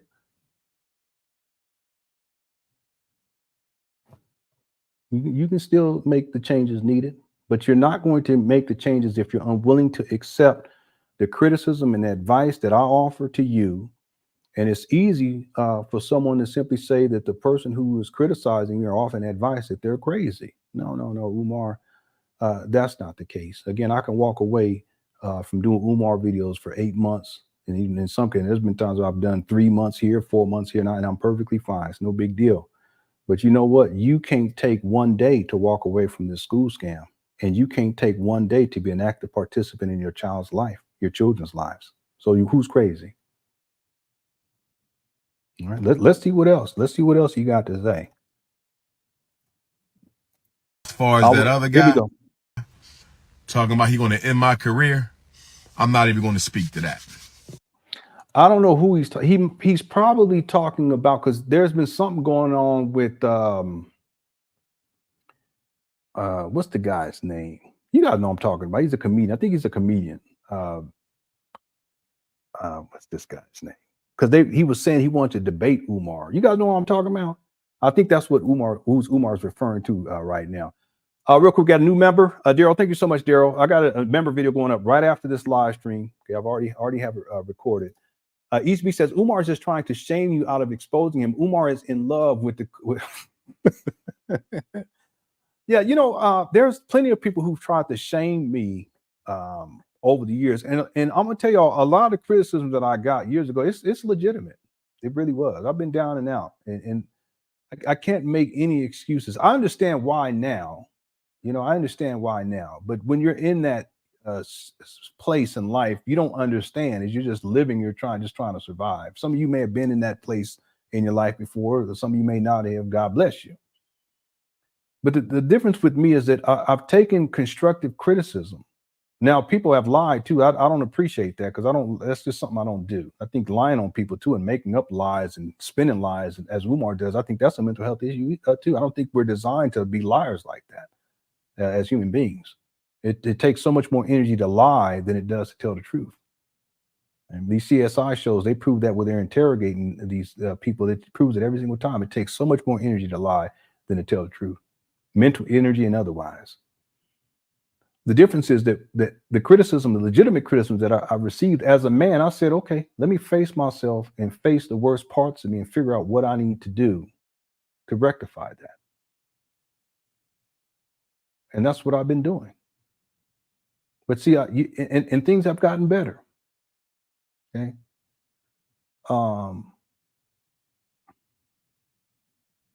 It's not just money either. You know, it's not. I used to think that it was just that I just need to make more money for my family. No, but it's not that. There were other things too that I needed to get right. And there's still things that need to be corrected and fixed. And you know, my wife and I, we work together. You know, but that's a different orientation. That's how you become better men. You see, and what I found is that the people who, the men who are unwilling to accept the legitimate criticism, those are the ones that are stuck in life and aren't progressing. And that's not the right approach, because every single day is an opportunity to put yourself in a better position every single day. And if you don't grab that bull by the horn, time will pass you by, and before you know it, you're living in your mama closet. Damn. You sitting up here freezing inside of a school that's not a school, it's abandoned buildings that's on a vacant property list. Time will pass you by to where you still trying to chase after women and crush the cookies. You're too old for that, man. You got to grow up. So, you know, Umar, it's clear that you watch these videos, and I know you're going to watch this one too. I'm going to tell you again, like I've said before, it's on you to change your life, and you can. But you got to humble yourself, because I had to be brought to my knees, literally. I had to be brought to my knees, and I said, man, I've fallen so low. Well, that's very humbling, but you got to get to that point when you're down and out to where you're at now. You far gone than where I was at, but that ain't even the point. The point is that it's a matter of humility. Get on them knees, ask for forgiveness, pray to the good Lord to get the direction that you need in life, because that's what I do. Get the direction that you need in life so that you can get yourself under control, that you can get this issue of living this predatory approach to women and sexually exploiting these Black women. Ask for guidance on that. And ask for God to bring you the people and put the people in situations in your path that where you can get out of that. Because you're running yourself ragged, looking raggedy. Running through these women with bumps on your lips and with reckless abandon. What kind of man? You tell me who crazy.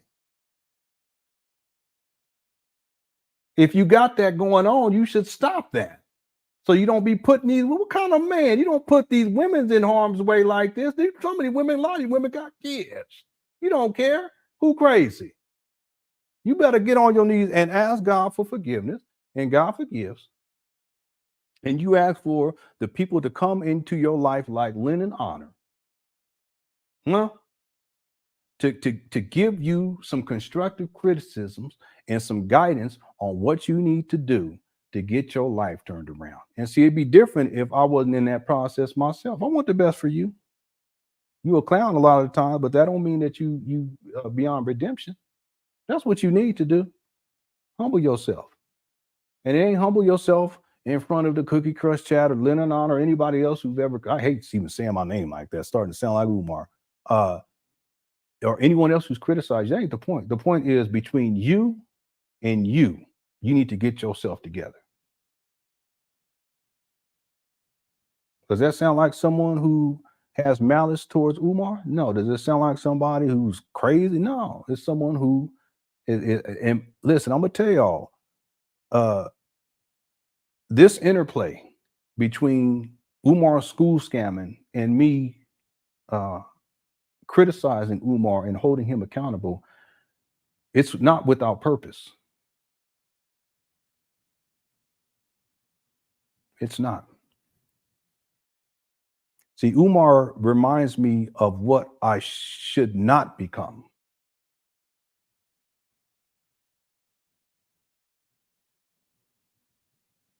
He's a constant reminder of that. That's why in the documentary, I told you he's a cautionary tale of what can happen when people get on these types of paths. And this ain't no unique to Umar. There's plenty of men, black men, who get on this path. It's self-destructive. Umar reminds me of what I should not be and why I should strive to be better. And Umar, I'm here to remind you that you still have some good in you and that you can do better and you can be better. And if you was my son, you would do better, because I wouldn't settle for anything less. And this is coming from a man who just 7 years ago was so down and out in life that it was an embarrassment.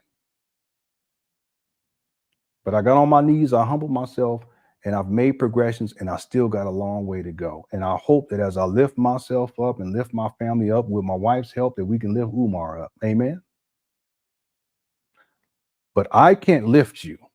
I can only give you the criticism, constructive criticism, so that you can have a blueprint so that you can lift yourself up. But that's up to you. That's up to you, Umar. I don't mean to be preaching tonight. He must have lost his damn mind. He must have lost his damn mind. We're not even going to go into that. See, we're not going to feed the hate, brothers and sisters. Really lump. We're not going to feed the hate. Well, who's the Hit guy the that he's talking about? See, $FDMG. here you go. Here you go. You right back to it. You can't help yourself. And you got to repeat it. You sitting up in the who crazy. Who's the guy that he was talking about? He's the comedian guy. I just want to get his name. And we're almost done. We're going to finish right now. My goodness, on 4 hours. So, man, what happened? The time went by. I should have been asleep an hour ago. What's the guy's name? People, could help me out, because I just want to say it, because I don't want people to think that he was talking about me right there. I just want to be clear about that. He's talking about somebody else. There it is. Thank you, guys, little princess. Because if I didn't say it, I would have been thinking about it, and I've been researching, trying to find out who it was. Charleston Wright, because Charleston Wright been going at Umar, and I think that's what Umar's talking right here, because people brought him up. All right, Umar, open your eyes. Okay, that's all I want you to do. Open your eyes to the truth, and let's get this life turned around, bro. I believe that you can do it. I don't think you will, but I do believe that you can do it. School. Hit the CashApp, $FDMG School. Hit the CashApp, $FD. Hit the PayPal, paypal.me/FDMG Academy. Hit the PayPal, paypal.me/FDMG Academy. I got 2 days left in Kwanzaa. I'm not going to speak on New Year's Eve or New Year's Day unless it's local. Philly, New York, New Jersey, Delaware. I'm not going to speak on the last 2 days of Kwanzaa because I want to bring in the new year with my mother, unless it's local.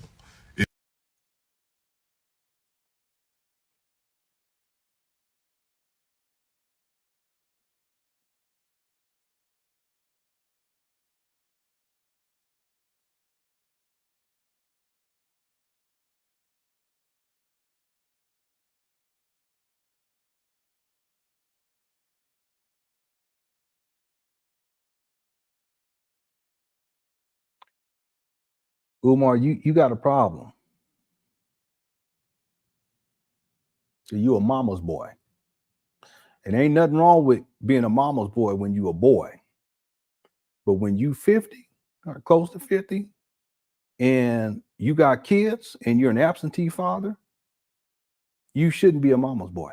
But see, the relationship is such that you're dependent on your mama so that you can have a place to stay. I'm gonna leave that right there, because the man, for a man to say that on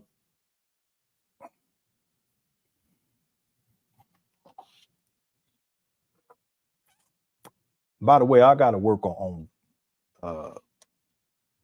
New Year's Eve and Christmas Eve. So that's okay, because it'll be a double time and a half. And guess what? That money going what? Not to my mama, it's going to my wife and my 5 kids. Meanwhile, Umar, you ain't going to be working because you ain't got a job, but your plan is for you not to be with your kids, not to do things with your kids or with your wife, is to kick it with your mama. And I'm not saying that there's anything wrong with that. What I'm saying is that this is reflective of where you're at in your life at the age of 49 years old, thereabouts. This is what I mean. At some point, you're going to have to step out of the nest, take a foot out that nest, and start to make your way as a man. At some point, you got to do it.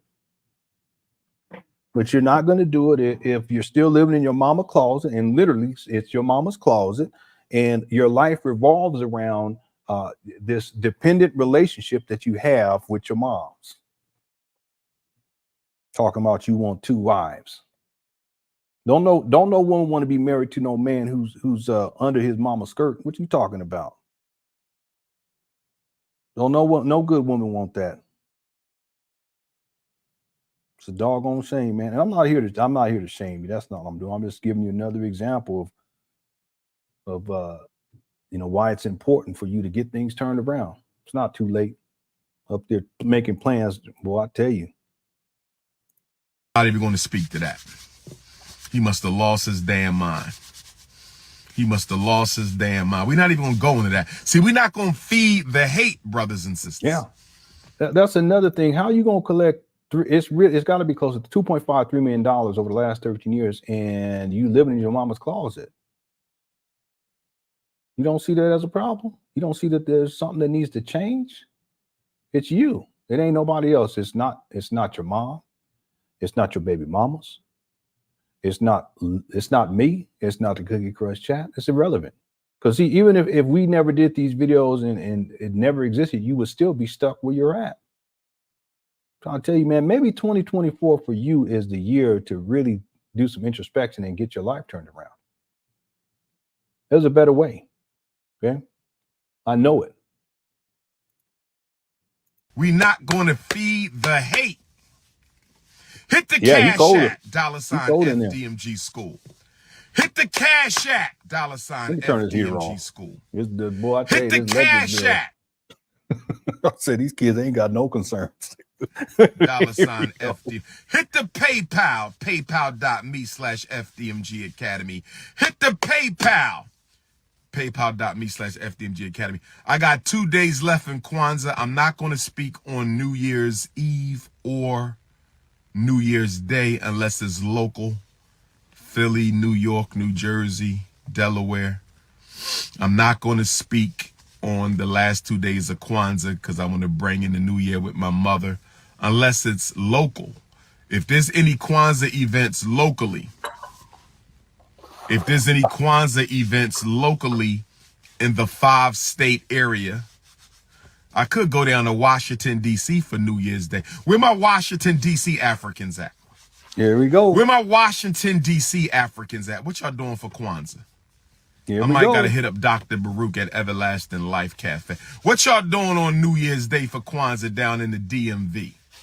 What y'all doing for New Year's Day, Kwanzaa down in the DMV? What are y'all doing on Friday, December the 29th? We got the 29th available. We got Friday, December the 29th available. We also got the Cut first me day up. of Kwanzaa available. The 26th and A the slice of 29th are blueberry still pie. available. 26th and 29th are still available. Text me the Kwanzaa flyers in your city for the 26th, the 29th, the 31st, and the 1st. The 30th. I'm gonna let this play that we're gonna be done. I'll just let it play just because I don't want to have to come back to it. He did good. He didn't listen, he didn't say anything over the top. Okay, he didn't. So that's good. Umar, you were careful enough, and I think I know why, because you know that if you say too much, that people are gonna come over here and then they're gonna see the truth. And that's what you don't want. You've never wanted that. But see, you messed up so many times when you threatened me with physical violence and you doxed my personal information and told people to come up here to my residence and confront me. And it wasn't just me, just the other people too. So you messed up right there, because I'm not the kind of person that's going to get punked like that. I've never been like that. The way I look at it is, you want to go? Okay, we're going to go. You see? And Umar, if you really think about it, I mean, honestly, if you look at this honestly, you look at the trajectory of your life since that time, and then you compare it to the trajectory of my life since that time, we're diametrically opposed. And I'm not doing that to shame you or to speak within the realm of personal arrogance. That's not what I'm saying, because I work hard. I've worked hard. And I'm still not even close to where I would like to be. But that's not the point. The point is that as a man, I've made improvements steadily over the last 6 years. But if you look at what you have become since you started issuing physical threats, which was probably about 3 years ago? Yeah, about 3, almost 4 years ago. If you look at what you have become, you will see that you've gone and you've degraded in life. Well, there's a reason for that, man. And there's a reason why my progressions has gone in the opposite direction, through the grace of God, but also through hard work. And if I can do it with 6 kids and a wife, you can do it when you ain't got no real responsibility, even though you should be an active participant in your children's lives. But you're not a responsible person living on your mama's skirt to this day. I'm not hanging out with my mama on Thanksgiving. I'm not hanging out with my mama on Christmas. I'm not hanging out with my mama on New Year's Eve. No, it's not gonna happen. I got 5 kids and a wife. Now, if mom want to hang out and cook and hang out as well, okay. But that's not my priority. My priority is my wife, Aida, and these 5 kids. And that's how it should be for any man. You can't be the husband that you need to be and the father that you need to be at the same time being a mama's boy. Because you can't be a boy and a man at the same time. They're mutually exclusive. Amen? 31st and the 1st got to be in the 5-state area of New York, New Jersey, Pennsylvania, Delaware, Maryland. But the 26th could be anywhere in the country. Well, and lady, I don't know how we did it. It just turned into that. My goodness. 29th could be anywhere in the country. 26th could be anywhere in the country. 29th could be anywhere in the country. Who coming to Jamaica for the Maroon Festival on January the 6th? Who gonna be with me up in the mountains of Jamaica with my Maroon brothers and sisters in the Akampan village? Who's gonna be up in the mountains of Jamaica with Dr. Umar in the Akampan village celebrating the Maroon independence, brothers? Where my Jamaican Umar, turn the car on and put the heater on, man. Are you over here? You hear him doing this with his hands? Put the heater on, man. Come on, man. Africans at? Where my Jamaican Africans at? I will be in the mountains of the Akampong village. The Maroon Fest, January 6, 2024, pull-up season. Pull-up season. Maroon Fest, pull-up season. Maroon Fest, pull-up season. No, you can, but if you have my point is that if you have a wife and you have children, your priority is always to your wife and to your children. You have your childhood family, but then you also have your adulthood family, and your adulthood family as a man takes precedence. Okay, so no, I'm not saying that you can't go kick it with your mama. In fact, if you got the time, go and kick it with your mama. But the point is that Umar doesn't have any other source of relation. He doesn't have any other relational connection to anyone else. That's the point that I'm getting at, King of the Black. Please, people, don't take it the wrong way. And I apologize if I wasn't clear enough. Okay. The point that I'm making is that part of Umar's problem is that he's been stuck under his mama's skirt probably since childhood, and he hasn't grown out of that. That's a problem. And so that instead of you having developed relationships with adults your age, relationships with a woman to where you're in a committed relationship and you're married, you're married, or maybe you're what do they call that, engaged, or if you have children, instead of focusing on your children and and the first thought that comes to your mind is that I need to be spending this time with my children. Instead of that, you said automatically go to your mama. That's a problem. See, now, if you're younger and you haven't started that journey of being a father and a husband, okay, that's a different scenario. But you should still be able to conceptualize in your mind that, okay, I have to go beyond this relational dynamic with being my mother's son and step into the realm of potentially being a woman's husband. That's what I'm getting at here. Umar doesn't have that.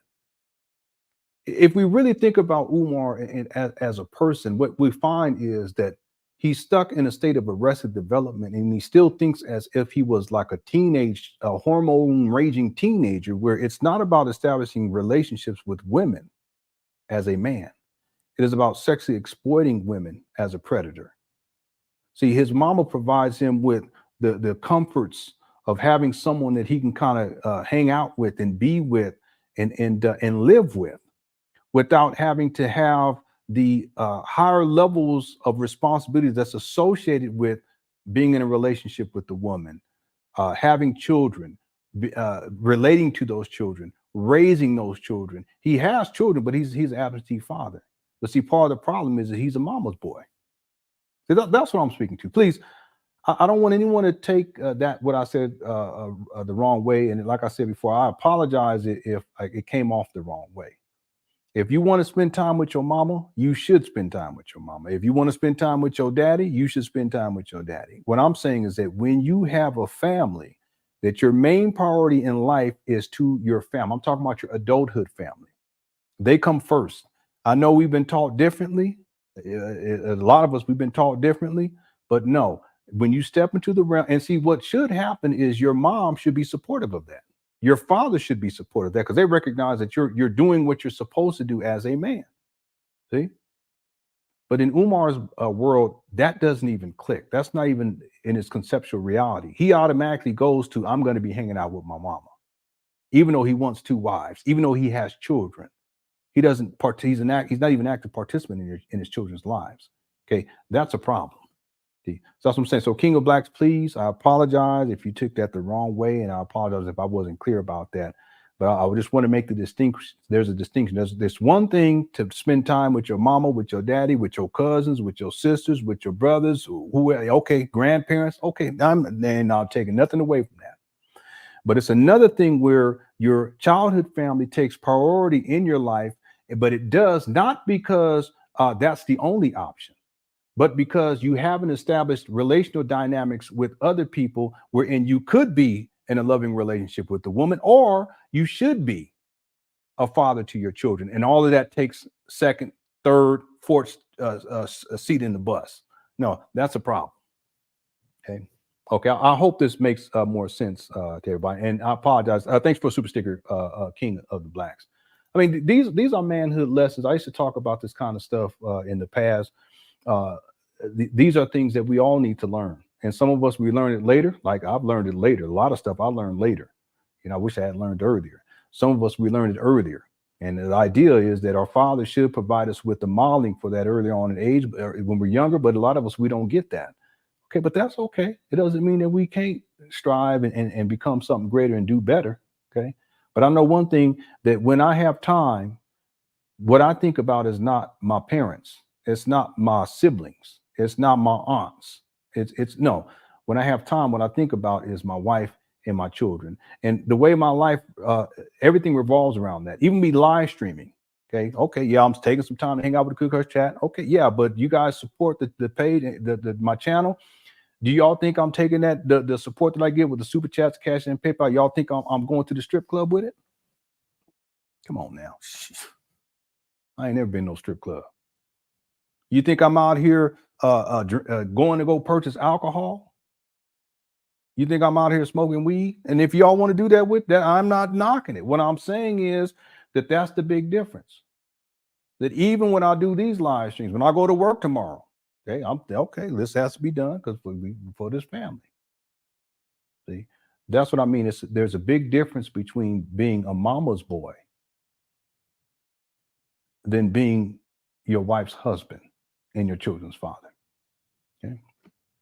All right, let's finish this up right here. Okay. We done gone way too long tonight, but it's all good. Here we go. Florida A&M University Psychology Conference. Florida A&M University. Where my Florida A&M? That's Tallahassee. Where my Tallahassee, Florida Africans at? Well, wait a minute. Who's coming to the protest?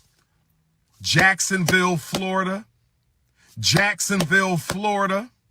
Jacksonville, Florida. Black History Month starts in Jacksonville, Florida, February the 1st. Thursday, February the 1st, I will be speaking in Jacksonville, Florida, and I need all my Northeast Florida Africans to join me the day before, Wednesday the 31st, outside of the Bunell Courthouse. We're having a protest to support our brother Brendan Depper, who could be sentenced by the judge for 30 years that day. I want all my Africans from around the world to meet me at the courthouse in Bunell, Florida, Bunnell. Bunnell, Bunnell, Bunell, Florida, January 31st. Hold on. What is going on? Umar. That's one thing I can say. Even though sometimes I'll be getting frustrated with Umar, he is very entertaining. I can say that. No matter what, he's very entertaining. He makes me laugh so much. Thank you so much, Umar. He cold. Hold on. What is going on? Baba Denzel. Baba Denzel. Okay. Baba Denzel. Yes, sir. Yes, sir. I'm waiting on the guy on some such trees, and I'm waiting on a company that's going to give us an estimate on the case. I got a question. He said he's waiting on somebody. I think he's probably parked in front of the bandos. Put a fence here to block this fence so when the kids are playing, can nobody run up on them. What do we need to get approval for the fence? Is that anything in particular? Yeah, in the front.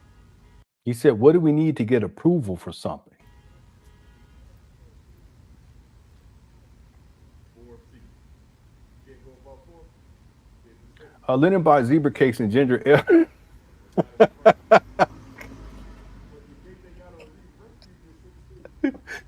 I've had a ginger, and we got some ginger ale in the refrigerator right now.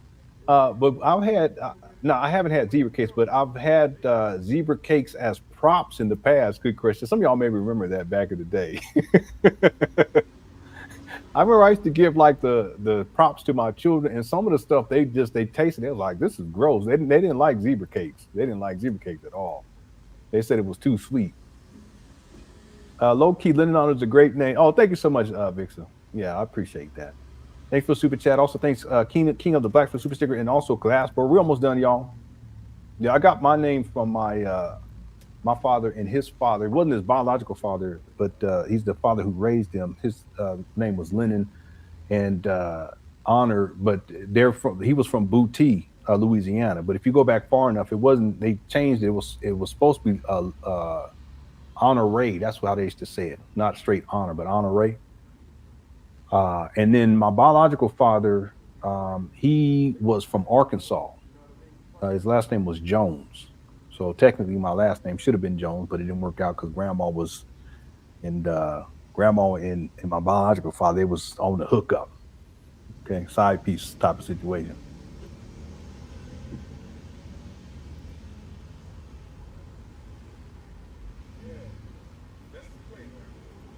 He would need 1,200 students paying $500 a month for 10 months a year to get $6 million.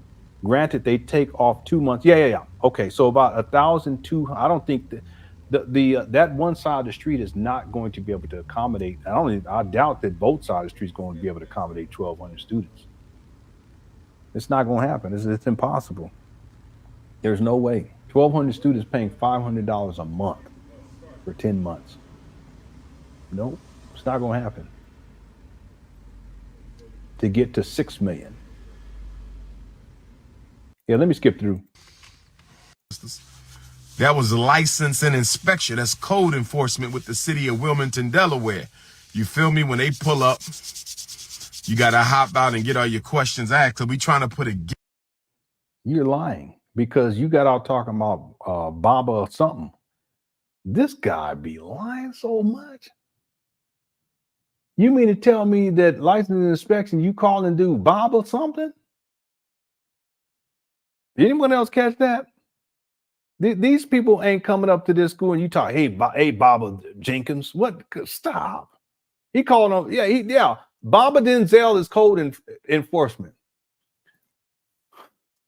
I don't know what to say about this guy. He can't tell the truth.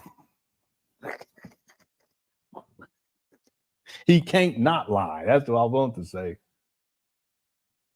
Can you believe this?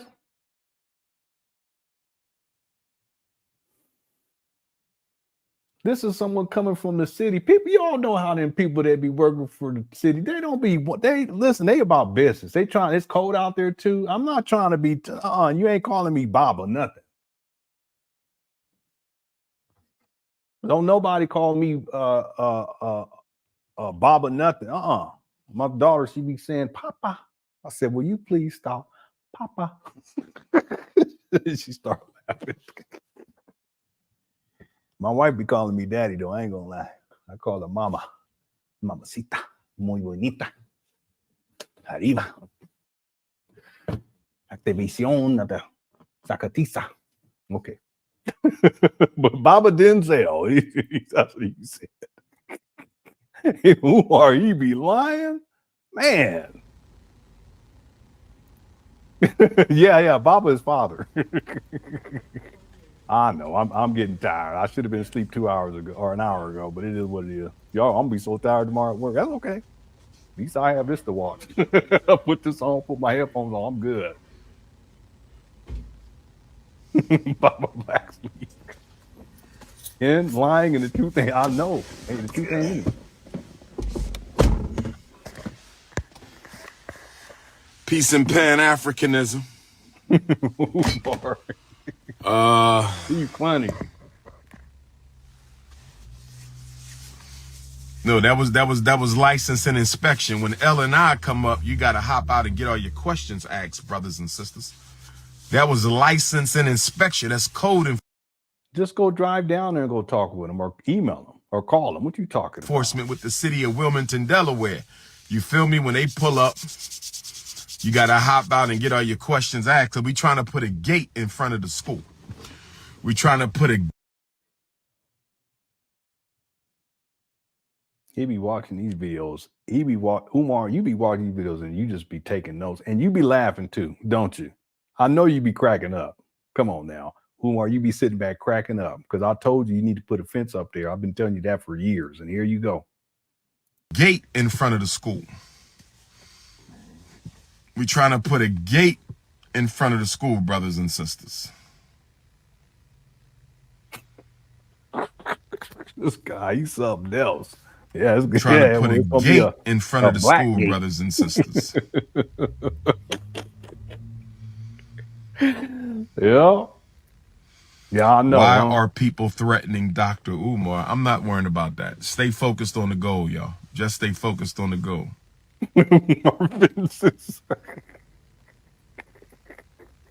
Yeah, he hopped out real quick. Allegedly, it's the city code enforcement. Allegedly, just focused on the goal. He don't look good in this one. I don't like it when he be looking like this.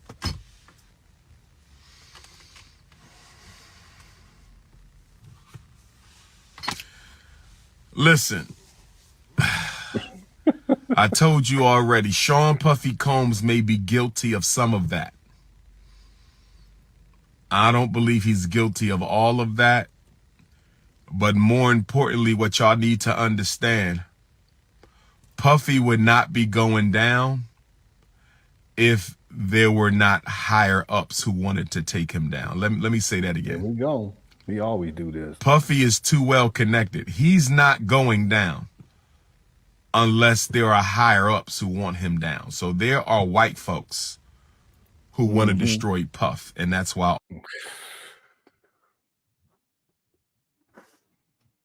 Here we go.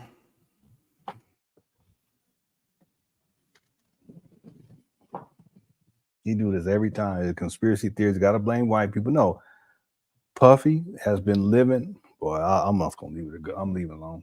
I used to talk about this when I was in conspiracy theories. I used to talk about this all the time. And people in the industry, they've been talking about this too. Everybody's talking about it now. Even 50 Cent done came out and said some things. But people know what's going on. They knew what was going on for a long time. All this is happening right now. Just like Bill Cosby, R. Kelly, whether or not they were guilty has nothing to do with the takedown, because many people are guilty. Let me say that again. It's the Council of Foreign Relations. It's the Illuminati. It's the reptilian shapeshift. All that. I was all into all that mess. Okay. Whether or not they are guilty, has nothing to do world order. To do with it, because many people in Hollywood and the music industry are guilty of the same crimes Bill Cosby allegedly committed, R. Kelly allegedly committed, Sean Puffy Combs allegedly committed. That stuff happens all the time. It's not right, and we will not condone it, but it happens all the time. So you're right about that. You're absolutely right about that. That's a good way of putting it too. Puffy is not being taken down because he trafficked women allegedly, abused women allegedly. That's not why he's being taken down, because that's what they do. He's being taken down because somebody in the power structure wants him taken down. And I believe it's very interesting. That Puffy doesn't start getting into this trouble until he sues that liquor company. Remember Puffy?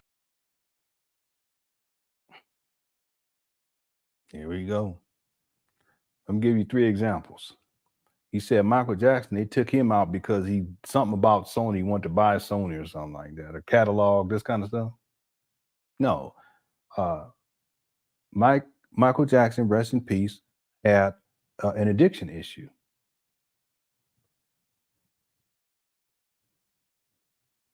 If you listen to some of his songs, he talks about that too. He talks about it. If you listen real carefully. He's been struggling with that for years. Who knows? I mean, it could have been decades. He also said Prince, same thing, came up with this story about Prince and all this. No, Prince had an addiction issue too. Another one is Whitney Houston. Okay, we all know that she had been having trouble with the drug and all this kind of stuff for a long time. So no, it's not some big stop. Okay. Another one was that was the third one I wanted, but then I went to Whitney. I can't pronounce. I forgot what the other one was. But the point is, he's doing the same thing here. He's doing the same exact thing. He had a lawsuit against the liquor company. What was that? Oh, Kobe. He said that he said it was NBA was a suspect. He also said some company, pharmaceutical, and all this kind of stuff, and lawsuits and all this kind of. No, the helicopter crashed. Okay. The name of the company Puffy just sued. Puffy just sued a liquor company. Puffy Combs sued. Yeah, Bill Cosby, because he wanted to buy ABC or whatever it was. No, Bill Cosby, he had been living like that for a long time. And people knew about that for decades. They did. Liquor company. Yeah, he sure did. Yep. Diego, September 29th, 2023, Sean Puffy Combs sued Diego back in May, accused the company of failing to invest resources into Ciroc and De Leon and treating them as urban products. So Puffy sued this white liquor company for discrimination. Puffy sued the white liquor company for discrimination.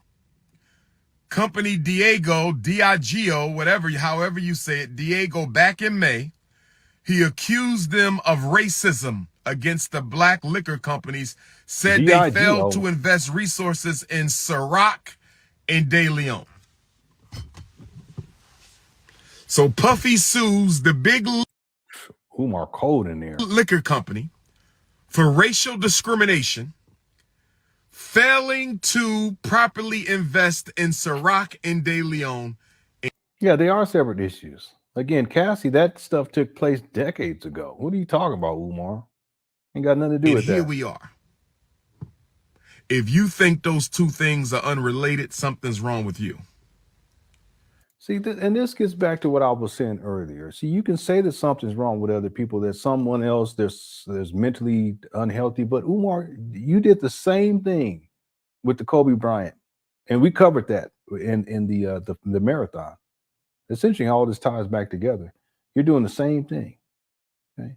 And listen, I've been there myself when I was in the conspiracy theory paradigm. It's not a healthy place to be, but you're still there.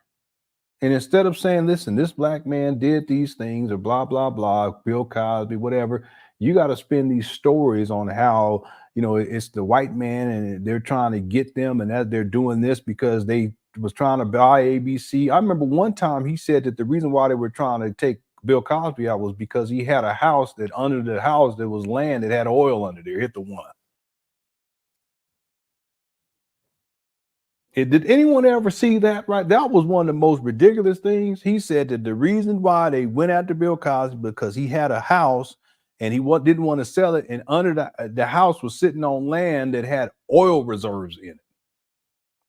Y'all probably never saw that one. Anyone out there, y'all probably never see it. That was one of the most ridiculous things. Okay, T. Jones. If you think those two things are unrelated, something is wrong with you. Snowbird, if you think those two issues are unrelated, something is wrong with you, brothers and sisters. You don't go down NBC, unless the power structure I thought it was ABC, NBC wants you down. Yeah. You don't go down unless the power structure wants you down. Yeah, it was ridiculous. No, it's true. He did. He did say that. Oh, he said on the I want to do a marathon on the Breakfast Club. We do all of his interviews on the Breakfast. That would be epic. That would be so epic. I got to work on Christmas Eve and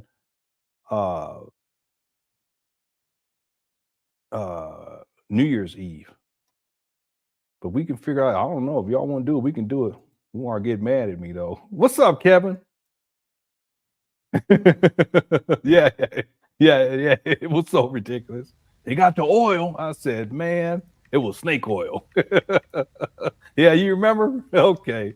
Some people remember that. You don't go down unless the power structure wants you down.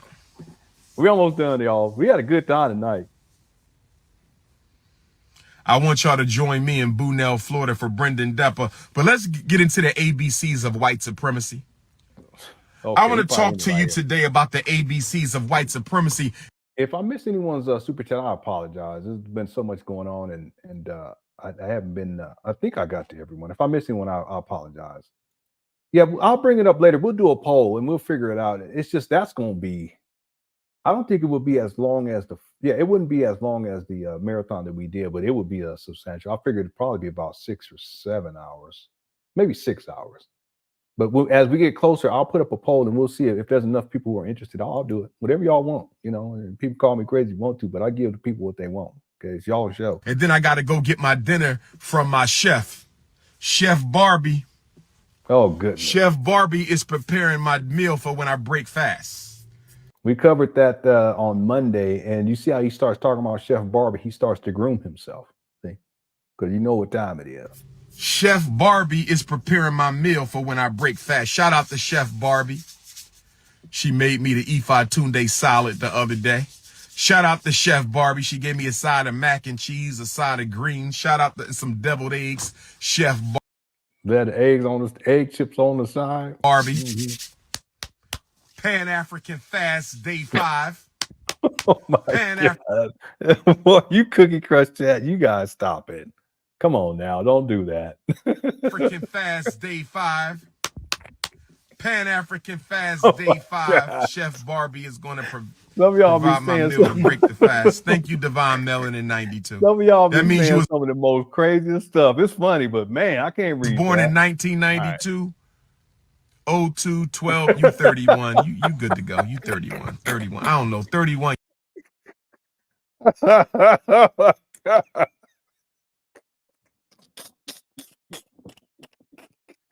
Oh my God.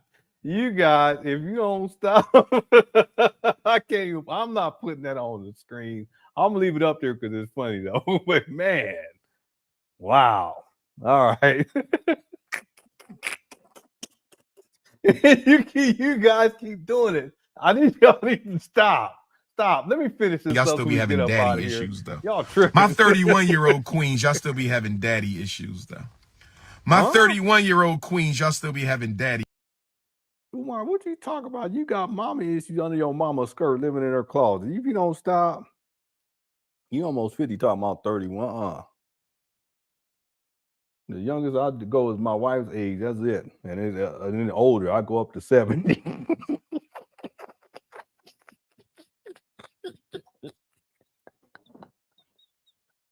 You see, I'm getting tired.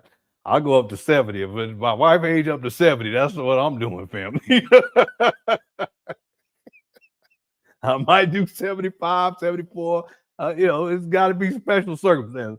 But 70, I go up to 70.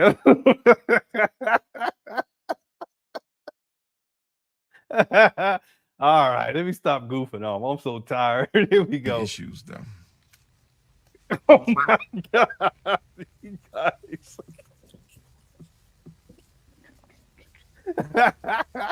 Boy, y'all, wow. Okay, Let's get into the ABCs of white supremacy. here we go. If you need to reach me, start kissing. 215-989-9858. If you need to reach me, 215-989-9858. If you need to reach me, text message only. I do not answer the phone.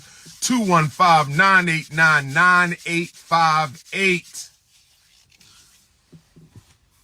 ABCs of white supremacy. Y'all ready? Y'all ready for the ABCs? Okay. Letter A, arrogant. White supremacy is arrogant. They believe that they are. Well, anyway, you're projecting. Let me skip through. White supremacy is very calculating. They use the collective possessive. When you, we got female pimps. The radical black feminist then gave us female pimps.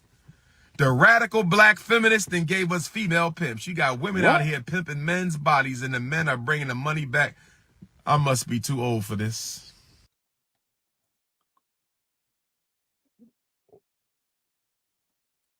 What?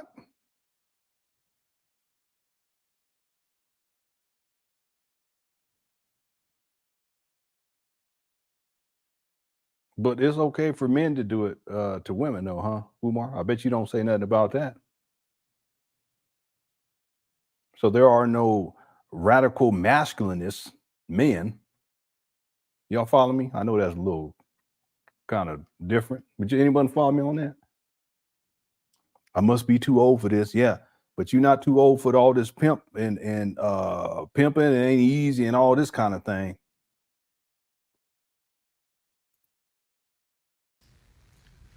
I must be too old for this. We got female pimps. What? Letter F, factitious. Letter F, white supremacy is factitious. What do I mean by that? It's factitious. Did y'all know the FBI in him enough that you will argue with another black person and say, go bring me some proof from my master? Go bring me some proof from my master. When I wrote my first book, right? There's no referencing. There's very few references in my first book. There's none. What are you talking about? There's only about a minute left. We're almost done, y'all. Thank y'all so much, Cookers, for hanging in there. Oh, boy, 4 hours and 30 minutes. It went by so quick. I should have been asleep 2 hours ago. Because it's based on my own direct experience and professional work with black children. People say we don't see no references in here. You are not citing any white people that you got this information from. Because the information didn't come from any white people. It came from me. I am a scholar practitioner. I am a school psychologist. Why do I have to quote white people? Well, then, if you don't want to quote white people, then do the research to quote some black people. But that ain't even the point. You're supposed to be a scholar. The race ain't supposed to be the issue. This guy has a PhD, but cites no sources, no peer reviewed, nothing. That's one thing. When I was in college and I was writing my papers, they said we need 6 credible sources. They have to be peer reviewed. I'll put 12, 13, 14, 50 of them in there. Why am I not sufficient enough to teach my people the truth? Because you don't know nothing. That's why. Here he go. Yeah, it's the inspection again. That's it. That's it. I had 2 other videos, but maybe we get to the. We got to figure out what we're gonna do, y'all. I don't know. I got so much stuff we got to get caught up on. I'm gonna think about what schedule-wise what we can do for Christmas and New Year's Eve. Again, I don't celebrate Thanksgiving. Family does it. We don't celebrate. We get gifts for friends though, but we don't celebrate. We don't get a tree or nothing. I don't think we ever will. I mean, the kids, they could probably ask for one. It don't really matter to me as long as y'all are happy. But I'll think about scheduling, and then I got to go based on my work schedule. I do have to work New Year's Eve and on Christmas Eve. But if you guys want to get together to do a marathon, we can do it. I don't have a problem with doing it. We just got to figure out what day we're going to do it on. But I'll think about it, and then I'll post at some point over the next week or so. I'll put up a poll, and if enough people are interested, we'll go ahead and do that. We may even do both days. Thank you all so much for tuning on in. I hope you all enjoyed the show. If you enjoyed the show, please hit the 1. And make sure you subscribe too if you're watching this and you haven't been able to post. That's because I've set these live streams up now to only people who are subscribers can comment. So if you want to do that, make sure you subscribe. Thanks to everyone inside the Cook Crush chat. Thanks to the moderators for handling the business tonight. Also, thanks to everyone who sent in super chats and cash apps and PayPals. If I missed anyone, I apologize. Please enjoy the rest of your evening. I got to go to bed. I got to get me something to eat. I got some pie. I'm going to have me some pie and tea. Now I got to get in bed. And as we always do. Yeah, this turned into a bit of a classic. I didn't expect it to go to where it went to, but I'm thankful that we took the time to get to where we got. Okay, Cookie Crush Chat is undefeated. Thank you all so much.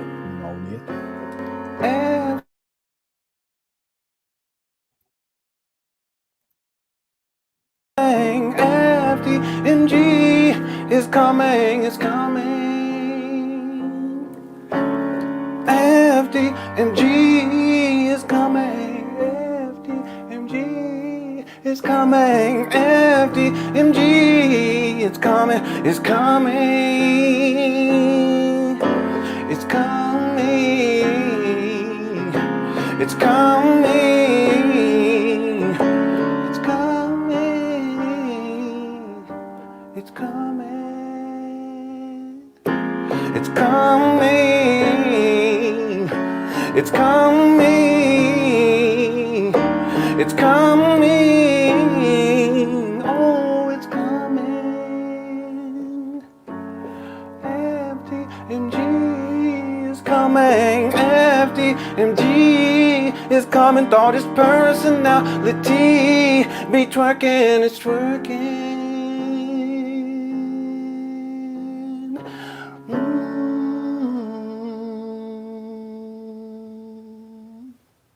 All right. Thank y'all again for tuning on in. Please enjoy the rest of your evening. Okay. Love y'all. Talk to y'all soon. Take care. Peace.